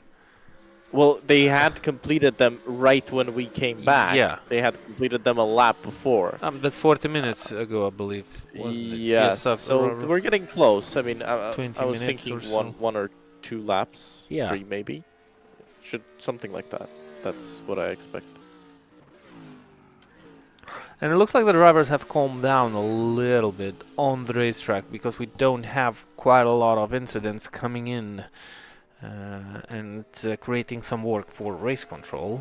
And good news is that the race control is actually on par with the incident, so if anything happens on the racetrack, they should be able to get on to it straight away. So if the drivers will make mess on the racetrack, they will get sorted out quite quickly. We know the race calmed down, right? So I think it's now more of, you maybe overtake one car, or you get overtaken by one car. There's not any more of that crazy battle, rush, go fast. So I think that's the main difference that we have now. Obviously, those crashes in the beginning, I think they've kind of calmed the whole field down. Because that happens sometimes, you know, if you have a very, very clean race, at some point everybody decides that it's time to crash out and then drive into each other. If you have a lot of action at the start, a lot of the times the race then calms down because everybody realizes that probably shouldn't do this. So for me, that's the idea of this race, that everybody went crazy in the beginning and then realized that there's no real reason to do that.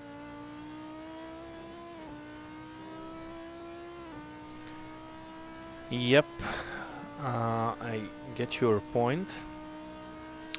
Looking at the leaders, I think we might spend some time with Alex Leaf driving around the Nordschleife circuit to try and understand and figure out why he is running slightly slower than usual. His last lap time was 8 minutes 23.9. That's 8 seconds slower than the YRC team. Of course, as we've spoken at the beginning of the broadcast, well, they have the lead. They don't need to rush anymore. They could run slower, but usually the drivers are running on the limit, at least on the edge of the limit, just to stay safer, to stay with the rhythm of the racetrack. But maybe Alex Leaf got in the car, well, maybe he feels that he's not that comfortable with the car, and maybe that's the comfortable pace that he found for himself to just run safe. And that's a little bit slower than the pace of his teammates, and they don't have to be on the limit, they don't have to put in fastest lap times of the race. They have a healthy lead, which is really big. It was 200 seconds, the relative time goes crazy a little bit time after time. The cars are a little bit too far spread out to have the good measurements presented, but they have the chance to have a really calm part of this race and just not to waste it. So maybe they're just doing their job and running calmly around the circuit. Look at the lap time of Zykin, that's 8 minutes 11.1. Looks like that's... It shows up as purple, but it's not actually fastest. It is not, but it's quite fast. It's actually the second fastest lap time of the race. That's not only the personal best lap of the team. I think that's the fastest lap time of this stint so far. That's why it's purple. I mean, the fastest lap time belongs to Jan Nimtz, and he's not on the circuit. No, it's actually purple because we decided to go for a more summertime feel. Oh yeah, that's exactly that's the why case. It's purple. But it's actually the fastest lap of the race in the past 3 hours.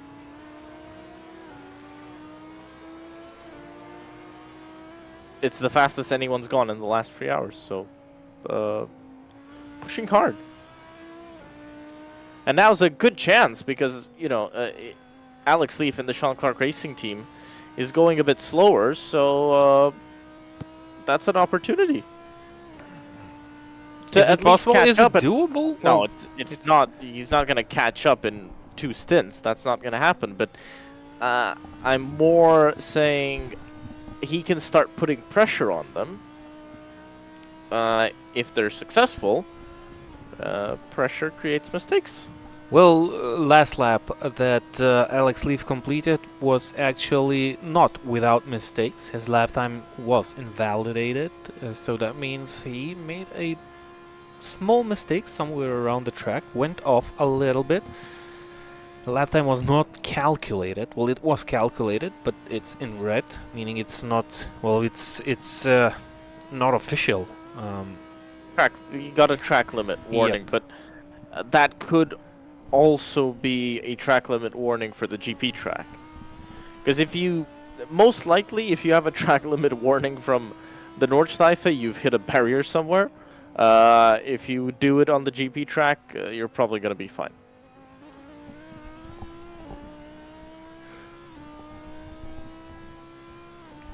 Yeah, but Zykin is flying.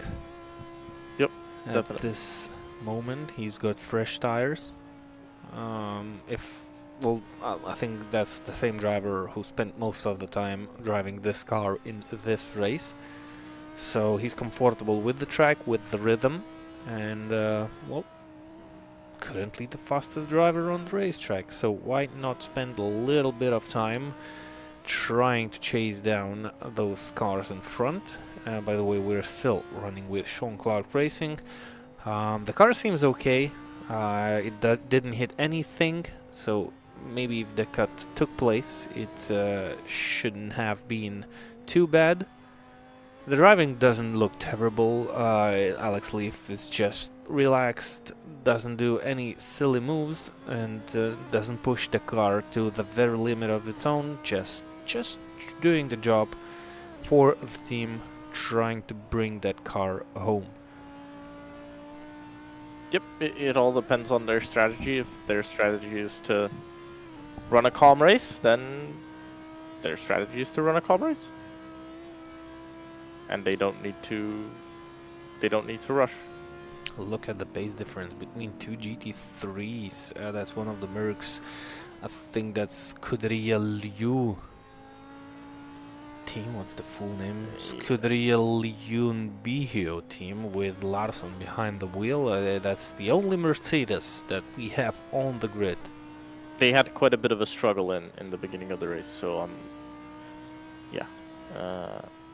yeah, their pace is... I'm not surprised that they're still having a few issues. Because they were... When we took our break, they were about 3 laps down from the lead.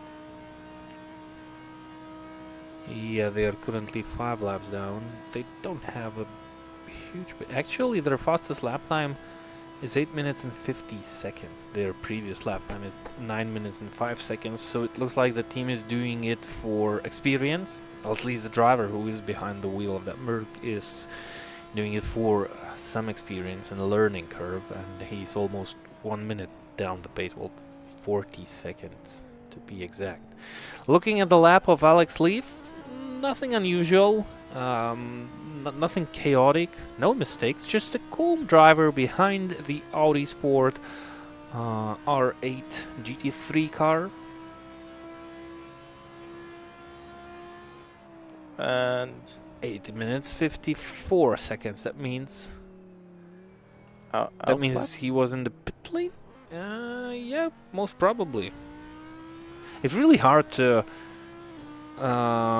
stay with the race and all the action that happens on the racetrack. Yeah. We stayed with Sean Clark Racing for the whole lap, almost the whole lap. I think. Yeah, I guess we missed the pit lane. Yep. Yeah. I've turned them on right at the end of the GP part of the circuit. So yeah, they have 4 pit stops. That's what happened. So that's why the previous lap time was 8 minutes 23, and that's why it was red. Hello. Sometimes we see quite funny on the broadcast with speaking things without knowing. Red because they went off. I mean, it sometimes shows up as red because they did a track limit somewhere. So yeah, but it was actually it's hard pit lane. to tell when we can't see. Yeah. But actually it was because the driver was going into the pit lane and then the lap was an out lap. That's why I don't see anything bad on the screens while driving with Sean Clark Racing driver Alex Leaf, and he's off to the old part of the circuit.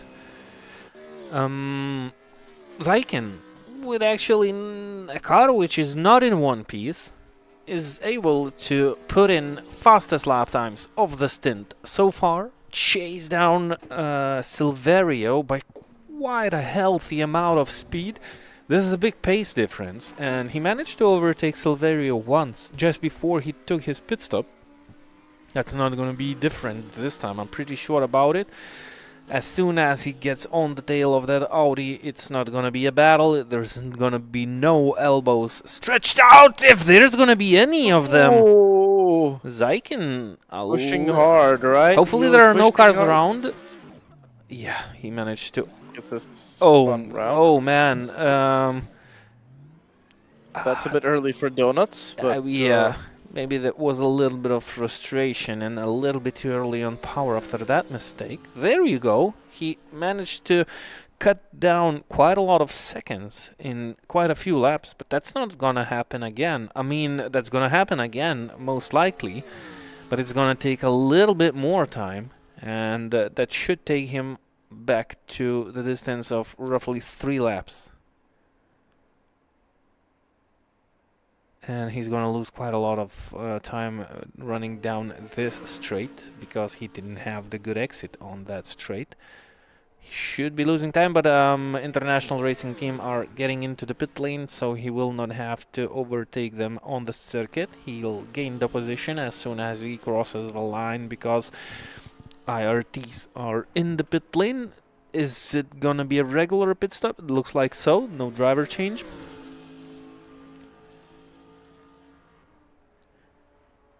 YRC back into P2, where they were for the most part of this race. We've missed what happened with the team and how they lost the position. Back to P2. Pit stop, because International Racing Team are in the pits right now, actually. Yeah, somehow they've just left. Yep, they were in the pits. They just left, so that's how they lost the position. That's yeah, remember, but YRC were still behind International Racing Team before they went into the pit lane. They overtook International Racing Team shortly before they went into the pit lane, so they had to overtake them.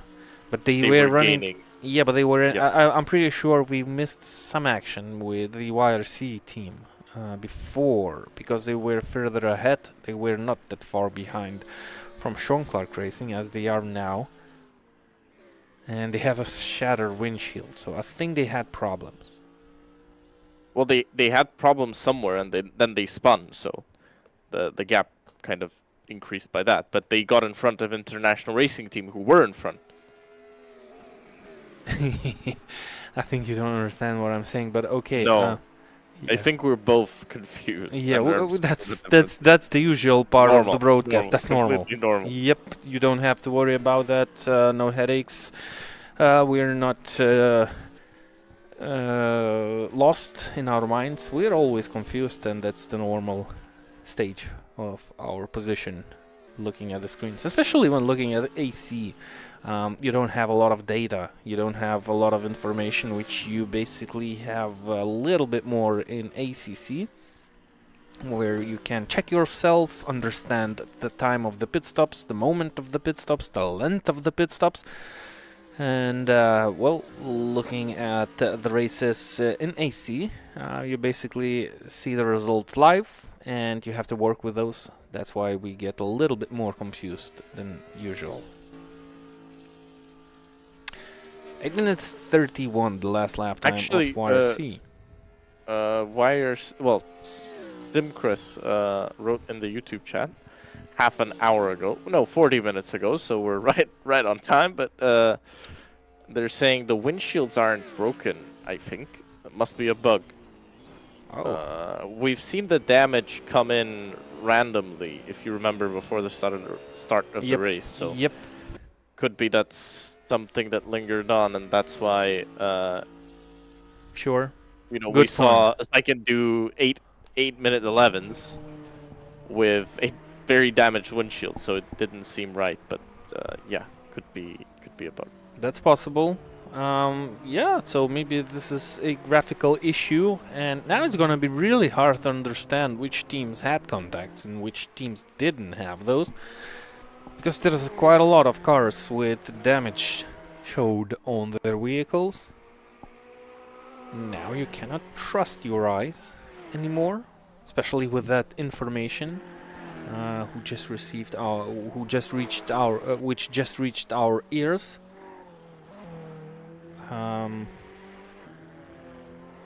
It's gonna be hard to decide if the car is okay or not. I think the only decisive point will be the steering and the direction that the steering wheel is looking at when driving on a straight line. That's when you're gonna be able to tell if the car have damage or not.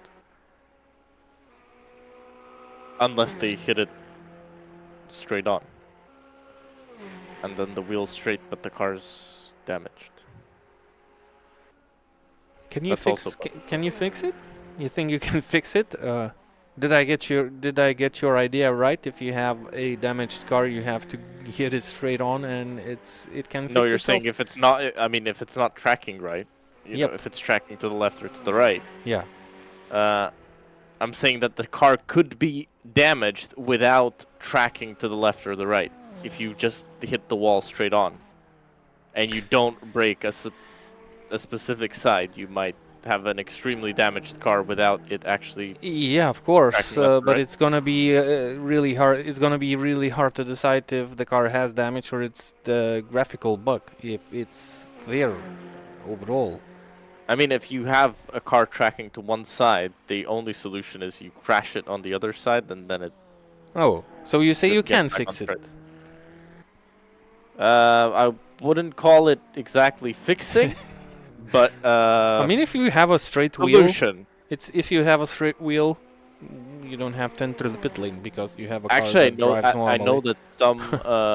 I've heard that some drivers would actually, if they have a bent wheel, driving down the straight, they center it so that it's correct. Yep, we have They center it to the other side. been there once actually. I don't know. That's 6 years ago, I believe. We've raced at the Le Mans 24 hours event, and one of our drivers got issues with his PC and hit the wall at I think it was the third or the fourth hour of the race. And we received damage for our car, which was not fixable in the pit lane. And well, the limitations were that the wheel was always pointing slightly to the right. So we did exactly what you told to fix it. Just change the center of your wheel, and that lined up perfectly. Of course, you don't have a car that turns really how you need it to turn, but it's still a little bit easier for the brains to hold your wheel straight and have the car handle slightly different towards left or right, but it's a little bit more easier for the brains to handle because, well, the wheel needs to point straight at the same direction where it's going. The Mercedes is having some fun. That's not the first time we've seen that car have issues. They are 6 laps down and have 47 incidents. 49 now. So, not running the best race. Actually, fastest lap of an 8-minute 50.5. Yep, that's slower than the qualifying lap of a GT4 car. What low pended in the qualifying session? They hit 8 minutes 48, and actually the fastest lap time of Jean-Claude Racing GT4 is 8 minutes 50.6. So that's 1/10 slower. Yep, but well, you cannot judge the team. I'm pretty sure they're racing at this event with their own mission in mind. As mentioned before, this is one of the hardest track to learn, and you have to spend some time on it. So if you're safe on the track, if you feel that you will not cause any chaos for your rivals, why not learn the track during this one? Yep, then they've actually only gotten 1 penalty from race control. It says server penalty, so don't know exactly what for, but only 1 penalty, which is not that bad actually. Yep, so they're running slower, they're running safe. Of course, they run into mistakes if they try to go faster without not knowing the track very well. Yeah, actually, but they had to complete at least 10 laps in the pre-qualifying session to at least qualify for this one. So that doesn't mean that they entered the race without knowing the track at all. They know it, but it takes time to master it. Oh yeah, to be fast, like really fast around this place, you need a lot of time. A couple of laps, not too many, but it takes roughly 3 or 4 years to master it. And it even takes time to get in the groove actually during the stint. Because you know you're racing, right? You're driving around and you kind of need to get into the groove. Yep. And need to, if you're trying to, you know, go fast, you need to get used to it. Because every time you get back in the car, something's going to be different. So you need to get used to it. You need to keep going. And the guys that can get used to the car the quickest, they win a lot of lap time. Which is quite obvious from what we've seen so far. Jan Nimtz, when he's behind the wheel of that Audi, there's nobody who can compare to the pace that he's showing. Well, Zykian was kind of really close to that with his previous personal fastest lap time. Was only 2 seconds off the pace that Jan Nimtz had. But he ran into mistakes on the next lap, so he's back on pace, 8 minutes 14.0. That's really a good lap time still. He's still the fastest driver on the racetrack, but he lost 20 seconds with that spin, which took roughly 3 laps to eliminate in the battle with the international racing team. So I'd say that's a lot, because 3 laps takes you roughly 25 minutes of time in this race, which is almost half an hour.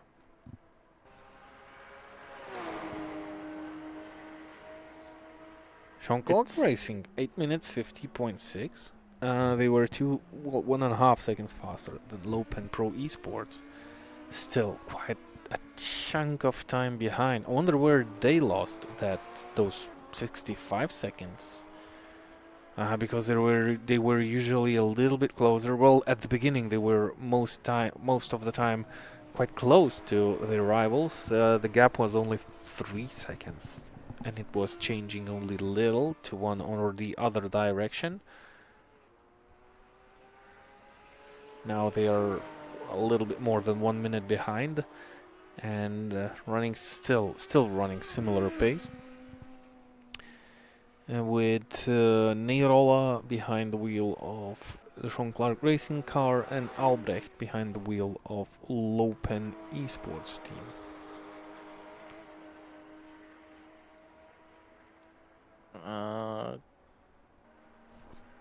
So Albrecht v Neirola. Interesting that Albrecht actually lost time, because he was quick in the beginning part of the race. It's obviously a big gap to find, but yeah, you know, a lot of time left, so things can happen. But yeah, interesting that Neirola didn't do qualifying, because he's jumped into the car and immediately gone purple. Maybe he was not available at that time. Yeah, could be. But then I guess he's gonna do another few stints, and yep, and he'll hand that car over to one of his teammates.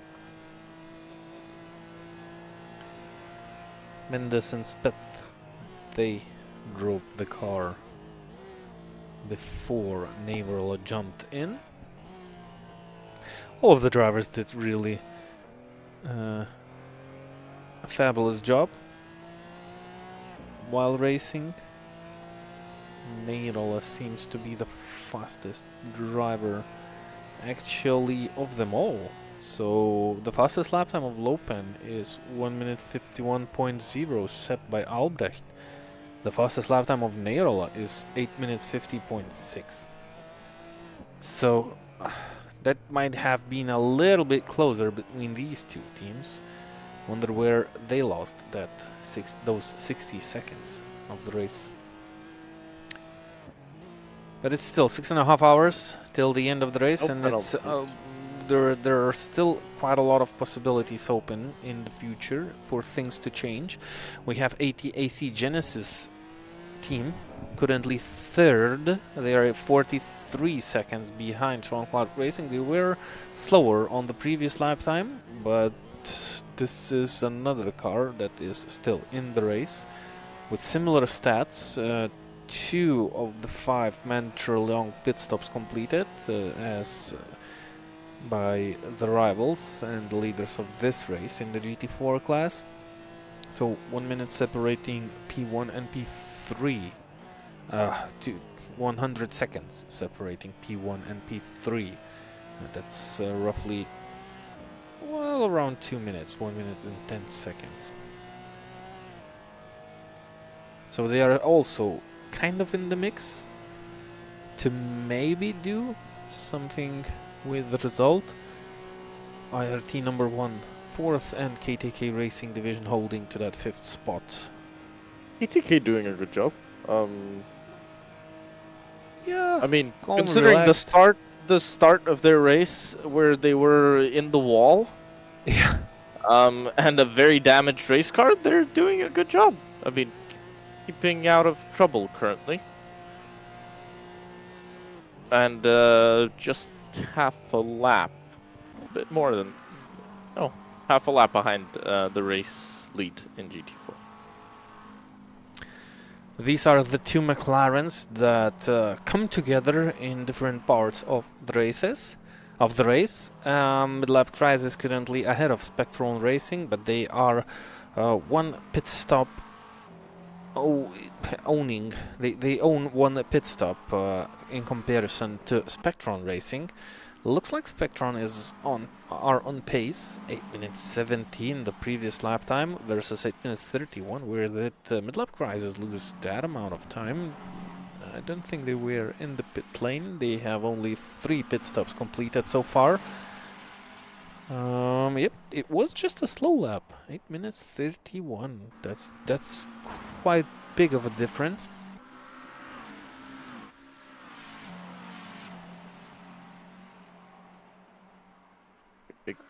Big game, yeah. So this is the closest battle on, and this is actually the closest cluster of cars, I'd call it, because you've got Twitch Gas at 24 seconds behind these two. Then you've got Team Velocity a further 10 back, and then 28 back is the FDV car. The 2 McLarens, they meet again, and this should be relatively easy for the Spectron Racing team to get past. Coming on to the Dottingoa, and I don't think Mid-lap Crisis will put up too much of a fight. It is still 6.5 hours to go, and overtakes on the Dottingoa. As I said, Mid-lap Crisis not putting up too much of a fight, and I think they'll just stay behind for the rest of the straight. No need to waste time. Yeah, they're staying behind, doing the smart thing. Obviously, the charge of Spectron Racing Team, they caught up so fast that there's not really much you can do in that Mid-lap Crisis, the number 9 McLaren. Not many choices that you have. If you're going to fight, you're still going to be overtaken at some point.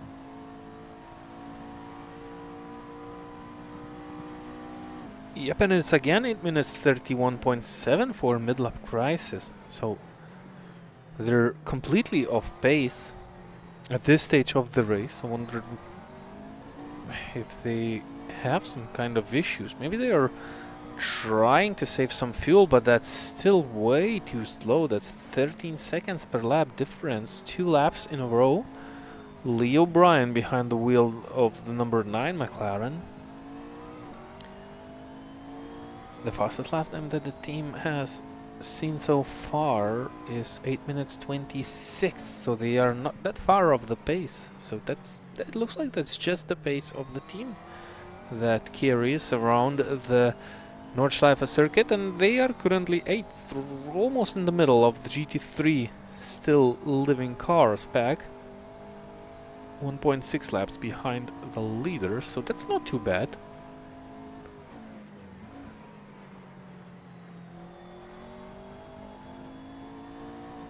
To figure out if they have lost a lap to YRC as well,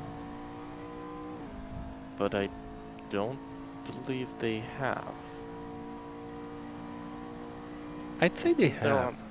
I'd say Can we have a look at where the YRC car Sure. is on track? We'll figure this out. Yep.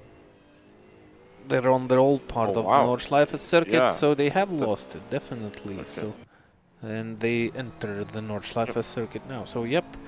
Well, 1.6 behind the leaders, and YRC are 200 seconds behind. So they are roughly 1/3 of the lap behind Jean-Claude Racing, or even less. We've got it in on the website. We can find it. Yep, so they are 3 minutes, almost 3.5 minutes. So that's a little bit less than half of a lap behind Jean-Claude Racing. Yep. So that's definitely ahead of mid-lap crisis by 1 full lap. Yep, there goes our mathematical knowledge. I was looking at the seconds, and it looked too difficult to count, so I asked for the easier option of look where the car is on track. Actually, if you would have, if you don't look at the Jean-Claude Racing car, it is still half a minute between second and third, and actually the gap has not really stable. There's less of a loss. That's the main thing for international racing team. Clearly, YRC have turned up the heat. They've gained a lot of time. They've gained another 5 seconds last time by. They don't really have anybody challenging from behind. They can't really challenge in front. So they're in this sort of no man's land where they're not really under pressure, as well as they can't really pressure anyone either. So it's between those two to fight it out for second.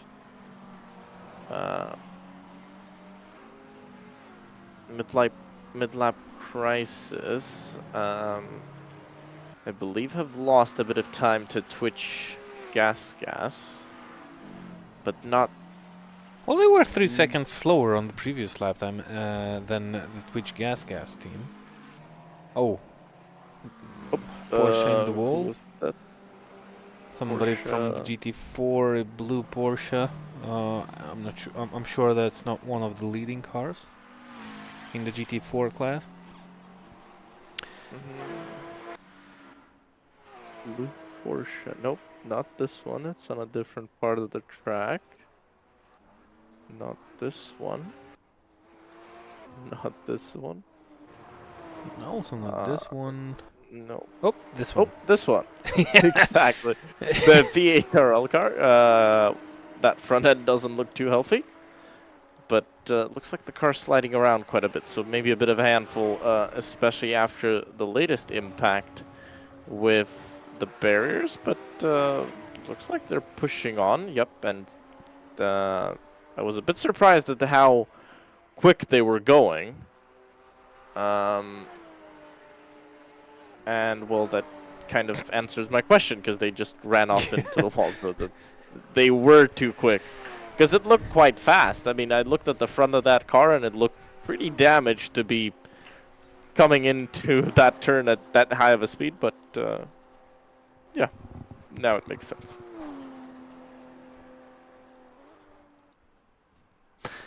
So big gaps in the GT4 class already.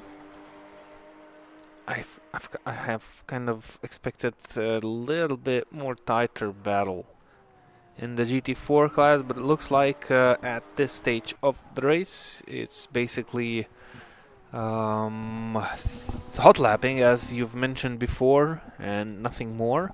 Even though Sean Clark Racing seemed to be a little bit faster than the current leading GT4 class, that's not too much.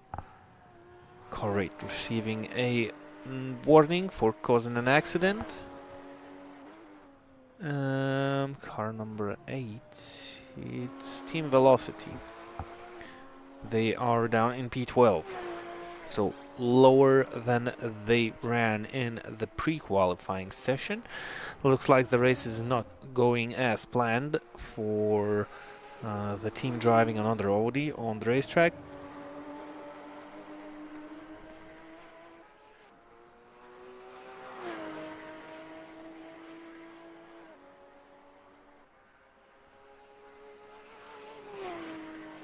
Yep, Sean Clark Racing still gaining time last time round as well. It's about 2 seconds a lap, but it obviously ebbs and flows with different teams, with different drivers. So we'll see if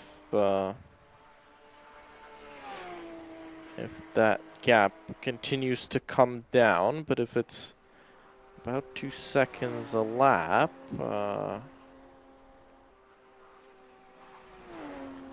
they would catch up by the end of the race.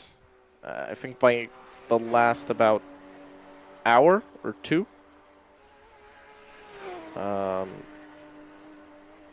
Yeah, they should be able to catch up if they continue to run at this pace.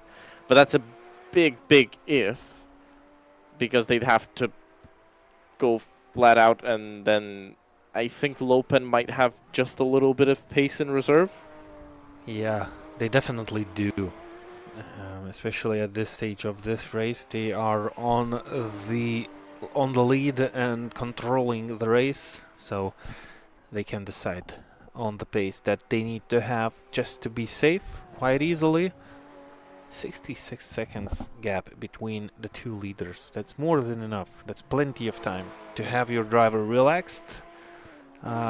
Maybe have a little bit of time to look into the distance, explore the nature, the virtual nature of the mountains of the Eifel, and just stay in the lead safely, comfortably. Just enjoy the Nordschleife and the track. I'm wondering, well, I wonder if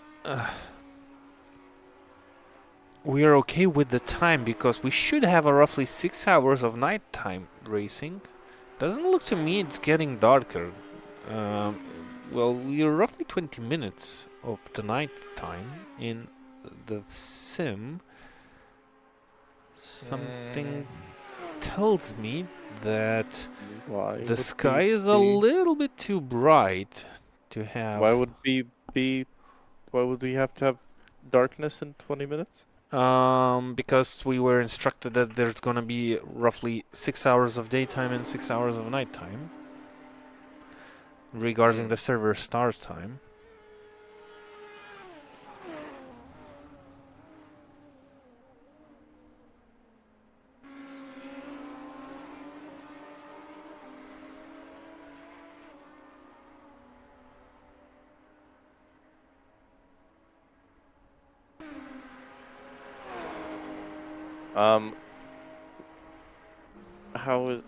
Could it be that we've decided to bring grass back onto the circuit?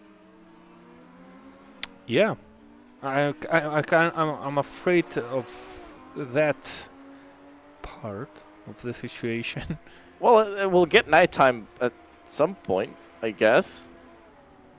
And we get to enjoy the views of the cars, because as we remember from the 24 hours of Nürburgring, once it gets dark, it gets dark.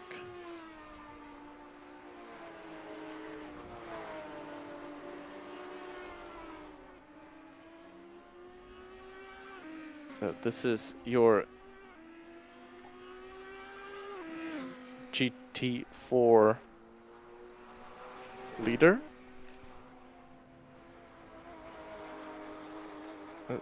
Actually, yeah, 8:53.9. So again, lapping slower than Sean Clark. We'll see what time they actually do once they do cross the line. Maybe they have. I'm not so sure. 50.7.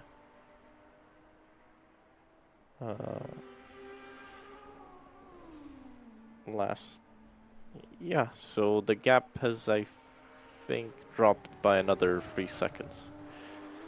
Actually, good gains, and whether that's putting pressure on Lopen or they're comfortable with being there, I don't know.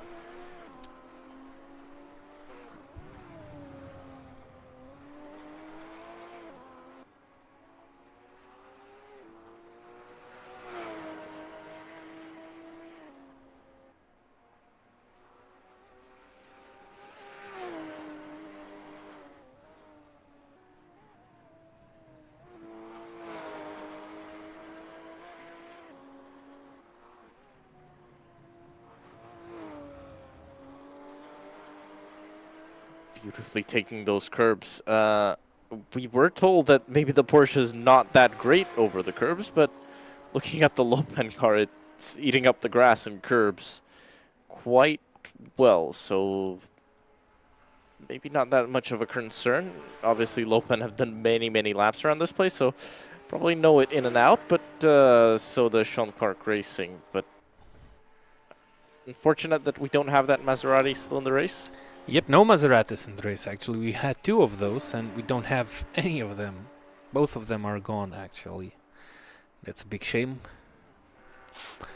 Only Porsches left to battle it out in the GT4 class. So, yep, we don't have any comparison, because that was really interesting. At the beginning of the race, I was excited to see how that would have worked out for the teams, having a car which allows you to stay out on the racetrack for 1 extra lap compared to your rivals. I really thought that's gonna give you the needed advantage for a successful result in this event. Not gonna happen, and we will not find it out.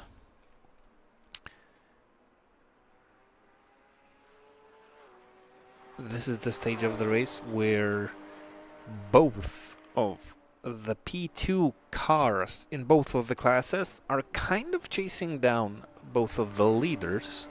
The bad news is that the gaps are a little bit too big. Well, if it's still doable, kind of, in the GT4 class, looking at the gap in the GT3s, yeah, that's too big. Even the 4, 5, or even 7 seconds per lap advantage is not making any reasonable changes, because it's only the current stage of the race, and that's the same car. That's the Yep. PHRL endurance car. Yep, they're having the time of their life, enjoying the racetrack. Why not try and figure out what those curbs are doing for the car, and how badly you can hit those? I don't know. It's just a way to explore. Yeah. It looks like it's fine on the non-bumpy parts of the track. Unfortunately, Nordschleife doesn't have too many of those. Tracking a bit the wheel to the right, but under braking, it looks like it's dragging the car to the left. If it's not the driver who steers a little bit with the wheel while braking. Looks like it's just very difficult to control. Probably can't see much either with the cracked windshield. I mean, at high speed, the car is going to be relatively stable, right? It's not completely broken, so it's going to be kind of stable, right? But at the slower speed parts, I think that's where they kind of lose it. You lose that downforce. I don't know how much is left with the way that front is destroyed, but yeah, you lose a lot of the stability of that car. And when you're making tighter turns or have a compression somewhere. This is your overall race leader, Sean Clark Racing. We haven't talked much about them. They're catching up to that AMG that's been delayed quite a bit. And looks like they may have an issue. Looking quite slow out there on track. Also moving around a lot, so YRC back in the pit lane. Is it gonna be long or short? that might be a long stop, but might not. But that's not for certain, and they're still being shown on the leaderboard. So it looks like it's just another regular pit stop. They have completed 2 long stops. We have 6 hours and 14 minutes of the race remaining, so they can wait it out a little bit with those long stops. Though it takes a little bit longer than I thought. With the stationary time, you lose roughly 40 seconds in the pit lane with the refueling that you need, if that's not a long stop. If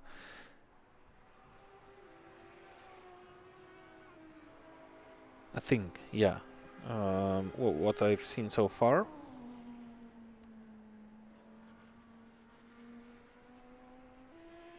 Yeah, that's gonna be a long stop for YRC, definitely. But they haven't disconnected, so I guess same driver staying in? Yep. I guess they I probably wouldn't do the long stop. But I mean, if you're keeping the driver in, why do the long stop? You never know you never know what how the team is built. You might have 2 or 3 drivers sharing one rig, and then you have one driver outsourcing from a different country. So maybe they're doing a long stop and changing the drivers, or actually it might be the case where Bong is actually getting behind the wheel. Maybe that's intricacies of the system that we don't understand. But looking at the Worldsimseries platform, actually it shows me that Zykin is actually off and Bong is on. So that might be the long stop with the driver change, even though we didn't see the team disconnect from the server, which is a usual case when there's a driver swap on the Assetto Corsa platform. But looking at the Worldsimseries platform, it's displayed that the driver change has taken place, and that's definitely a long stop.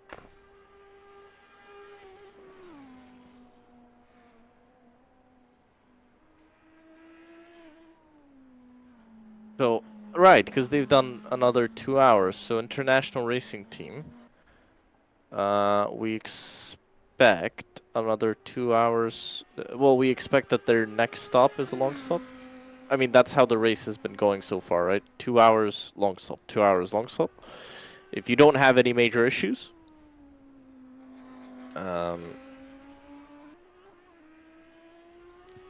this is the purple headlighted International Racing Team car.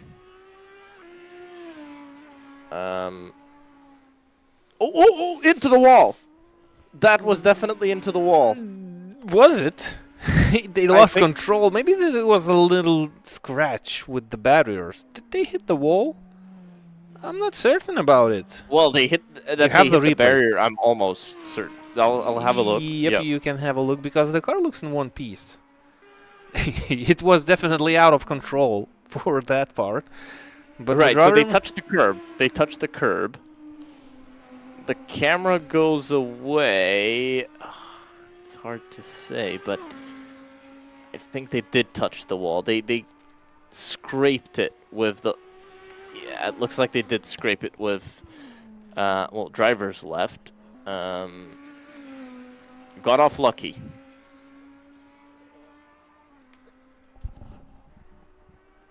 Okay. So, YouTube chat. The number 10 Mercedes is actually driving alone, and this is a person that has only been racing for 3 weeks, and he's doing a 12-hour race alone. Best of luck, Dim. That sounds like a very difficult challenge. Even people, you know, who've been racing for a long time don't have the courage to do a challenge like this. So this is, yeah, very impressive that somebody that has only 3 weeks of sim racing has decided to do the 12 hours alone, and well, using it as a test session. I'm sure he'll learn a lot about traffic management, about keeping his cool in these long stints. We've got another fun fact of the day. One of the international racing team guys had wheel issues during the week, and he bought a T300 just for this race. So lots of stories going around for the 24-hour. Somebody's saying that number 28 is the best. That's the Dutch sim racing team. Yep, Dutch sim racing team, the number 31, with Sower behind the wheel. I believe we've lost. Tiger into the wall. Sorry. Believe we've lost our second Maserati from the race. Yep. I've told that already. Sure. I'll just remind everyone. Yeah. That's That a nice was about, reminder. That's a big shame. 50 minutes ago. Yep. Okay. I forgot. It was 50 minutes ago. You can't blame me. No, it's okay. I don't blame you. I forget a lot of things also. That's what happens when you look at the monitors for an extended amount of time, and that's too long. I'm trying to figure out, so YRC are back on the racetrack after their long pit stop. And it's a little bit confusing about the driver who is behind the wheel of that BMW, because if you look at the Worldsimseries platform, the main driver is being shown as Zykin. But when you expand the group of the tab of the team, you can see that the Zykin is actually offline, and Bonk should be behind the wheel of the I think BMW. they need to. I think once they cross the line, that's when it happens. Yeah, maybe that's highly possible, and we are on one of the not shortest circuits on the planet, and that's gonna take some time. A long time. Yep, that's taking a little bit of time.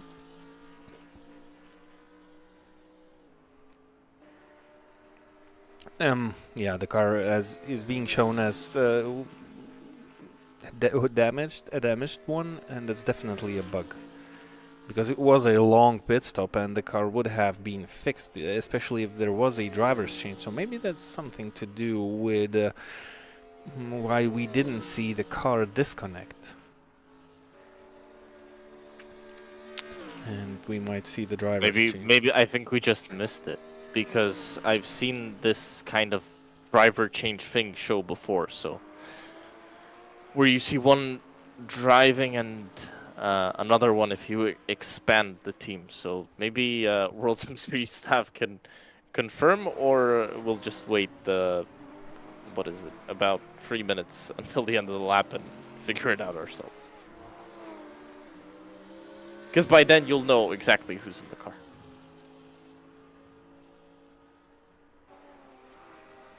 It's actually Bong in the car.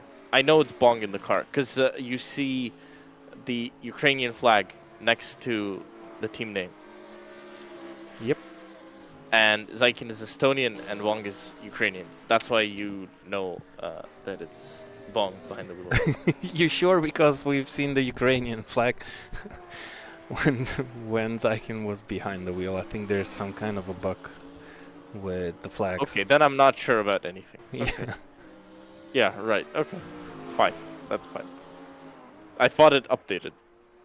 Yeah, I thought so too, but actually I've noticed it already a little bit earlier that it doesn't show the correct flag with the current driver, so it made me wonder slightly why that is.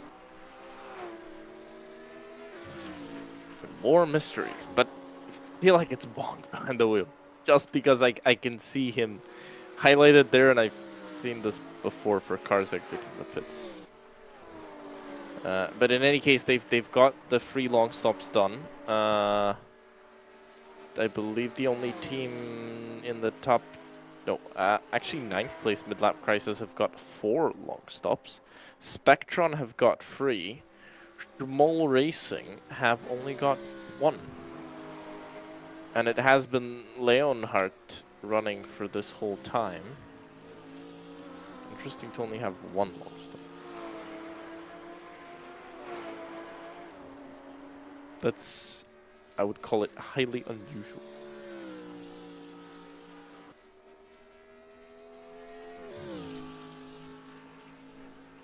I know that YRC had issues.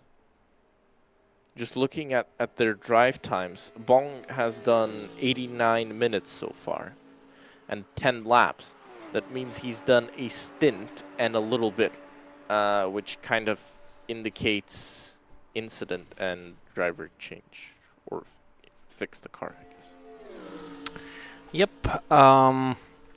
Looking at the driver warning, the team warnings counter or the team warnings sheet, you know what? Our current leaders have 1 warning, so we've missed that actually where and when they received that warning, but they have been warned by race control. International racing team are clear of warnings, so are YRC.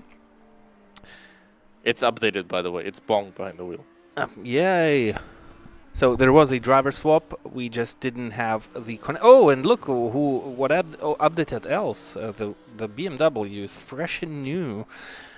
You can smell the paint job of the car. Oh, it's not broken anymore. Yeah, but it's not broken, and it's clean, and it's really beautiful. 56 seconds behind Kamikaze team, with 1 mandatory pit stop, with 1 completed mandatory pit stop more in their account. They are doing a brilliant job. So, congratulations for that. And let's get back to the warning table. So Spectron Racing have 2 warnings in total. They are currently 7th, so 1 more warning and they will receive a drive-through penalty. The next team with 2 warnings is car number 10. That's Scuderia, that's the Mercedes, who is actually almost dead last on the field. That's the car that's driving alone. Yeah, that's Scuderia Ljungbyhed. I'm sorry for the second name of the team name pronouncement. I don't actually get it how you should read it, but they have 2 warnings. So 1 more warning and they will receive a drive-through penalty. So car number 12, that's Schmoll Racing. They are currently 5th, I believe, because Sean Clark Racing are in the pit lane for a driver's change. So car number 12, 2 warnings.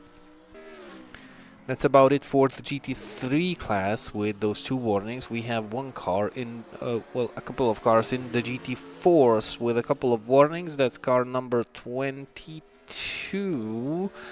I don't think we have that car on grid anymore. And car number 29 and 30. So H71 Esports have 2 warnings in total, so they risk to receive a penalty. Car number 29 is... that's Sim Racing. Car number 27, another warning, dangerous contact. Only warnings this afternoon. I should say Race Control has had a really wonderful weekend. They hand out only warnings. No harsh penalties, no straight drive-throughs, no stop and goes, just gentle warnings. And the drivers, the teams have 2 free warnings, and the 3rd one comes with consequences, still allowing the teams to be a little bit more naughtier than they should be. Yep, so the next one in the GT4s is this GT4, car number 29, that's Sim Racing team. 7th in the GT4 standings. That's about warnings. There are a couple of teams that have one warning on their account in this race, which they can be a little bit more calmer about. Jean-Claude Racing are still in the pit lane for that long drive, long stop, and will they keep the lead? They have a healthy amount of lead against the nearest rival, so I think they should remain the leaders with this long stop easily. What you think? I was actually looking and more interested. Yeah, they should just. Against international racing team, I think it will be super close. But very interesting. Just for information, I don't know how exactly true this is and if the timing screen is not lying to me. But it seems possible. So Jan Nims, okay, everybody at Sean Clark Racing every single driver has completed 14 laps. Jan Nims has completed those 14 laps in 117 minutes and 4 seconds. Simonas Rubanas completed the 4 laps at 119 minutes and 37 seconds. And Alex Leaf completed that in 120 minutes and 25 seconds. So that's the time they've been in the car. Now, how does that calculate in terms of the long pit? I'm not sure, and that's maybe why the gap is so huge. But I think in any case, Jan Nims would be at least a minute quicker, maybe more, minute and a half, than his teammates over a whole stint, over a whole full 14-lap stint. So that's more than 60 seconds. Simonas Rubanas and Alex Leaf had identical stints in terms of, let's say, the makeup of the stint, right? So they jumped in after somebody, they did 2 stints, and then they handed the car off. So Simonas Rubanas 119 seconds, so 1 hour, 59 minutes, and 37 seconds. Alex Leaf, 2 hours and 25 seconds, so about 50 seconds slower over the 14 laps. So over 2 hours, losing about 50 seconds.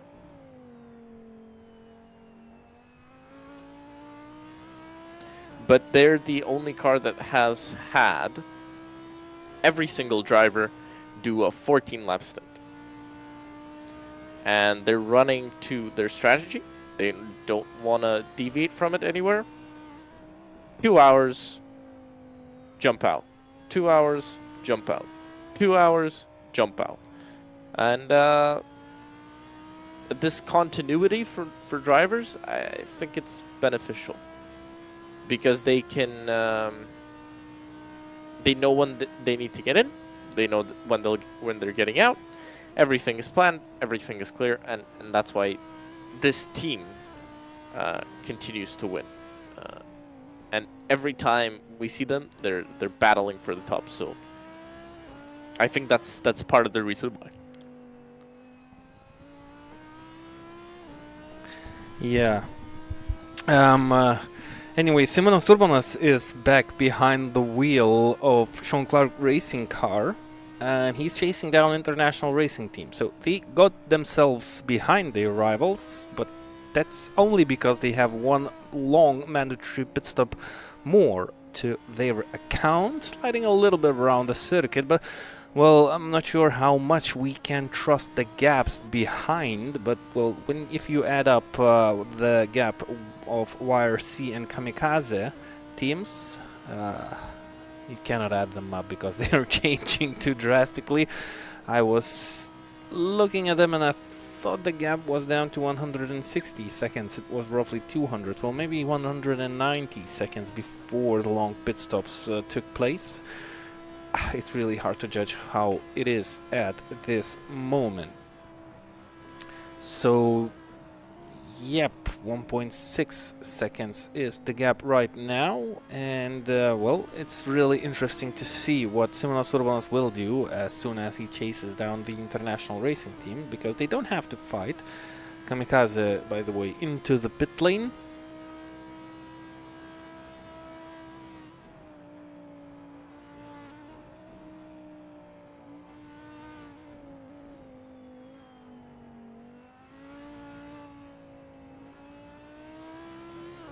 Yeah, I don't think International Racing Team will put up too much of a battle here. I think they care more about what happens between them and YRC.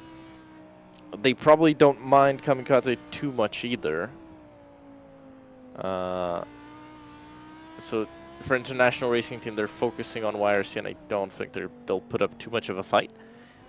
They'll probably even try to get on the back of Sean Clark Racing to maybe get them to tow them around a little bit.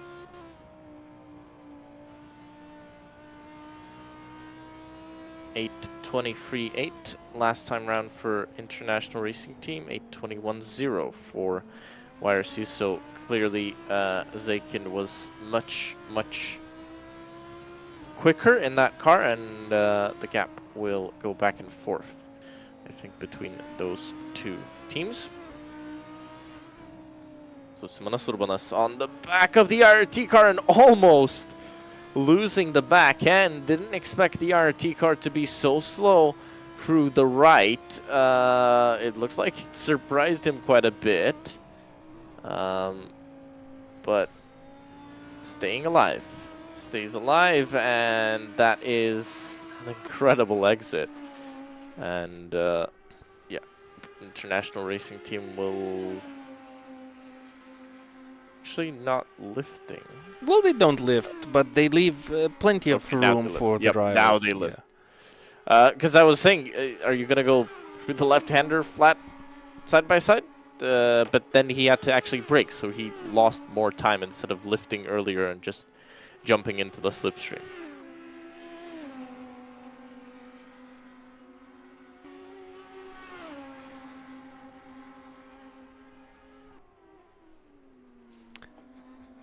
Well, that was a short period of time for the International Racing Team to enjoy the current lead of this race. It didn't take long.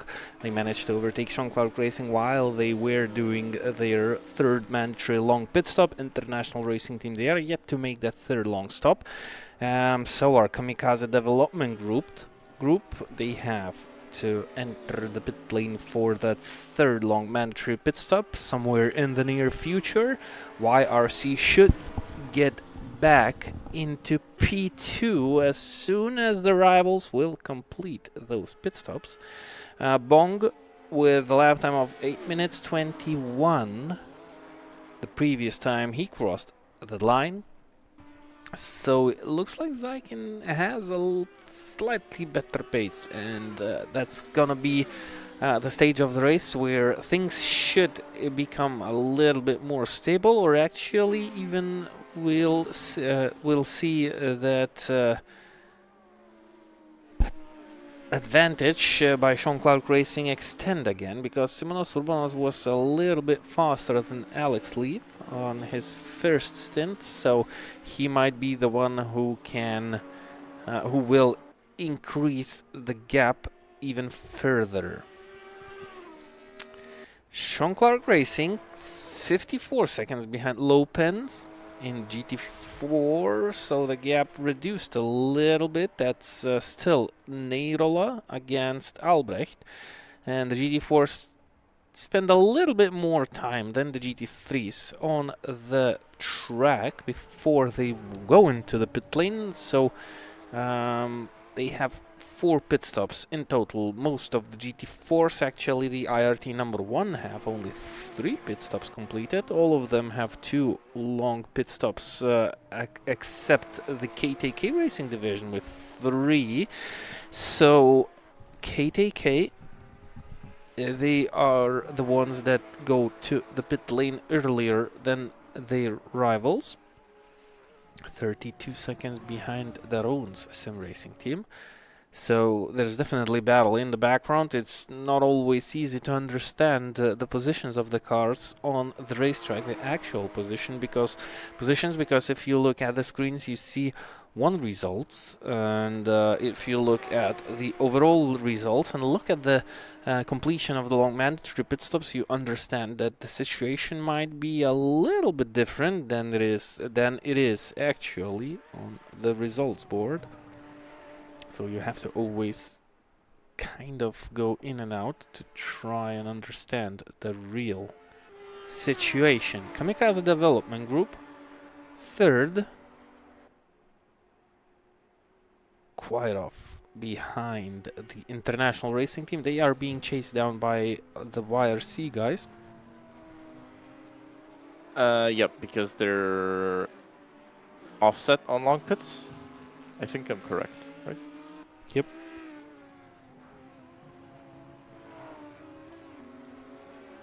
Yep, and I think because of that offset, they're not really in that battle. Also offset with International Racing Team.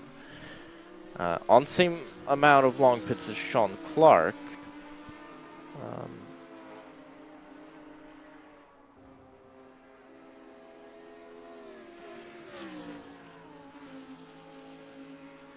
Still trying to calculate how much Sean Clark will lose in that long pit, but they'll fall back behind YRC. And even if YRC is going a bit slower than they did previously, International Racing Team hasn't yet picked up the pace and is not yet able to... Yep, and well, International Racing Team, they will enter the pit lane.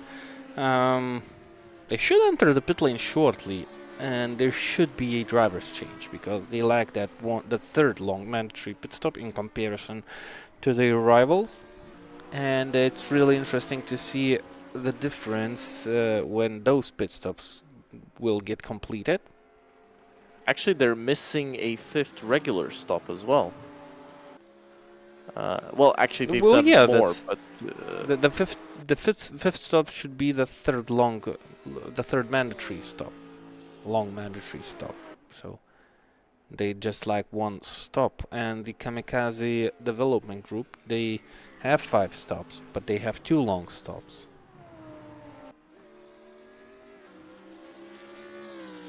Yeah, but no, Kamikaze, no penalties for them, so maybe just a bit different strategy. So actually, Sean Clark going the longest out of everyone on a tank in this case. So that kind of sets them apart, and that's actually advantage to them because they've gone over the hour while YRC didn't with their last stop. And if Sean Clark Racing, if International Racing Team can carry on with this fuel saving and extending the stints, they might be able to save a pit stop, and they might be able to gain the time they lose on track because they're going slower on track. They might be able to gain that time back by pitting less.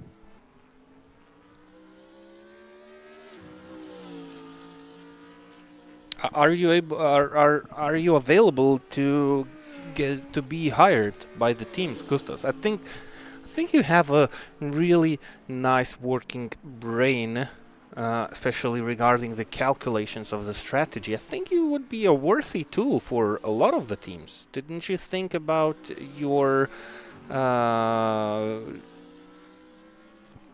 job position change, career change? Have you thought about it?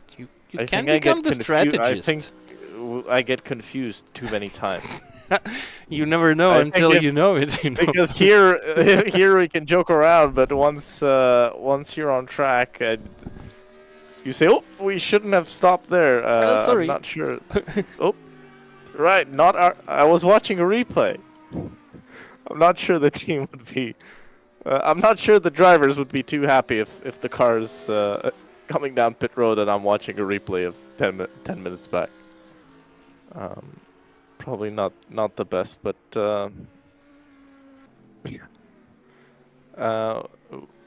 We can try to strategize something here. We're kind of giving ideas to the teams, free ideas to the teams. So we'll see if they listen to us. I'm kind of trying to figure out what international racing team are doing here, because that pace is very up and down throughout their whole race. It feels strange, like they're trying to find where that optimal fuel save and push pace actually is.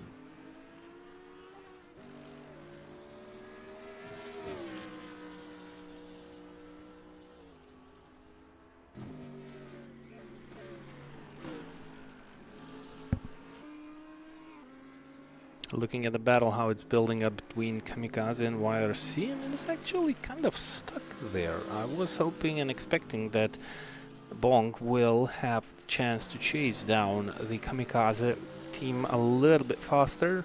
Of course, they have to go into the pit lane, but come on, guys, we need some action on the racetrack. It's been a little bit too calm for the past couple of hours, and you might... Oh, that Mercedes is back into the wall. Careful with the return to the circuit. It's all good. All good. No warnings from race control at this situation. Nicely handled. Nicely handled off track. Yeah, I'm sure YRC were not as excited about coming over Flugplatz and seeing a slow Mercedes going across the gravel. By the way, kudos to car number 4, Team Kamikaze, who just set an 8:22.0, their fastest lap of the race since hour 2, because we don't see the fastest laps before, but we can have a look. No, half a second remaining until they go fastest, but that's actually the fastest lap of Maziak of the race so far. So, kudos to him. He's gone and set his personal best lap so far. Drive through from race direction. That's PH. Was the name PHRL Endurance Racing Team? That's that's Porsche number 35 in the GT3 class, who just put their personal fastest lap time.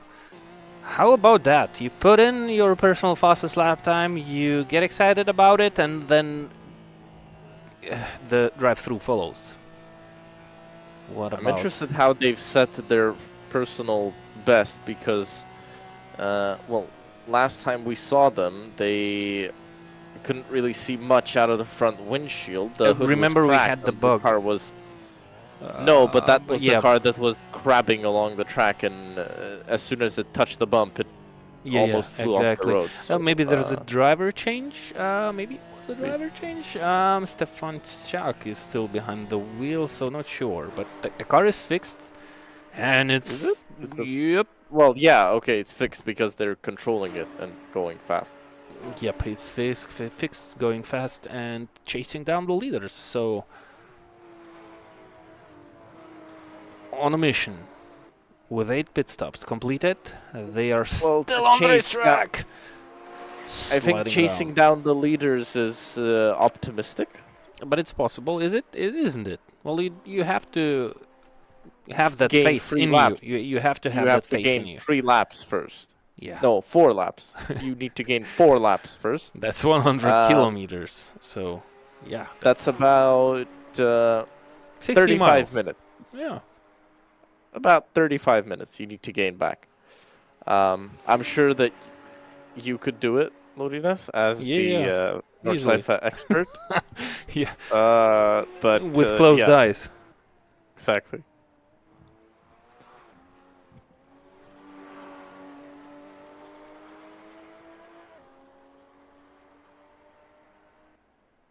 Race control has denied your claim, your allegation that they've given a penalty. No, well, it wasn't race control. You got me wrong. It wasn't race control. It was race direction, and it came from the real penalty system. So we have race control and we have race direction. Okay, So, Yep, I have that Yep. information coming on my screens where you cannot see it, but it is there. And the information about the penalties, the completion of long pit stops, the drive-throughs, the completion of the drive-throughs, it's all there on my screen. And I just told you what has came on my screen in front of my okay, eyes. but that's from the app. That's from the real penalty app. That's not the stewards giving Nope, out. no, decisions, not right? race control, but race direction. That's what it said. That's why I said it like that, because it was written down in these words: race from race direction. So that's still very, very confusing. It right? is. Yep. Everything what we do is Exactly. confusing all Every around. race we're extremely confused. Every time there's a car on track, incident on track, we're yeah.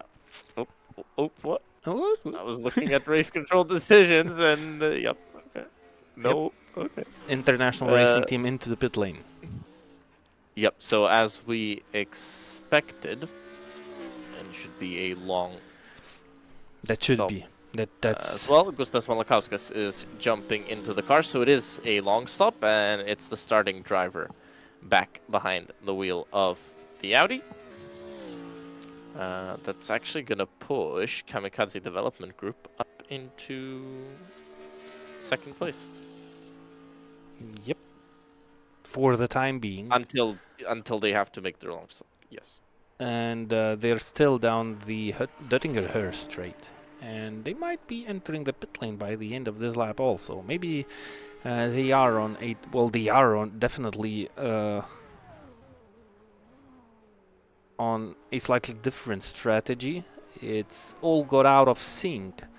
Actually, yeah, they'll be in this time or next time, because their driver is on 29 laps. He'll do 30 this time. But they have an extra stop. Right, so forget what I said, and yeah. They'll pit when they have to pit. They'll pit when they have to pit. We can't change anything. Confusion continues, but they are doing a good job actually, and they are on par with pace with YRC. That are currently virtually second.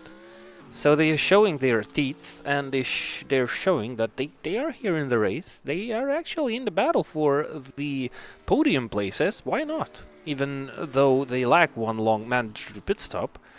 I think they're still in the battle. They're actually the fourth car that are within one lap with the leaders, at least at this moment. That long mandatory pit stop might change the situation, but not exactly.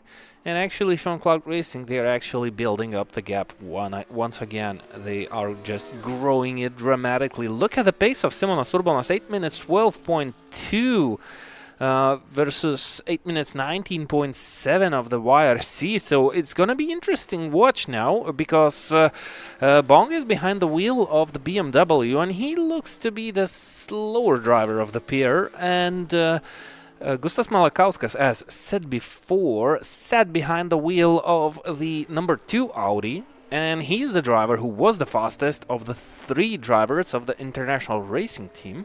So that's gonna change the flow of the race, and even though they are 55 seconds behind the YRC car now, they have the chance to chase them down a little bit.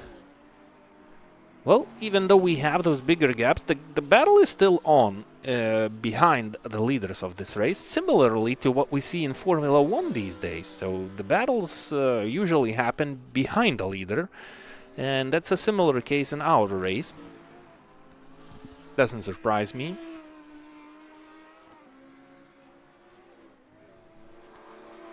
But it's nice to see that after 6 and a little bit of hours, we have some battles happening on the racetrack, even though they are not as apparent as they could be. You have to look a little bit deeper to try and see and understand it. Twitch gas and mid-lap crisis. That's one that's been kind of there for the past 2. Oh, that Porsche, it looked like it was trying to move offline almost, and at the end of the day, that's the worst thing you can do. That's the Tiger Motorsports team, but luckily luckily no incident. Hopefully they will not take out the BMW. They didn't. Oh, that was dangerous. Well, they took the tighter line into the corner and they didn't calculate it correctly, at least by the looks of it. Well, they didn't have the ideal line, but tried to complete that corner on normal speed, which didn't work out. Because that corner got tighter. I think YRC have a magnet on their car. Do they? Yeah, that's possible. They had that Mercedes after Flugplatz. They had now the GT4 Porsche almost taking them out. So if they can get... I feel like they're either using up the good luck that they have, or this is them avoiding their bad luck, and they'll only have good luck after. I don't know if that's part of race strategy, but I feel like that's something you cannot control. Actually, this track gives you some bad luck sometimes, and you have to avoid it. It's the track's decision. The track chooses who wins this race. That's the green hell. I think Simonas Rubanas has been allowed to push simply because they have a big enough gap as to where, even if they have an incident, they have a crash, they damage the car, they can still get it back to the pits. They have enough time to make a long stop within their allocation, because they've got 2 more remaining. So they've got time to make a long stop to fix the car without losing position. Yeah, but I've got good news for you, actually. Look at the position of the sun. So we didn't damage anything with bringing back the green grass to your screens. Sun is setting. It's actually hitting the eyes of the drivers right now because it's getting lower and lower, closer and closer to the horizon, which means we are slowly but surely approaching the time of the day when it's gonna get completely dark around the circuit, and you know what that means. The time of the day when it's gonna get dark. You mean nighttime? Yeah, but still the time of the day, isn't it? Time of the day that it gets dark. Yep. That's a very detailed description without actually just saying it's gonna get to nighttime. But sure, time of the day when it gets dark. You have to spend the time wisely with those words, because we still have 5 hours and 32 minutes on that clock, so you have to figure out ways how to extend that time. So I'm trying to get it with my words coming out of my mouth, hitting my head. I'll correct you every time, and sure. Going on the cycle. I think that's a good strategy, isn't it? By the way, Bobby Esports, they're making a driver change. That is, I believe, the last qualified car in GT3. Second to last. No, actually third to last. Bobby Esports were qualified as 12th when they crossed that line, and we have 14 GT3s within the group. Pre-qualified. Wrong. Oh, okay. Pre-qualified. So Bobby Esports with number 17, and there's no number 18. So yep, last GT3 team to pre-qualify. Good point. Good catch.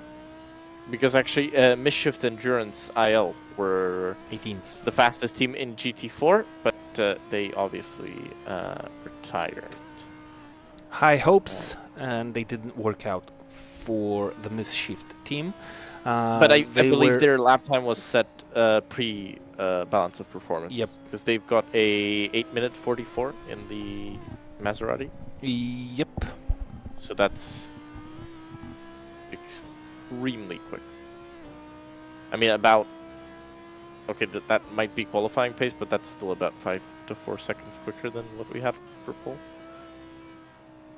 So I think that was pre-BOP. And that's why the BOP had to be changed. Oh, that was close with that GT4. Sorry about that. It was close. But Sean Clark Racing, I think they're making calculated moves. They're making aggressive moves, sure, but that's how you build up that massive lead that they've got. You know, if you keep hanging back and waiting, you're not gonna gain time. Right? You're just gonna keep losing time. So this is the best thing they can do. Mid-lap crisis versus Twitch Gas 76 or 79. This is a battle of two non-German manufacturers. Both teams on 4 stops. Mid-lap crisis with 4 long pit stops. Twitch Gas 79 with 3 long mandatory pit stops completed. And this is a situation where history repeats itself. Before the last pit stops, we've seen a similar situation where Twitch Gas has gained on mid-lap crisis, and I don't recall if they completed that move. Oh, they will not complete that move this time, because maybe the driver just looked at the mirror and shouted, "Mom, I'm on TV!" and he missed that apex. As soon as we switched cameras, they clipped the wall. And I mean, clip yeah, pretty hard, right? I mean, if you see it, no, it was windshield was broken before. It was gentle clip with harsh outcomes. No, the windshield was definitely not broken before. They received damage. It's broken now. Yeah, and it doesn't look very nice to drive now. Yeah, they have huge problems they didn't have before. So that's what you pay.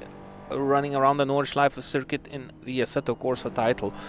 The barriers give you damage. So it didn't look like a big hit, but there's a really nasty outcome of it. And that's gonna slow them down. He hit the Armco at about 200 kilometers an hour. So any hit is a big hit. Yeah. I mean, in the sim, obviously the barrier doesn't deform. Yeah, because in the simulator, the barrier doesn't deform. If you go off at Mudkurve in a GT3 car going at full pelt, I wouldn't call it a small incident. Well, it looked like one. That's why I'm joking about it like that. It just didn't look bad, but it actually had. I understand it was that really hard. For a big crash, you need somebody flying off the track, but yeah, we've got, I guess, different criteria for that. I think for you, as long as the driver stays in bounds of the track and is not somewhere in the forest, easy, fixable. Yeah. Minor incident. Tell that to the mechanics of the Twitch Gas 79 team. Do you think they will have problems fixing the car? I don't think so. 4 minutes. Come right in. About the time it will take, Come right in, and I'll give you a fresh set of 4 wheels to drive on in the remaining 5.5 hours of this race. No problem. I'm pretty sure about that. I think they are paid really good by the teams. The mechanics. Yep. I think all of these teams have incredible mechanics. Unlimited budgets. They have unlimited budgets. That's why the mechanics are the best ones you can find in the world. They can fix any damage. You can bring car at any level. They will get it fixed. That's how it is in races like these. But it's not going too well for the Twitch Gas 79 team. But, well, it's not too bad, actually. They have the pace. And they are right on the limit of their strategy. Maybe close to it. They have to decide if they need to come into the pit lane for the long pit stop, if the driver is ready. They've lost about... Yep, they are going straight in. Nope. Nope. Okay. Sure. Yeah. So okay. If the mechanics can fix it, why not drive it a little bit longer? The mechanics were having lunch. Yeah. So they can't fix the car. They said one more lap. At least one more lap. Or maybe sticks to the strategy. Yep, that's also an option. But lost quite a bit of time. They've lost about 6 seconds. And still losing it. And they will lose even more. Because that's a long lap. With a damaged car like this, it's not really nice for the driver. But I think they took a really fast decision here, you know. The driver told, the car is not in one piece, but it's still drivable. So I think it's, well, maybe good to stick to the strategy, because if you come to the pit lane too early, you risk to have one more pit stop by the end of this race, which would cost you maybe more. It's really hard to calculate fast after you make that contact and have that damaged car, how much you lose around the track. And there's another point in this, because, well, firstly, the driver slows down a little bit more and then slowly adapts to the changed style of driving of the damaged vehicle, but he can become a little bit faster. Looking at the gap right now between Midlap Crisis and Twitch Gas 79, it doesn't look too bad. At least at the GP part of the circuit, the gap kind of stays the same. Well, they're still losing a little bit, but it doesn't look too bad. Yep, losing a little bit of time, but I guess they have some kind of target they really want to hit in terms of laps, and they're trying to reach it. Kamikaze Development still out on track. Of course, they owe a long stop, but still interesting that they're out on the circuit. Yep, another different strategy, out of sync with other cars. Most of the cars are actually out of sync already with the strategy, because, well, the best strategy you can think of is just to stay out for as long as your fuel tank allows you to and change nothing in it. But the race goes on, various situations occur, and the strategies change. You clip the barrier gently, you receive big damage, and there goes your strategy plans. You are forced to go into the pit lane. That's how it gets out of sync between the teams. And the funny thing is that everybody gets so out of sync that at some point they all get back into sync. Yeah, that's a good point. You never know, and it's really sometimes hard to understand the flow of the races. It's easy at the beginning thinking about the strategy. It gets mixed up running in the race, in the middle of the race, and it might get a little bit easier towards the end of this one. 10 seconds, so definitely losing a little bit more in the old part of the circuit. It's a little bit more complicated. Still hanging strong. To P10 overall is Twitch Gas 79 Racing Team. That's how the car looks from the outside. Usual livery, Kaspersky. A paint job you could see somewhere in the past on the real racetracks. That's the Ferrari 488 GT3 car. Yep, don't see these cars too often. Obviously the Evo came, and now you've got the 296, second year for that car.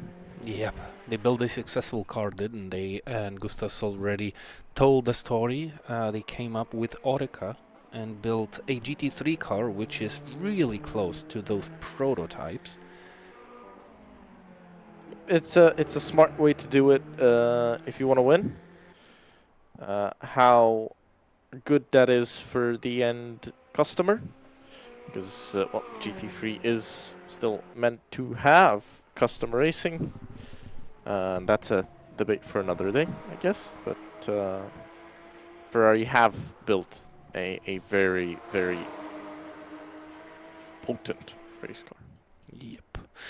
48 seconds between Lopen Pro Esports and Sean Krauk Racing, so it's continuing to decrease the gap between the P1 and P2 in the GT4 class. Neirola still doing a brilliant job behind the wheel. He's chasing down Albrecht, but, well, it's still far from enough to conquer, or at least to put in a real battle for the lead, at least at this moment, because you have to put out Neirola of the car at one point, and he's the fastest driver of the team. That's why he's chasing down Albrecht. But that's gonna change after those next long pit stops and the driver changes. Maybe not too much. The pace is really similar of all of the drivers. It isn't really, there's no big difference, but sometimes even 2 or 3 tenths difference per lap, that's the time that counts. That's the difference that makes the difference in the racing. Oh man, I always try to extend my sentences, and then I get to the point where I almost don't understand myself and what I'm trying to tell. I mean, My point is that the flow of the race between the P1 and P2 in the GT4 class will change at one point after the next stops. I don't think it will change after the next stop. I think that well, we should have the next stops to be the long ones with the driver change, or Oh, you mean okay? You mean after the pit stop? Okay. Now yep, after the long pit stops, when we'll see the driver change. Because well, I'm not sure. You know, I think Sean Clark Racing are in a good rhythm. Maybe don't take out the driver for the remaining 5 hours and 20 minutes. Yeah, sure. No, that's a good strategy. That's why I don't work as a strategy. Well, yeah. Keep driving. Keep driving. Just do your job and don't complain. Sorry. I don't take no for an answer. Well, actually, Jussi Neirola is behind the wheel for 100 and a little bit more than 2 minutes. The time he's got about 40 more minutes. Yeah, to go. Exactly. But they both switch at the same time. I think if they want to win tonight, clearly Mendes was struggling a lot more during his stint. I'd keep Simon Speffin and Jussi Neirola now till the rest of the race. So Simon Speffin now, and then Jussi Neirola back in the car to finish it off. Good strategy. Because they've got almost off the track. Because Lopen will, I mean, they have to do driver changes, right? And they've got Uyental to continue next stint. He's a bit slower than Albrecht, who's behind the wheel right now. At least he was last time. He was behind the wheel. So, opportunities. They've been gaining well. If they can continue this run, why not? We might see something happen. Good to hear your thoughts. I'm really sure that you are a good strategist. My Teams are listening, so I really fast. love your idea. Yeah, you know, if I was the team boss of Sean Clark Racing GT4 car, and I really wanted to see my team succeed in this race, which is really possible, it's quite close, the battle is still on, I would use your advice. Keep Neirola and Speth for the remaining 5 hours and 15 minutes. Let them share the car. Talk out with the remaining driver. Kind of get into compromise. And I don't think there's any compromise. Well, yeah, he's done his 2 stints, so basically he's done his job, and he's still. It's a team decision. Yeah. Mendes wasn't slow. He was a little bit slower, right? I think you could even probably do it with him, but you know, maybe you take that risk of putting the guys that have been faster so far into the car and, you know, just seeing what happens. Yep, that's the way to keep that battle live to win in the GT4 class when the number 34 car. At least what it says on their livery, because they are number 21. It always makes me wonder how on the AC platform the numbers are out of sync. what we see on the platform and what we see on the cars, but Augustus actually explained it really nicely. And the system is not that advanced. It doesn't put numbers on the cars automatically. The livery that you put on your car, you're responsible for it with all the numbers that it carries. And the numbers, the real numbers, are being handed out by the system itself. The way, in the order, the way the drivers perform in the pre-qualifying session. So basically your number for the race is your pace during the pre-qualifying session for the event. That makes it actually really nice to look at the standings on the left side of your screens. That makes you understand and understand the pace of the drivers, the flow of the race, and kind of gives you a little bit more info and data about how the race is evolving so far. So we don't have any change in P1, but the 5th fastest car is currently 2nd on the grid in this race so far. Well, of course, it doesn't reflect the reality because we have those long pit stops. And number 5 owns us one long mandatory pit stop. I wonder what position they end at after they complete it, but I think they will drop to P4. Most probably that's gonna be P4 after they will complete that long pit stop. Car number 12. That's Schmoll Racing with Leonhard behind the wheel, and they also have only 2 long pit stops in their account. So basically Kamikaze Development Group are currently 4th. Yep. Because of the long stuff. Yep. That's kind of what it looked like the whole time. 8 minutes 50.1. Juicy Neirola is performing nicely. That's his personal fastest lap time of this race so far. And I think that's the fastest lap of the GT4 class in this race. Yep. It is? Yep. It is. Purple. He's gone purple for the GT4. So, pushing hard, taking a lot of risk, but it makes sense because they want to. That's the only thing they want to do. They want 2 to Sean win. Clark Racings on the track. Sean Clark Racing GT3 versus Sean Clark Racing GT4. Flash of the headlights. Maybe brush of the doors gently just to say hello. How do you do? How are you doing during this race? And continue further. 2 liveries, 2 really similar liveries on different cars, because these 2 cars are actually from The one GT3 garage. Actually, oh no, actually making the move. Interesting. I thought they were waiting. Yeah, they waited out. It seemed to me that they had just simply waited out for a safe. Yeah, but that was still a strange. I mean, that's still a spot where you inconvenienced the GT4. They've probably waited for this straight that they just passed.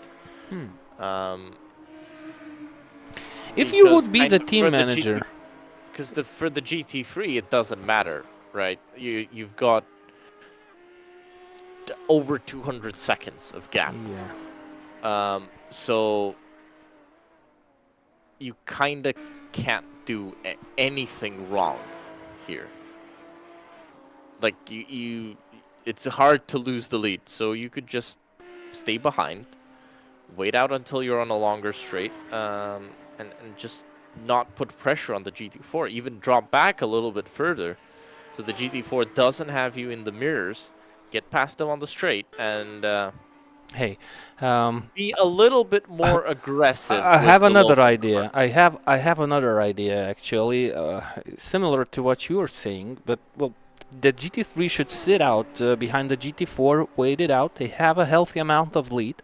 Their sister car, GT4, is in a battle and chasing down the leaders of the GT4 class. What do you think about waiting out till the Duttinger Höhe straight and then the GT3 giving a really nice big push for the GT4 running down the straight?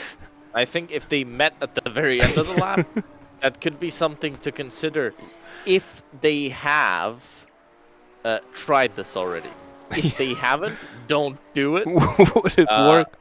I wonder how the GT4 would react to that, you know. Well, you can push your rival to the 200 and 300 kilometers per hour. What speed do they hit in the GT3s and what speed do they hit in the GT4s? Are you familiar with? Down the Döttinger Höhe straight. Should be around... I guess very much depends on the setup, but should be around 280, 270. For the GT3? Yes. Don't they hit 290, close to 300? Well, you hit 290 on... depends on BOP as well. Well, Daytona, you hit 290 for sure with the GT3s.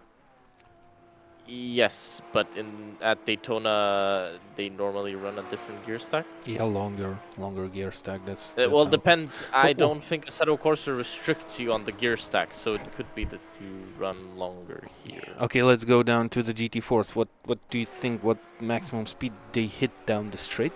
Can we check it? We can check it. Why talk about it when you can check it? So we can compare that. Sorry, I can't check it. It's too small on my screen. You can check. Oh no, actually I can kind of see it. So we'll see the GT3 first. I think we can jump on board the Sean Clark GT3. Good point. This one is one of the few GT3s that don't have any damage on it, at least none that is visible. So we'll be able to see how quick does the fastest GT3 go. Yeah, that's what happens when you are almost 7 hours into the race of the RingFreaks Nordschleife event. You start talking nonsenses and taking notes of how fast a GT3 can go down the Döttinger Höhe straight. It reached 270. Oh wow, they're picking. Oh, okay. car 1 warning, unsafe. Okay, that's... Yeah, but car 1 just received another warning for unsafe overtake. What about that? Okay, that's 290 down the straight. I was closer. They'll start going downhill. Wait, they'll start going downhill because that was uphill. Yep, 225, 226. 296. Yep, 296. Oh, it's 265, so not that big of a difference. But we have to talk about the warning for car number 1, and it's actually warning number 2 for Sean Clark Racing. So suddenly they just decided to make their lives a little bit more interesting in this race. They decided they have too big of a gap because, well, it's actually 265 seconds because you have to compare the gap to YRC. It extended dramatically. It was below 200 seconds because before. YRC has done their 6th oh stop. yeah, exactly. You're right. So, yep. So what do you think? Was that overtake against Sean Clark Racing, or it was something we didn't see on our screens? The warning that the number 1 car has received. Warning count is still 1, so I'm not sure what it's about that.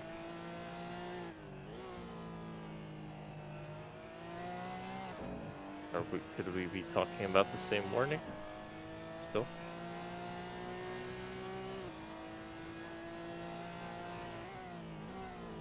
So maybe it was just... One car only has one warning. Yep, it still has only 1 warning, so I thought that it was the second warning. 2. Warning count 2. No, warning count 2. So car 1. It didn't refresh. That's Sean Clark Racing. That's Sean Clark Racing, GT3, but I see only 1 count. With, no, refresh. I need to refresh. Okay, so... It's, oh, yep, I've refreshed. Motor Racing. Okay, so, well, nice job for race control. They are still awake. They're still doing their job. And that's only 1 warning before Sean Clark Racing could face the drive-through penalty. So drive-through will cost you about what? Well, let's say half a minute? Yeah, seconds. Mostly, maybe even less, I believe. 20 seconds. Okay, so YRC, 266 seconds. Let's take away a pit stop. Let's say that's about 55 seconds. Let's say 210 seconds, and they can get around about 7 drive-throughs until they're caught by YRC. That's a nice hint. Hopefully the team listens. It's a nice challenge. Yep. Go for 7 drive-throughs and still win the race. what about that? It's not only winning, it's winning with fashion. Why not? Exactly. Yeah, why not? Make it more difficult. Yep. Still enjoying how Sean Clark Racing is currently chasing down Lopen Pro Esports. I'm talking about the Sean Clark Racing GT4 team. Time is decreasing slowly but consistently. 8 minutes 51.6 versus 8 minutes 54.6. That's 3 seconds per the last 25.4 kilometers of the track. That's not much, but still, it's quite a lot. Because we've seen Sean Clark Racing and Lopen Esports team doing identical lap times at the very beginning of the race. The difference was actually only hundredths of a second for quite a amount of laps. Now the pace is different, so that means it was created with the change of the drivers, and well, one of those was slower, the other one was slightly faster. That's where the gap came from, and that's why the gap is still constantly changing between the two teams.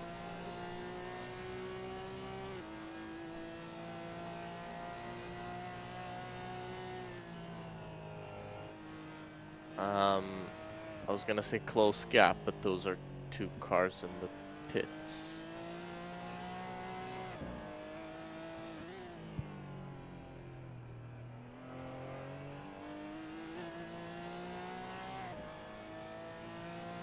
This is, I guess, your most likely battle to come up for any of the podium spots. Maybe YRC and International Racing Team.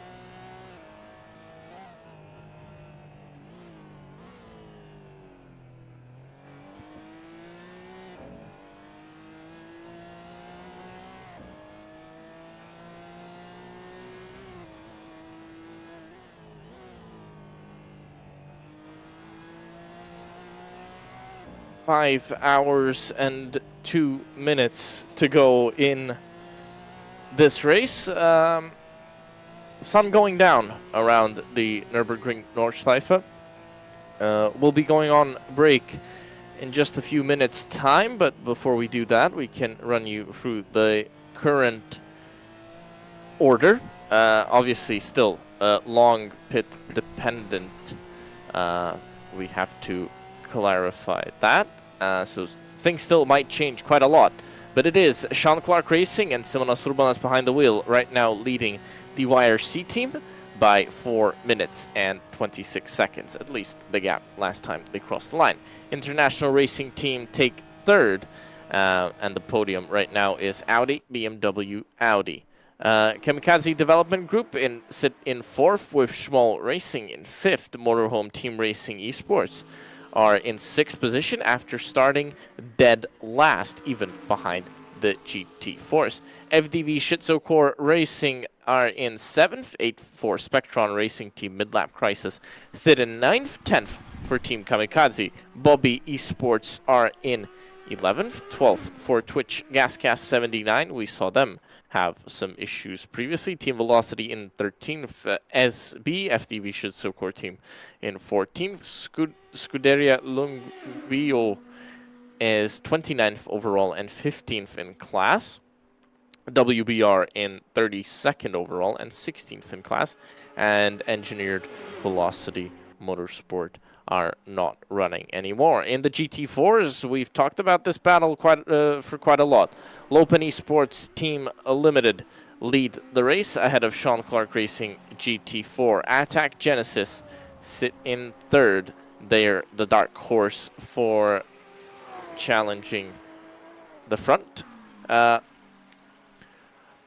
Papanastasio in the IRT number 1 car. They've kind of had a quiet race, but continued to move on up. Taiga Motorsport Racing Team in 5th. 6th, KDK Racing Division. Nice recovery from their incident in the beginning. Torque Motor Racing, they had that incident with Sean Clark Racing just a few minutes ago. Benex Motorsport sit in 8th. That Sim Racing Team 9th. 10th for Dutch Sim Racing Team.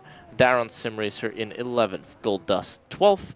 13th for Visual Boys Racing, H71 Esports in 14th. 15th for PHRL Endurance Squad, IRT number 2 in 16th. 17th for Mischief Endurance IL, Race Spot Sim Racing Team in 18th retired. Also, Mischief Endurance IL also retired, and QKS Sim Racing Team retired. So only Porsches left in the GT4 class, but that battle for the win still on between Sean Clark Racing and Lopen Esports Team Limited. So that's your order with 5 hours to go here at the Nürburgring Nordschleife and at the RingFreaks 12 hours of Nürburgring.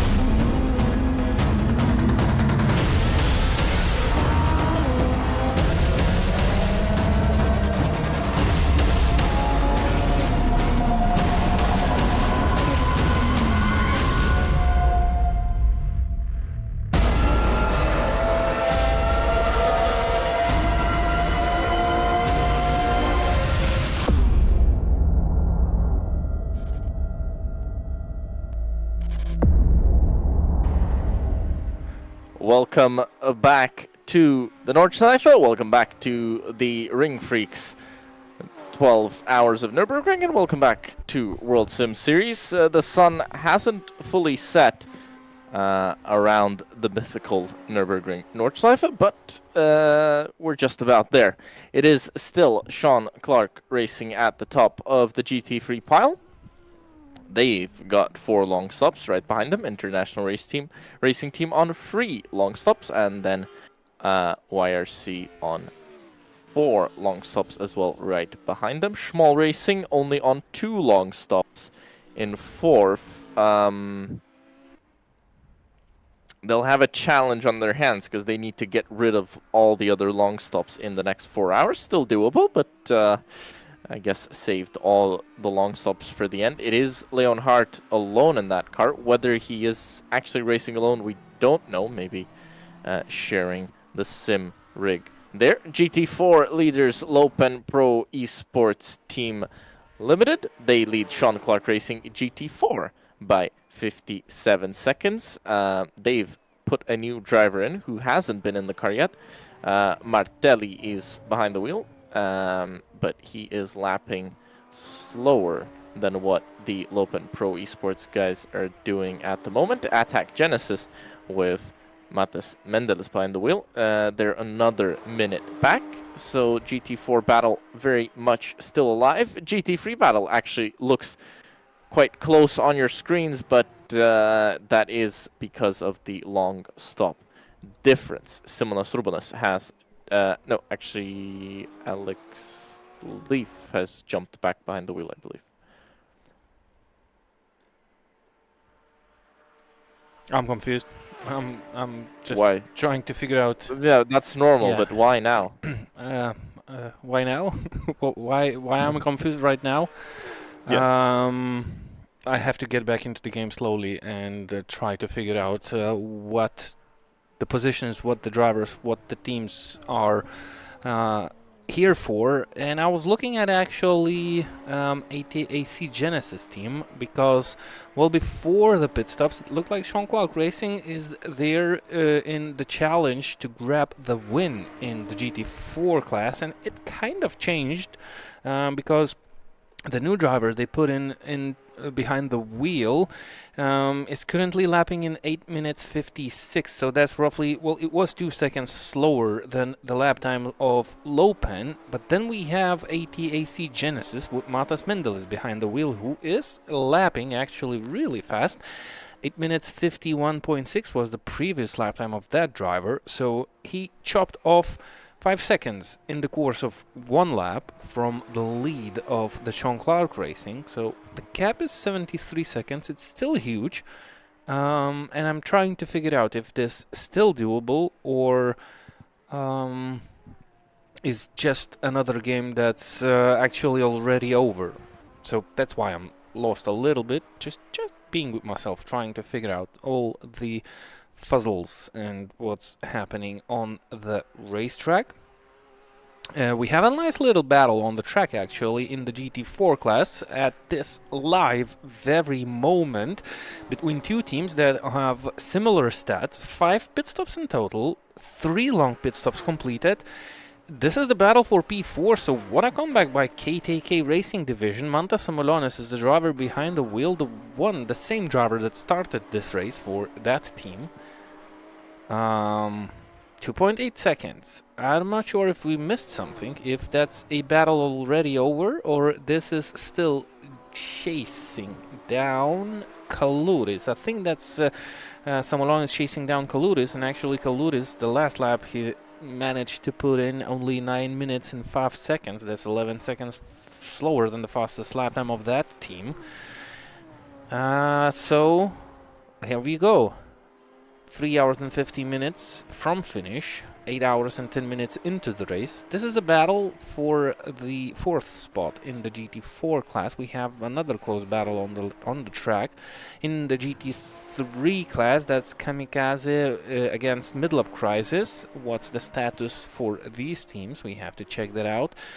4 long stops for Midlap Crisis, 3 long stops for Kamikaze Development Group. So still one long stop short, and that means even though they are close on the track at this moment, they are still separated by quite some margin due to the difference of the amount of long stops. Sun is setting slowly, but as soon as you hit the part of the track deep in the woods, it's already dark, and you have to trust the artificial lighting of your vehicle. A couple of lights on the dashboard on the KTK Racing Division kind of reminds me of the dashboard of my BMW, the daily one that I drive. Doesn't seem so good. The ABS and traction control errors. Yep. That's what the car usually suffers from. I don't need traction, but the lights are in the way on the dashboard. So, yeah, looking at the dashboard of the Porsche, I don't feel so bad suddenly driving my daily. You'll feel bad when you know that, because I mean, if you're spectating someone, it doesn't actually show what TC or ABS mode they're in, so it just throws it up as an error. Yep, I know. Yep. Still, those lights, they're there. They remind you of home. Okay. Yep. KTK actually have a shot at this position because the car ahead of them is running in the 9-minute 5, so running much slower. 2.5 the gap. Actually, we do have a closer gap further down. Darren's Sim Racing and Torque Motorsport. That's for 22nd overall, and let me check. Yeah, it's always the calculation. We don't have the information. Actually, it is for 8th in class.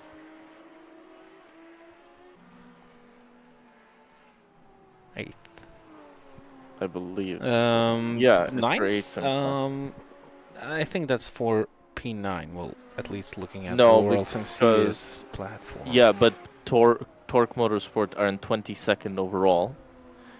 And they're KTK just made us pit stop.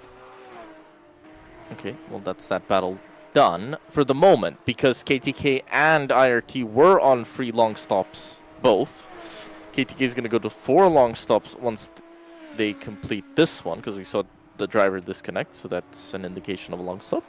Yep. So it's all up into the hands for the next driver driving for the KTK Racing Division and how fast he can go around the racetrack. Looks like the fastest driver of the 3 drivers is Matas Mickiewicz, the one who just jumped into the car. So this is a nice move, and they're definitely in the battle for P4. Beautiful driving so far. But they'll have to make one more driver change. They will, but their rivals also. They are the first ones of the GT4s to make that 4th longest long stop. Aren't they? Not the first ones. Actually, BenX have made 4. Torque Motor Racing have made 4. Yep. H71 have made 4. PHRL have made 6. Wow. Okay. And IRT number 2 have made 4. So a few teams on 4. In the GT3 class, there's it's a bit more random. Actually, Bobby Esports have done 1 long stop, and with 3 hours and 45 minutes to go. Can you do 3 long pit stops in a row on the same lap?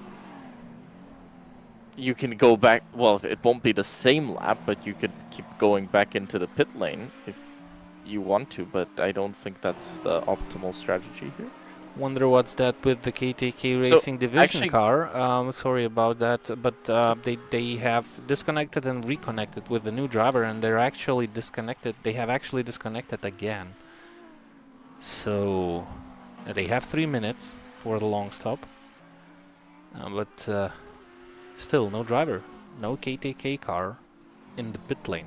So maybe there's no technical issues, maybe there's some decisions, some last minute decisions. We're about to find that out. But they might lose some precious time. They were battling for 4th place. Yep, back again. Yeah, okay, never mind. They are back. and Maybe just some issues they had to reset. yeah, they have time. You've got time. You've got the obviously it's a long loading period because of the big track, but you've got a chance. But Bobby Esports, that's a very interesting case because they've had Grosjean in for 386 minutes, so that's a bit over 6 hours of driving time. And then Creton jumped in about 100 minutes ago, so an hour 40 minutes ago. And that's their only long stop that they've completed, so they'll have to think of something here. Not sure what can you think of with 3 Well, hours and you'll have 44 to- minutes to You'll go. have to have every pit stop as a long stop. Yep, and one extra pit stop, isn't it? So you can, from this point, you can make the race with 3 stops. It depends on how much fuel you've got in the tank at this exact moment. But it's 4 hours to go, even less. So, well, you need only 3 pit stops regarding the fuel. And they have 4 long stops. So, yeah, that's definitely out of sync. And that's not gonna end well. KTK back on racetrack, so it looks like they had some issues, but it all worked out at the end. They just needed to reconnect. This is the battle. Kamikaze development team are in front of Midlap Crisis on the racetrack, but actually they are behind them because they like one long mandatory pit stop. That's easy actually, if you think a little bit about it. Sounds confusing. You see a car in front on the racetrack live in the pictures, and the commentators say that, well, the Audi is actually behind Midlap Crisis.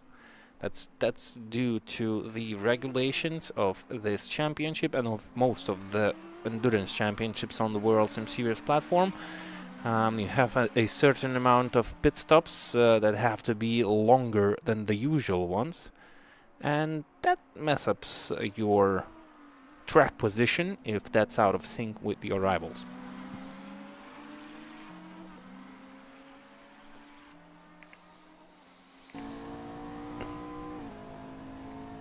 On board with the 650S GT3 McLaren. I was gonna say highest non-German brand, but Spectron are a bit higher up. Also McLaren, but sitting in 5th in class. And 5th overall. Yep, they were always right about there. Actually, they have 4 long pit stops completed. They are currently 5th, but there are 2 cars in front with 3 long pit stops to their account. I don't think they can battle international racing team, but they have definitely an advantage against small racing at this moment. Yep, real advantage. They're only 50 seconds behind. Oh, they're actually already ahead. How did that happen? Looking at the Worldsimseries platform results, and that's the other way around. They are actually 50 seconds in front of small racing.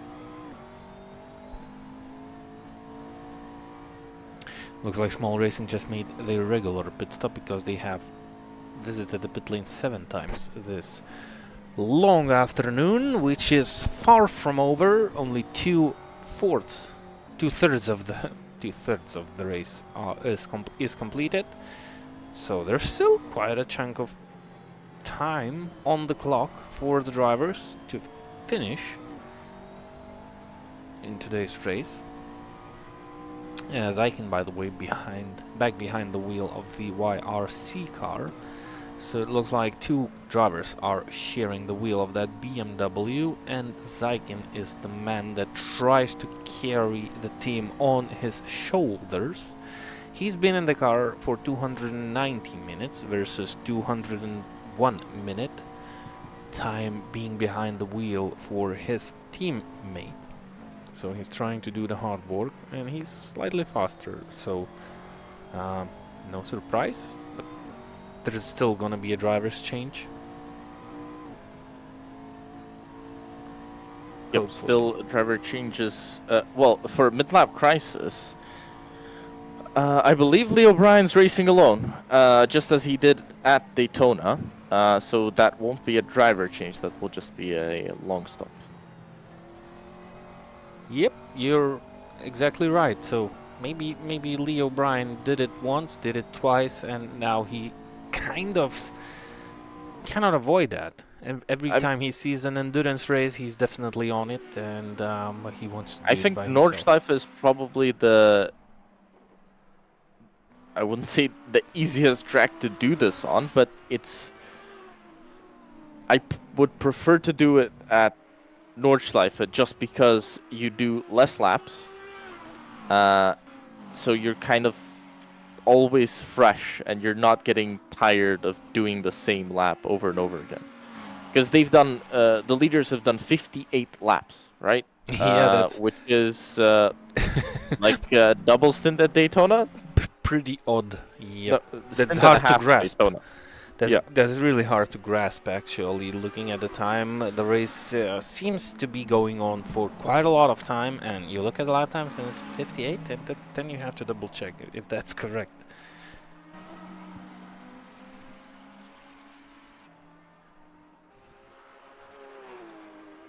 Yep, and some of the drivers did, like, for example, could you guess the amount of laps that Jan Nimtz spent behind the wheel of his Audi for the team? Remember, he managed to create that impressive gap between himself and I know the they were chasers. doing 14 laps each, and if Jan Nims Yeah. wasn't back in the car, then he's done 14 laps. Yep. If he that's was back, he'd have done 28. yeah, that's 14 yeah. laps. I'm having a look at it now. Yep, so 28 for Simonas Urbanas. We'll see Alex Leaf do 28, and then Jan Nims will probably take it to the end with 28, 27, 29 maybe. Well, I think they'll have like a one-lap buffer to see it out to the end. But that's really that's really strange, and sometimes, well, keeps your head spinning looking at those numbers and remembering the gap that Jan Nims created. 14 laps. It looks like it's nothing, but it is. That's 350 kilometers, isn't it? Yep. Roughly 340 kilometers. 14 laps. Yep. It'd be close to 400. So 1 lap is 25 kilometers. So 10 laps gives you 250 kilometers, and then add the 4 extra, which is 100 kilometers. 350. Okay, yeah, because they're doing 8-lap stints, right? If they stretch the fuel, they could do 9. Because Yeah. on a normal track, you're doing about 200 kilometers on a tank of fuel. Okay, so 8 lap stints. So why don't we have 16 laps for one driver? So that means they do 7 lap stints.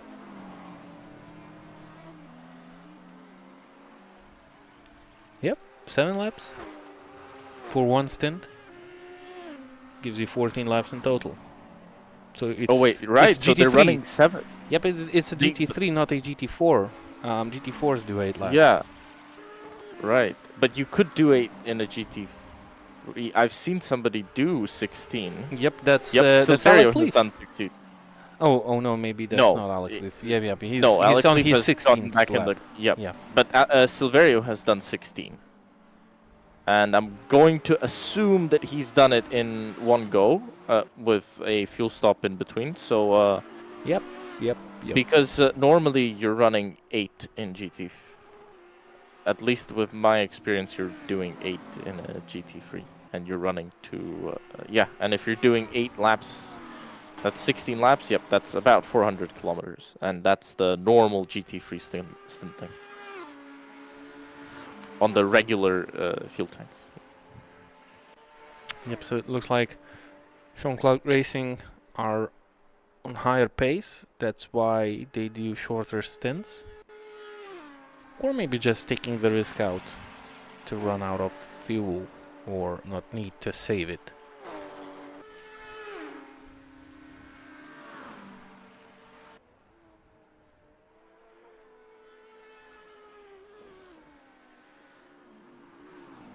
Zykin has done 35 laps already, so he's one of the drivers who's extending it a little bit further. Of course, they are a team of 2 drivers.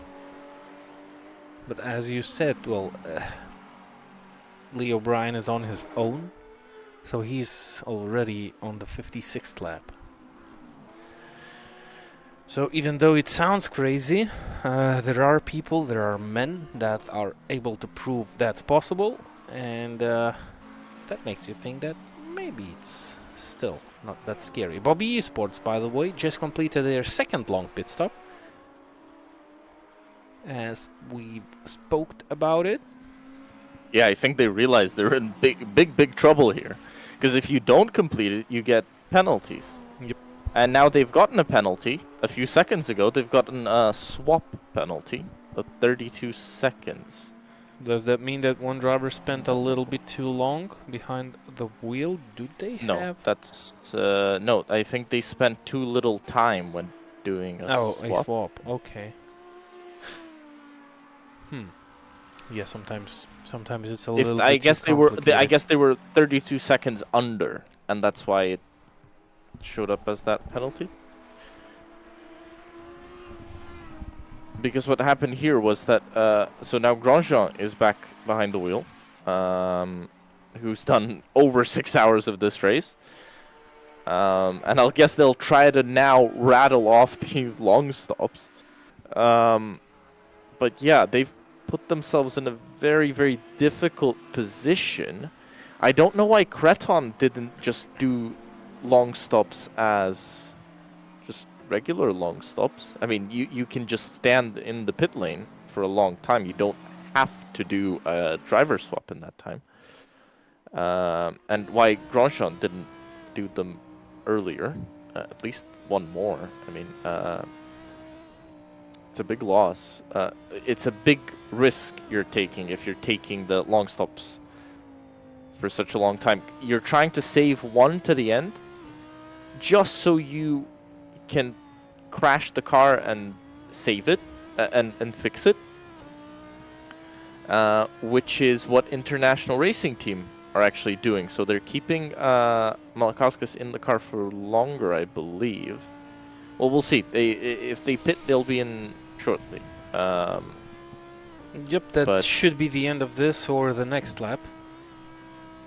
But that doesn't mean they'll do a driver change. And that's the important part here. Because if they don't, and they push it out a little bit longer, they can do 2 long stops in succession, and that would kind of give them a bit more of an advantage in the sense that if something happens in the final 3 hours, they've got one get-out-of-jail-free card. Yeah. That means if they damage the car, they will still have that one long pit stop, which gives them the new fresh car. And it's really good to have. In theory, you can do an extra long stop. So this is something that Sean Clark Racing can do. And I guess that's why they're not really worried. Because right now they're running at that extra long stop, and they're still about a minute and a half ahead. So they're relatively safe in case this happens. But for other teams like YRC, Spectron Racing, they've only done 4 out of the 5. That's not... It's optimal in terms of if you're not going to crash, which you're never planning to crash, but it's nice to have that safety.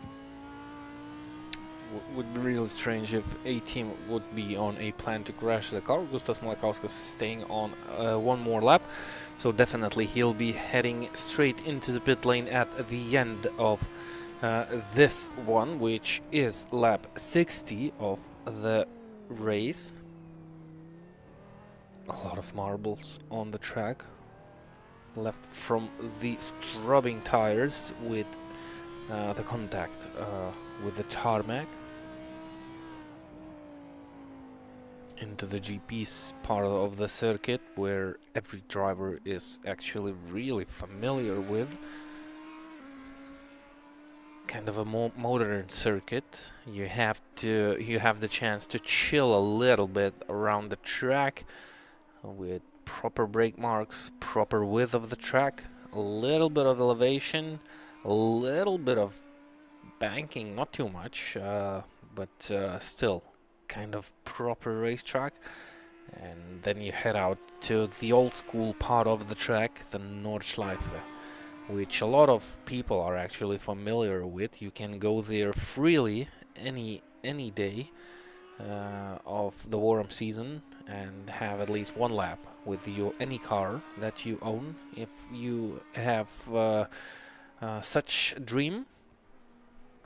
And these guys do it virtually on the racetrack for the chance to get some free vouchers from the RingFreaks company to get into their cars and well, have that experience for you. I wonder how many drivers of this how many drivers that are participating in this event have actually driven on the real Nordschleife circuit. I'm pretty sure Jan Nims has driven here. What about the others?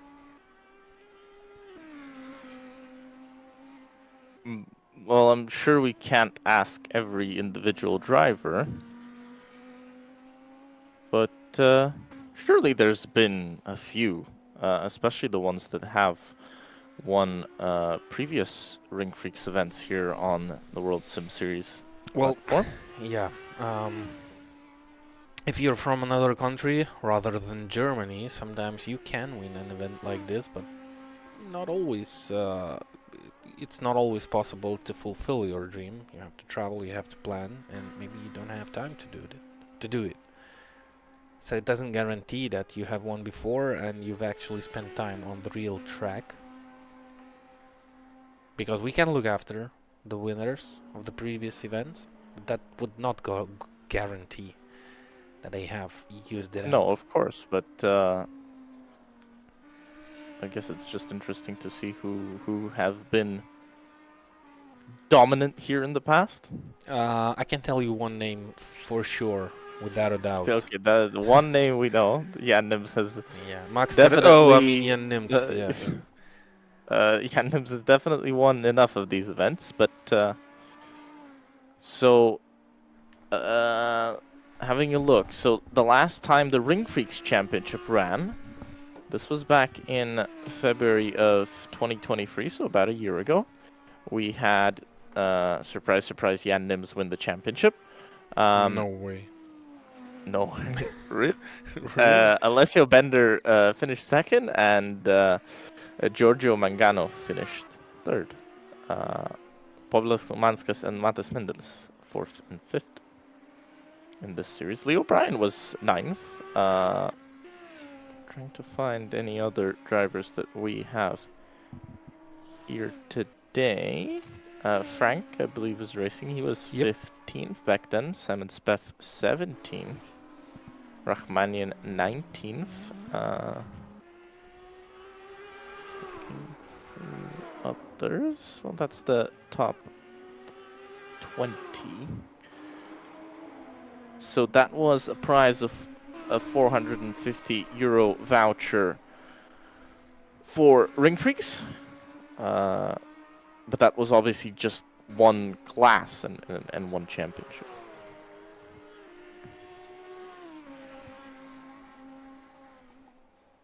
Lopen entered the pit lane, so Sean Clark Racing should follow them. They are on similar strategy. They are down the Duttinger Höhe straight. Lopen changing the drivers. That's no surprise. So Sean Clark Racing, they should stay out on the racetrack for at least one more lap, because Martelli has completed 7 laps. So, oh no, so they should enter the pit lane now, actually. Yep. And that's Martelli entering the pit lane. Another warning, causing an accident. Car number 28, one of the GT4s. This is, I believe... Oh, that's actually a GT3. No. Dutch sim racing team. Burek behind the wheel. So, So yeah, so they have- just received a warning. What about ATAC Genesis? So Matas Mendel is behind the wheel. He should be entering the pit lane by the end of this lap also. I believe so. Should he? No, I think one more. He's on the he's on the 8th lap already. So Or is he on the yep, 7th? yep. He completed 7 laps. That's what the system Okay. says, and Oh, he's yeah. on the 8th lap, so he needs to enter the pit lane. That's So not a everybody on the same Maserati. strategy. Looks like so. It equaled out. Well, it wasn't a problem for Lopen and Sean Clark Racing. They were always on par. They were on the same lap. But ATAC, they were kind of out of sync. They had problems on the first run at the beginning of this race. And they actually kind of got back to it, if I get it Sean right. Clark pulls Martelli out of the car. Even though he did an 8:55, I don't like saying drivers are not quick enough, but with the current situation on track, he lost the team some time. So the team need to recoup that. Now they're going to have to go flat out. Everything they've got, they're going to have to give it. Next 3.5 hours, I think they'll need a bit of luck. I'm sure that the GT3 team has been told to, when they're overtaking the open car, to maybe brake a little bit more, slow down a little bit more. Every 10th might help. And it will be Neyrla, who was quickest before, heading out against Albrecht behind the wheel of the Lopen car. So Neyrla versus Albrecht. We've seen that battle before. I guess they'll keep Neyrla Who's as that? long as they can. That's Spectron Racing, and Oh, wow. they are all in a constant battle and contacts on the racetrack. It's really hard to see when it's dark. Wow. Was it with the car Schmoll, that's lap behind? No. I think they're in the battle with Schmoll. Yeah, they are, but Schmoll is 1.9. already Oh, no, further they're ahead, and this is the Audi that's behind Spectron Racing, and they were... So which Audi is that? You tell me. It's really dark. I don't have the chance to switch straight.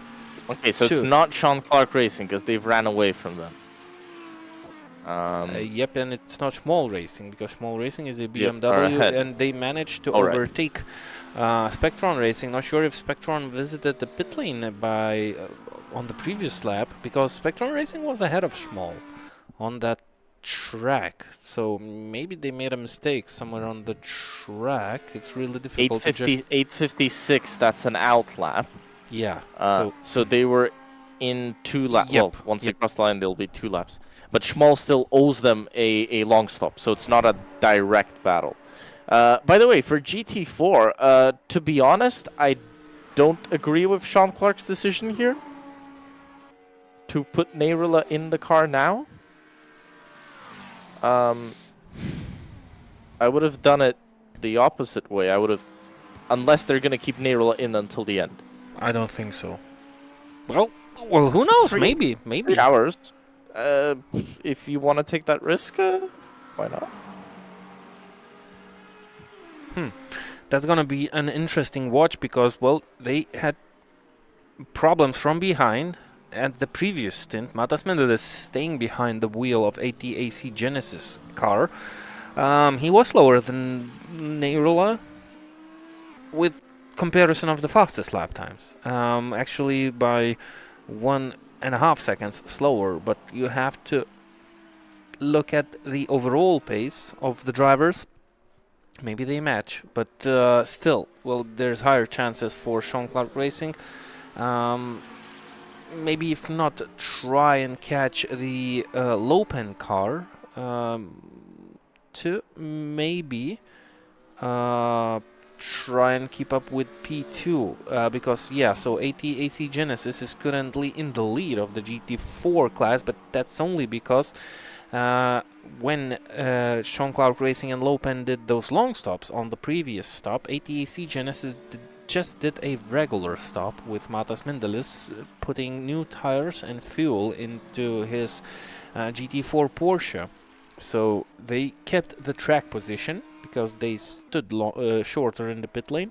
Now they are in the lead, so kind of having the edge, but they still own the rivals one long stop. So even though they are in the lead, they are currently third, and that's what Sean Clark Racing is maybe fighting with, because they are 70 seconds behind Lopen Pro Esports, and Tendal, sorry for my pronunciation, is behind the wheel. So actually Neirola should be gaining on Lopen again. Oh no, it's actually Albrecht behind the wheel, sorry about that. So the pace will be really similar of all the top 3 GT4s now. So that's gonna be an interesting stint. And I wonder how that will pan out. So take a good look, 75 between ATAC and Lopen, 70 between Lopen and Sean Clark. So ATAC going for that, leaving a long stop towards the end. Next time they'll come in, they'll be about 2 hours and 10 minutes to go, around that point. So they are leaving. They'll have 2 hours and 10 minutes to complete another long stop. So leaving it to the end, leaving one extra. Everybody else, they've got only one more remaining. So I guess in a similar strategy, but just a little bit different. A little bit of variety is always nice. So international racing team are shown to have made 3 long stop. Nope, now they're shown to have made 4. But it's fine. Nani now behind the wheel of the car. Actually, international racing team, all of their drivers have been very similar in terms of pace. Incredibly similar. Yep. Probably the most similar out of everyone, and they haven't been the quickest. By far they haven't been the quickest, but they've been smart about it, and that's how you make up positions here at the Nordschleife. Well, usually the way you get decent and good results in multi-class racing, endurance racing, is having a team standing of the drivers who can match each other, and they show similar pace, and not exactly the best pace. But 8 minutes 17 seconds, it's not a bad result, and it's far from bad result. So it's still a good pace for the drivers, and you can put any driver that you want at any moment of the race. He'll perform the same. So it's basically having one driver behind the wheel for the whole race, but the driver is always fresh and well rested. So that's actually usually the case for some good results when crossing the checkered flag. Yep, hoping for good results. Spectron and Schwal finally caught up, but different long stops for them. So even though it is a battle on track, they both know they don't need to take unnecessary risks. But when has that ever stopped anyone in this race? Side by side, down into Mutkurve they go. You don't see much of Mutkurve when it starts because it's all in the forest. And Spectron Racing Team up into P4. Their next target, about a lap in front. No, less. We'll wait for the timing to wake up, but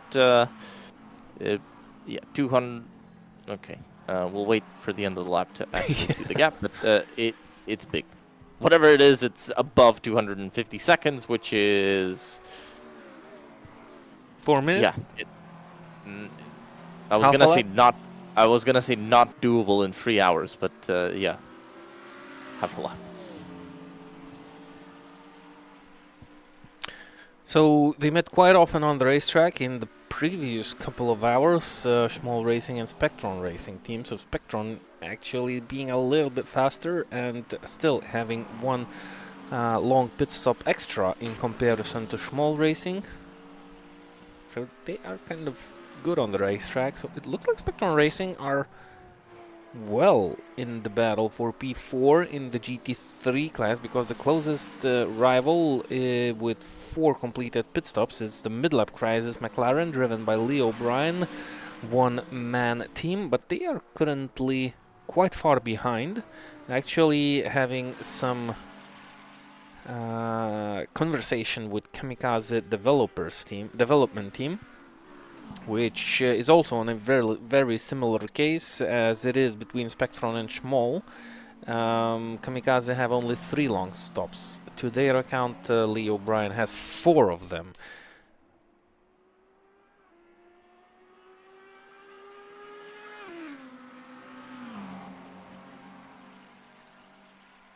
Yeah. There was YouTube chat that we missed a lot, but what else do we have?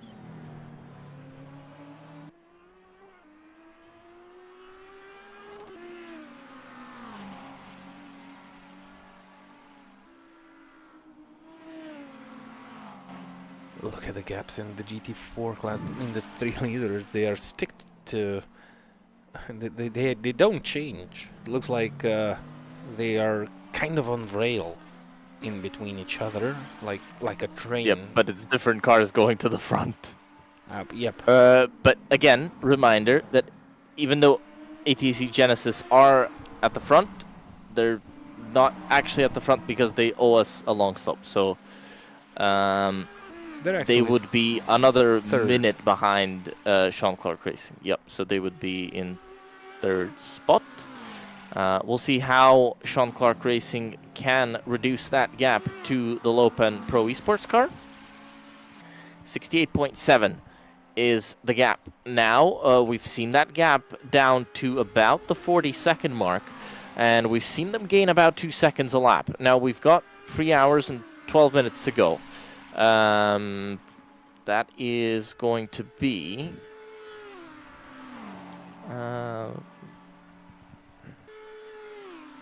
about 22 to 23 laps. That's my prediction here. I won't argue with you. You do good. You do good at math. That's we can only trust you. Actually did really bad at math. Yeah, but that's racing, you know. You are always different breed when doing calculations. Because I just needed to pull out the calculator to do 7 + 7 + 8, but sure. It's also late, so that's my excuse. But I would do it for any calculation. So with about 22 laps to go, they have to gain about 3 seconds a lap, which is a lot. That's going to require a lot of risk from the Sean Clark Racing car. And at this moment, it looks like they're not performing, at least not what they need. It's still roughly 68 seconds. It was closer to 70. So they won a little bit, but that's not as much as they needed to win on this stint. Matas Mendel is actually doing the best job at this moment, well, at least by the looks of it, because the gap extends to 77.6 seconds. Well, actually, it's also really similar. It was 76. So Lopen lost 1.6 seconds to the car in front and to the car behind on this lap, including the out lap. So that's still too similar to make some changes.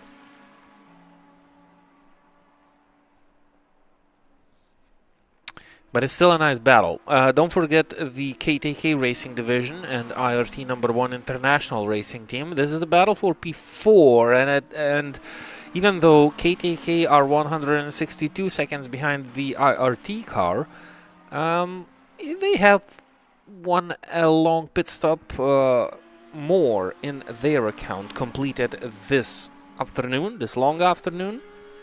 So they look to be in a better position to take that first step behind the podium finishers. That's the worst place you want to finish a race at, actually. It's either first, I think second, or third, and then you better finish 56th.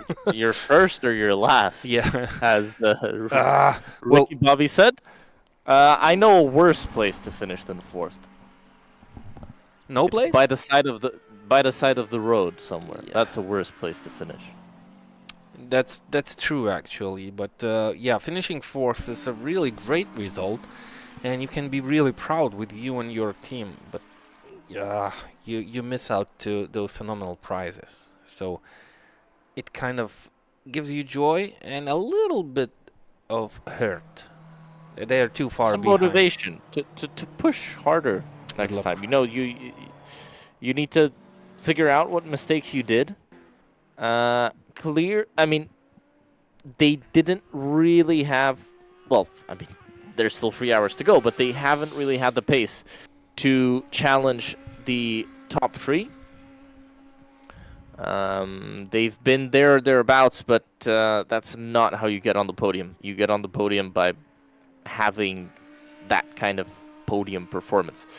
This is the International Racing Team car with the purple front lights. I was gonna say pink front lights, but then I realized I have I have glasses on. I have these glasses that block out blue light, and yeah, those lights now look pink to me. Okay, that's interesting. Yeah, they are definitely purple. Yes, because I took the glasses off and I saw that they're definitely still purple, still very, very purple. But what's interesting is that the light cast on the road is white. So, But I'm not I sure don't where know how that's that coming from, because it's being casted from the whole car, not only from the headlights or the tail lights. I think they have some neon light strips sticked around the bottom of the Audi R8 GT3 car, which looks phenomenal. I'm sure that's very legal to run on a race car. Oh, yeah, And everything is legal. Nobody's going to ask any questions. If that was a real race car and you had LED lights, I'm sure you'd pass scrutineering with that without any issues and nobody asking questions. Oh yeah, the scrutineering part. We missed that in the virtual racing, actually. That's one of the nice parts of the real races. I mean, we saw that car that, well, it is casting light onto the track, but it doesn't actually have headlights. There was one of those Audis. Oh So yeah. I'm sure that car should go to scrutineering, and we should check out why There you go. they. There we go. I've And they also I've got don't them have with the any first taillights click. as well. Up. They don't have any taillights as well. Night Riders. These are the Night Riders. Actually, The brake discs are brighter than their headlights or tail lights. I'm not sure if that's legal, actually. Okay. There's also no light inside the cockpit. There's also no. The only light is the dash. You can't see the wheel. You can't see any of the buttons on the wheel. Also, there's no light panel for the number plate. So if there were real marshals, if there were real stewards out on track, they would know which car it is, because there's no other car that doesn't have any lights. But yeah, if they were looking at it, they couldn't say which car it was, because they wouldn't. I wonder what technology you should use to not have any lights on the car looking from the outside, but still, when sitting in the inside, you would normally have the track lit by your headlights. So this is a nice Imagination or very illegal drugs. I don't know, but so That's- I think that's I'm on how drugs. You have this I think I'm on drugs, because this car, it doesn't have any lightning on it, No, not it from looks- front, it not looks from back, extremely only the straight. brake discs. But looking at the asphalt, there are some headlights, and when the Yep, car brakes, exactly. you see the tail lights. So, man, You don't. No, you don't see the taillights. well, you don't see the tail lights on the car, but you see the tail lights lighting up on the asphalt. Yeah, look. You? You Oh see yeah, it? yeah, you can, but you Yeah. can't see the tail. Okay. So I'm sure that's very safe and wow. in compliant. It's in compliance with absolutely everything. Yep, and actually, I would like to see the car, how it looks from the inside of another car when looking into the rear view mirrors, because I'm not sure if that's actually legal virtually also, if this is a bug that we have only, or it's some kind of a magic trick of the paint job that the team has. But it's confusing. Especially from further of the distance. I think if somebody's looking in the mirror, they'll see the track being lit up, but they won't see what is lighting up the track. Yeah, it's actually a little bit dangerous if that's actually the case. What other drivers are seeing. And if somebody's approaching you, they also see only a ghost. Light. They see a ghost flashing lights on the track. So. This is a situation we haven't seen, and I haven't seen it at any races that we've watched and witnessed. I wonder what race control is thinking about it, and is it only a bug that we have? That's really a possibility, because Assetto Corsa is a platform that's highly moddable, and sometimes with those mods you can get bad synchronization of what the car actually looks like and what you see on your screens.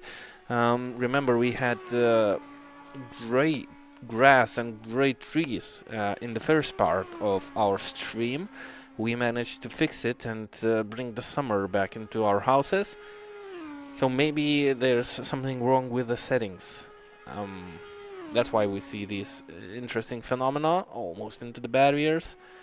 But if anyone has just tuned into into the barriers, how do you know that this car was almost into the barriers? My gut feeling tells me that. Because I don't see if the car's into the barriers. That's 35 years of experience looking at the virtual racings. Of watching cars that don't have headlights. Yeah. Or tail That's lights. how you know Only that. brake lights. Yep, that's all you can see, brake lights. You can see the two light beams coming out the front, but then once it separates out, yeah, it's a very strange looking car. Let's have a look at the Sean Clark racing car. We haven't really showed that much of it. Yep, that's how you look. That's a car with lights. Finally, now we know where the front and where the rear is. Yellow lights. Now I can tell you that he was on the grass. And I'm not just dreaming about it because I saw a ghost driving off. That looked wide. No. A little bit? Maybe on entry. So Sean Clark Racing Team, they do have yellow lights at the front, but they're beaming out white, so that's also a mystery to me. It's white at the bottom and yellow at the top. We'll say that's just how it works, I guess.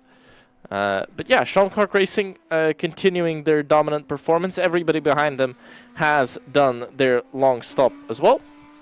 So top three all on 4. 270 seconds first to second, and 350 seconds first to third. 83 seconds separate the two on the podium.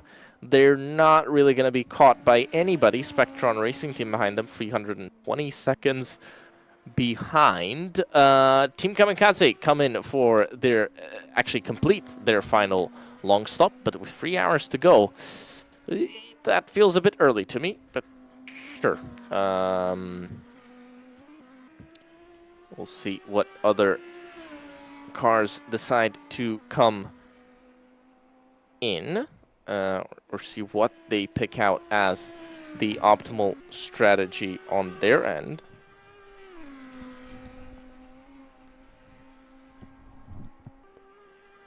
Lopen Pro Esports actually losing time to Attack Genesis. So and also to Sean Clark Racing. So yes, they're kind of lost in the middle. 4 seconds. Yep. They've lost 4 seconds last time round. that is a target that is on target for Sean Clark Racing to catch up, which is very much a positive and looking good if this can continue. I think we'll have a battle at the end of the race for the win. I hope we'll have a battle. We might. With exactly 3 hours of the race on the clock, we have to make a short break. This is to switch the YouTube link. So we will be back in a couple of moments. Don't forget to switch the YouTube video. It's gonna appear live pretty soon. So bye for now, and see you in a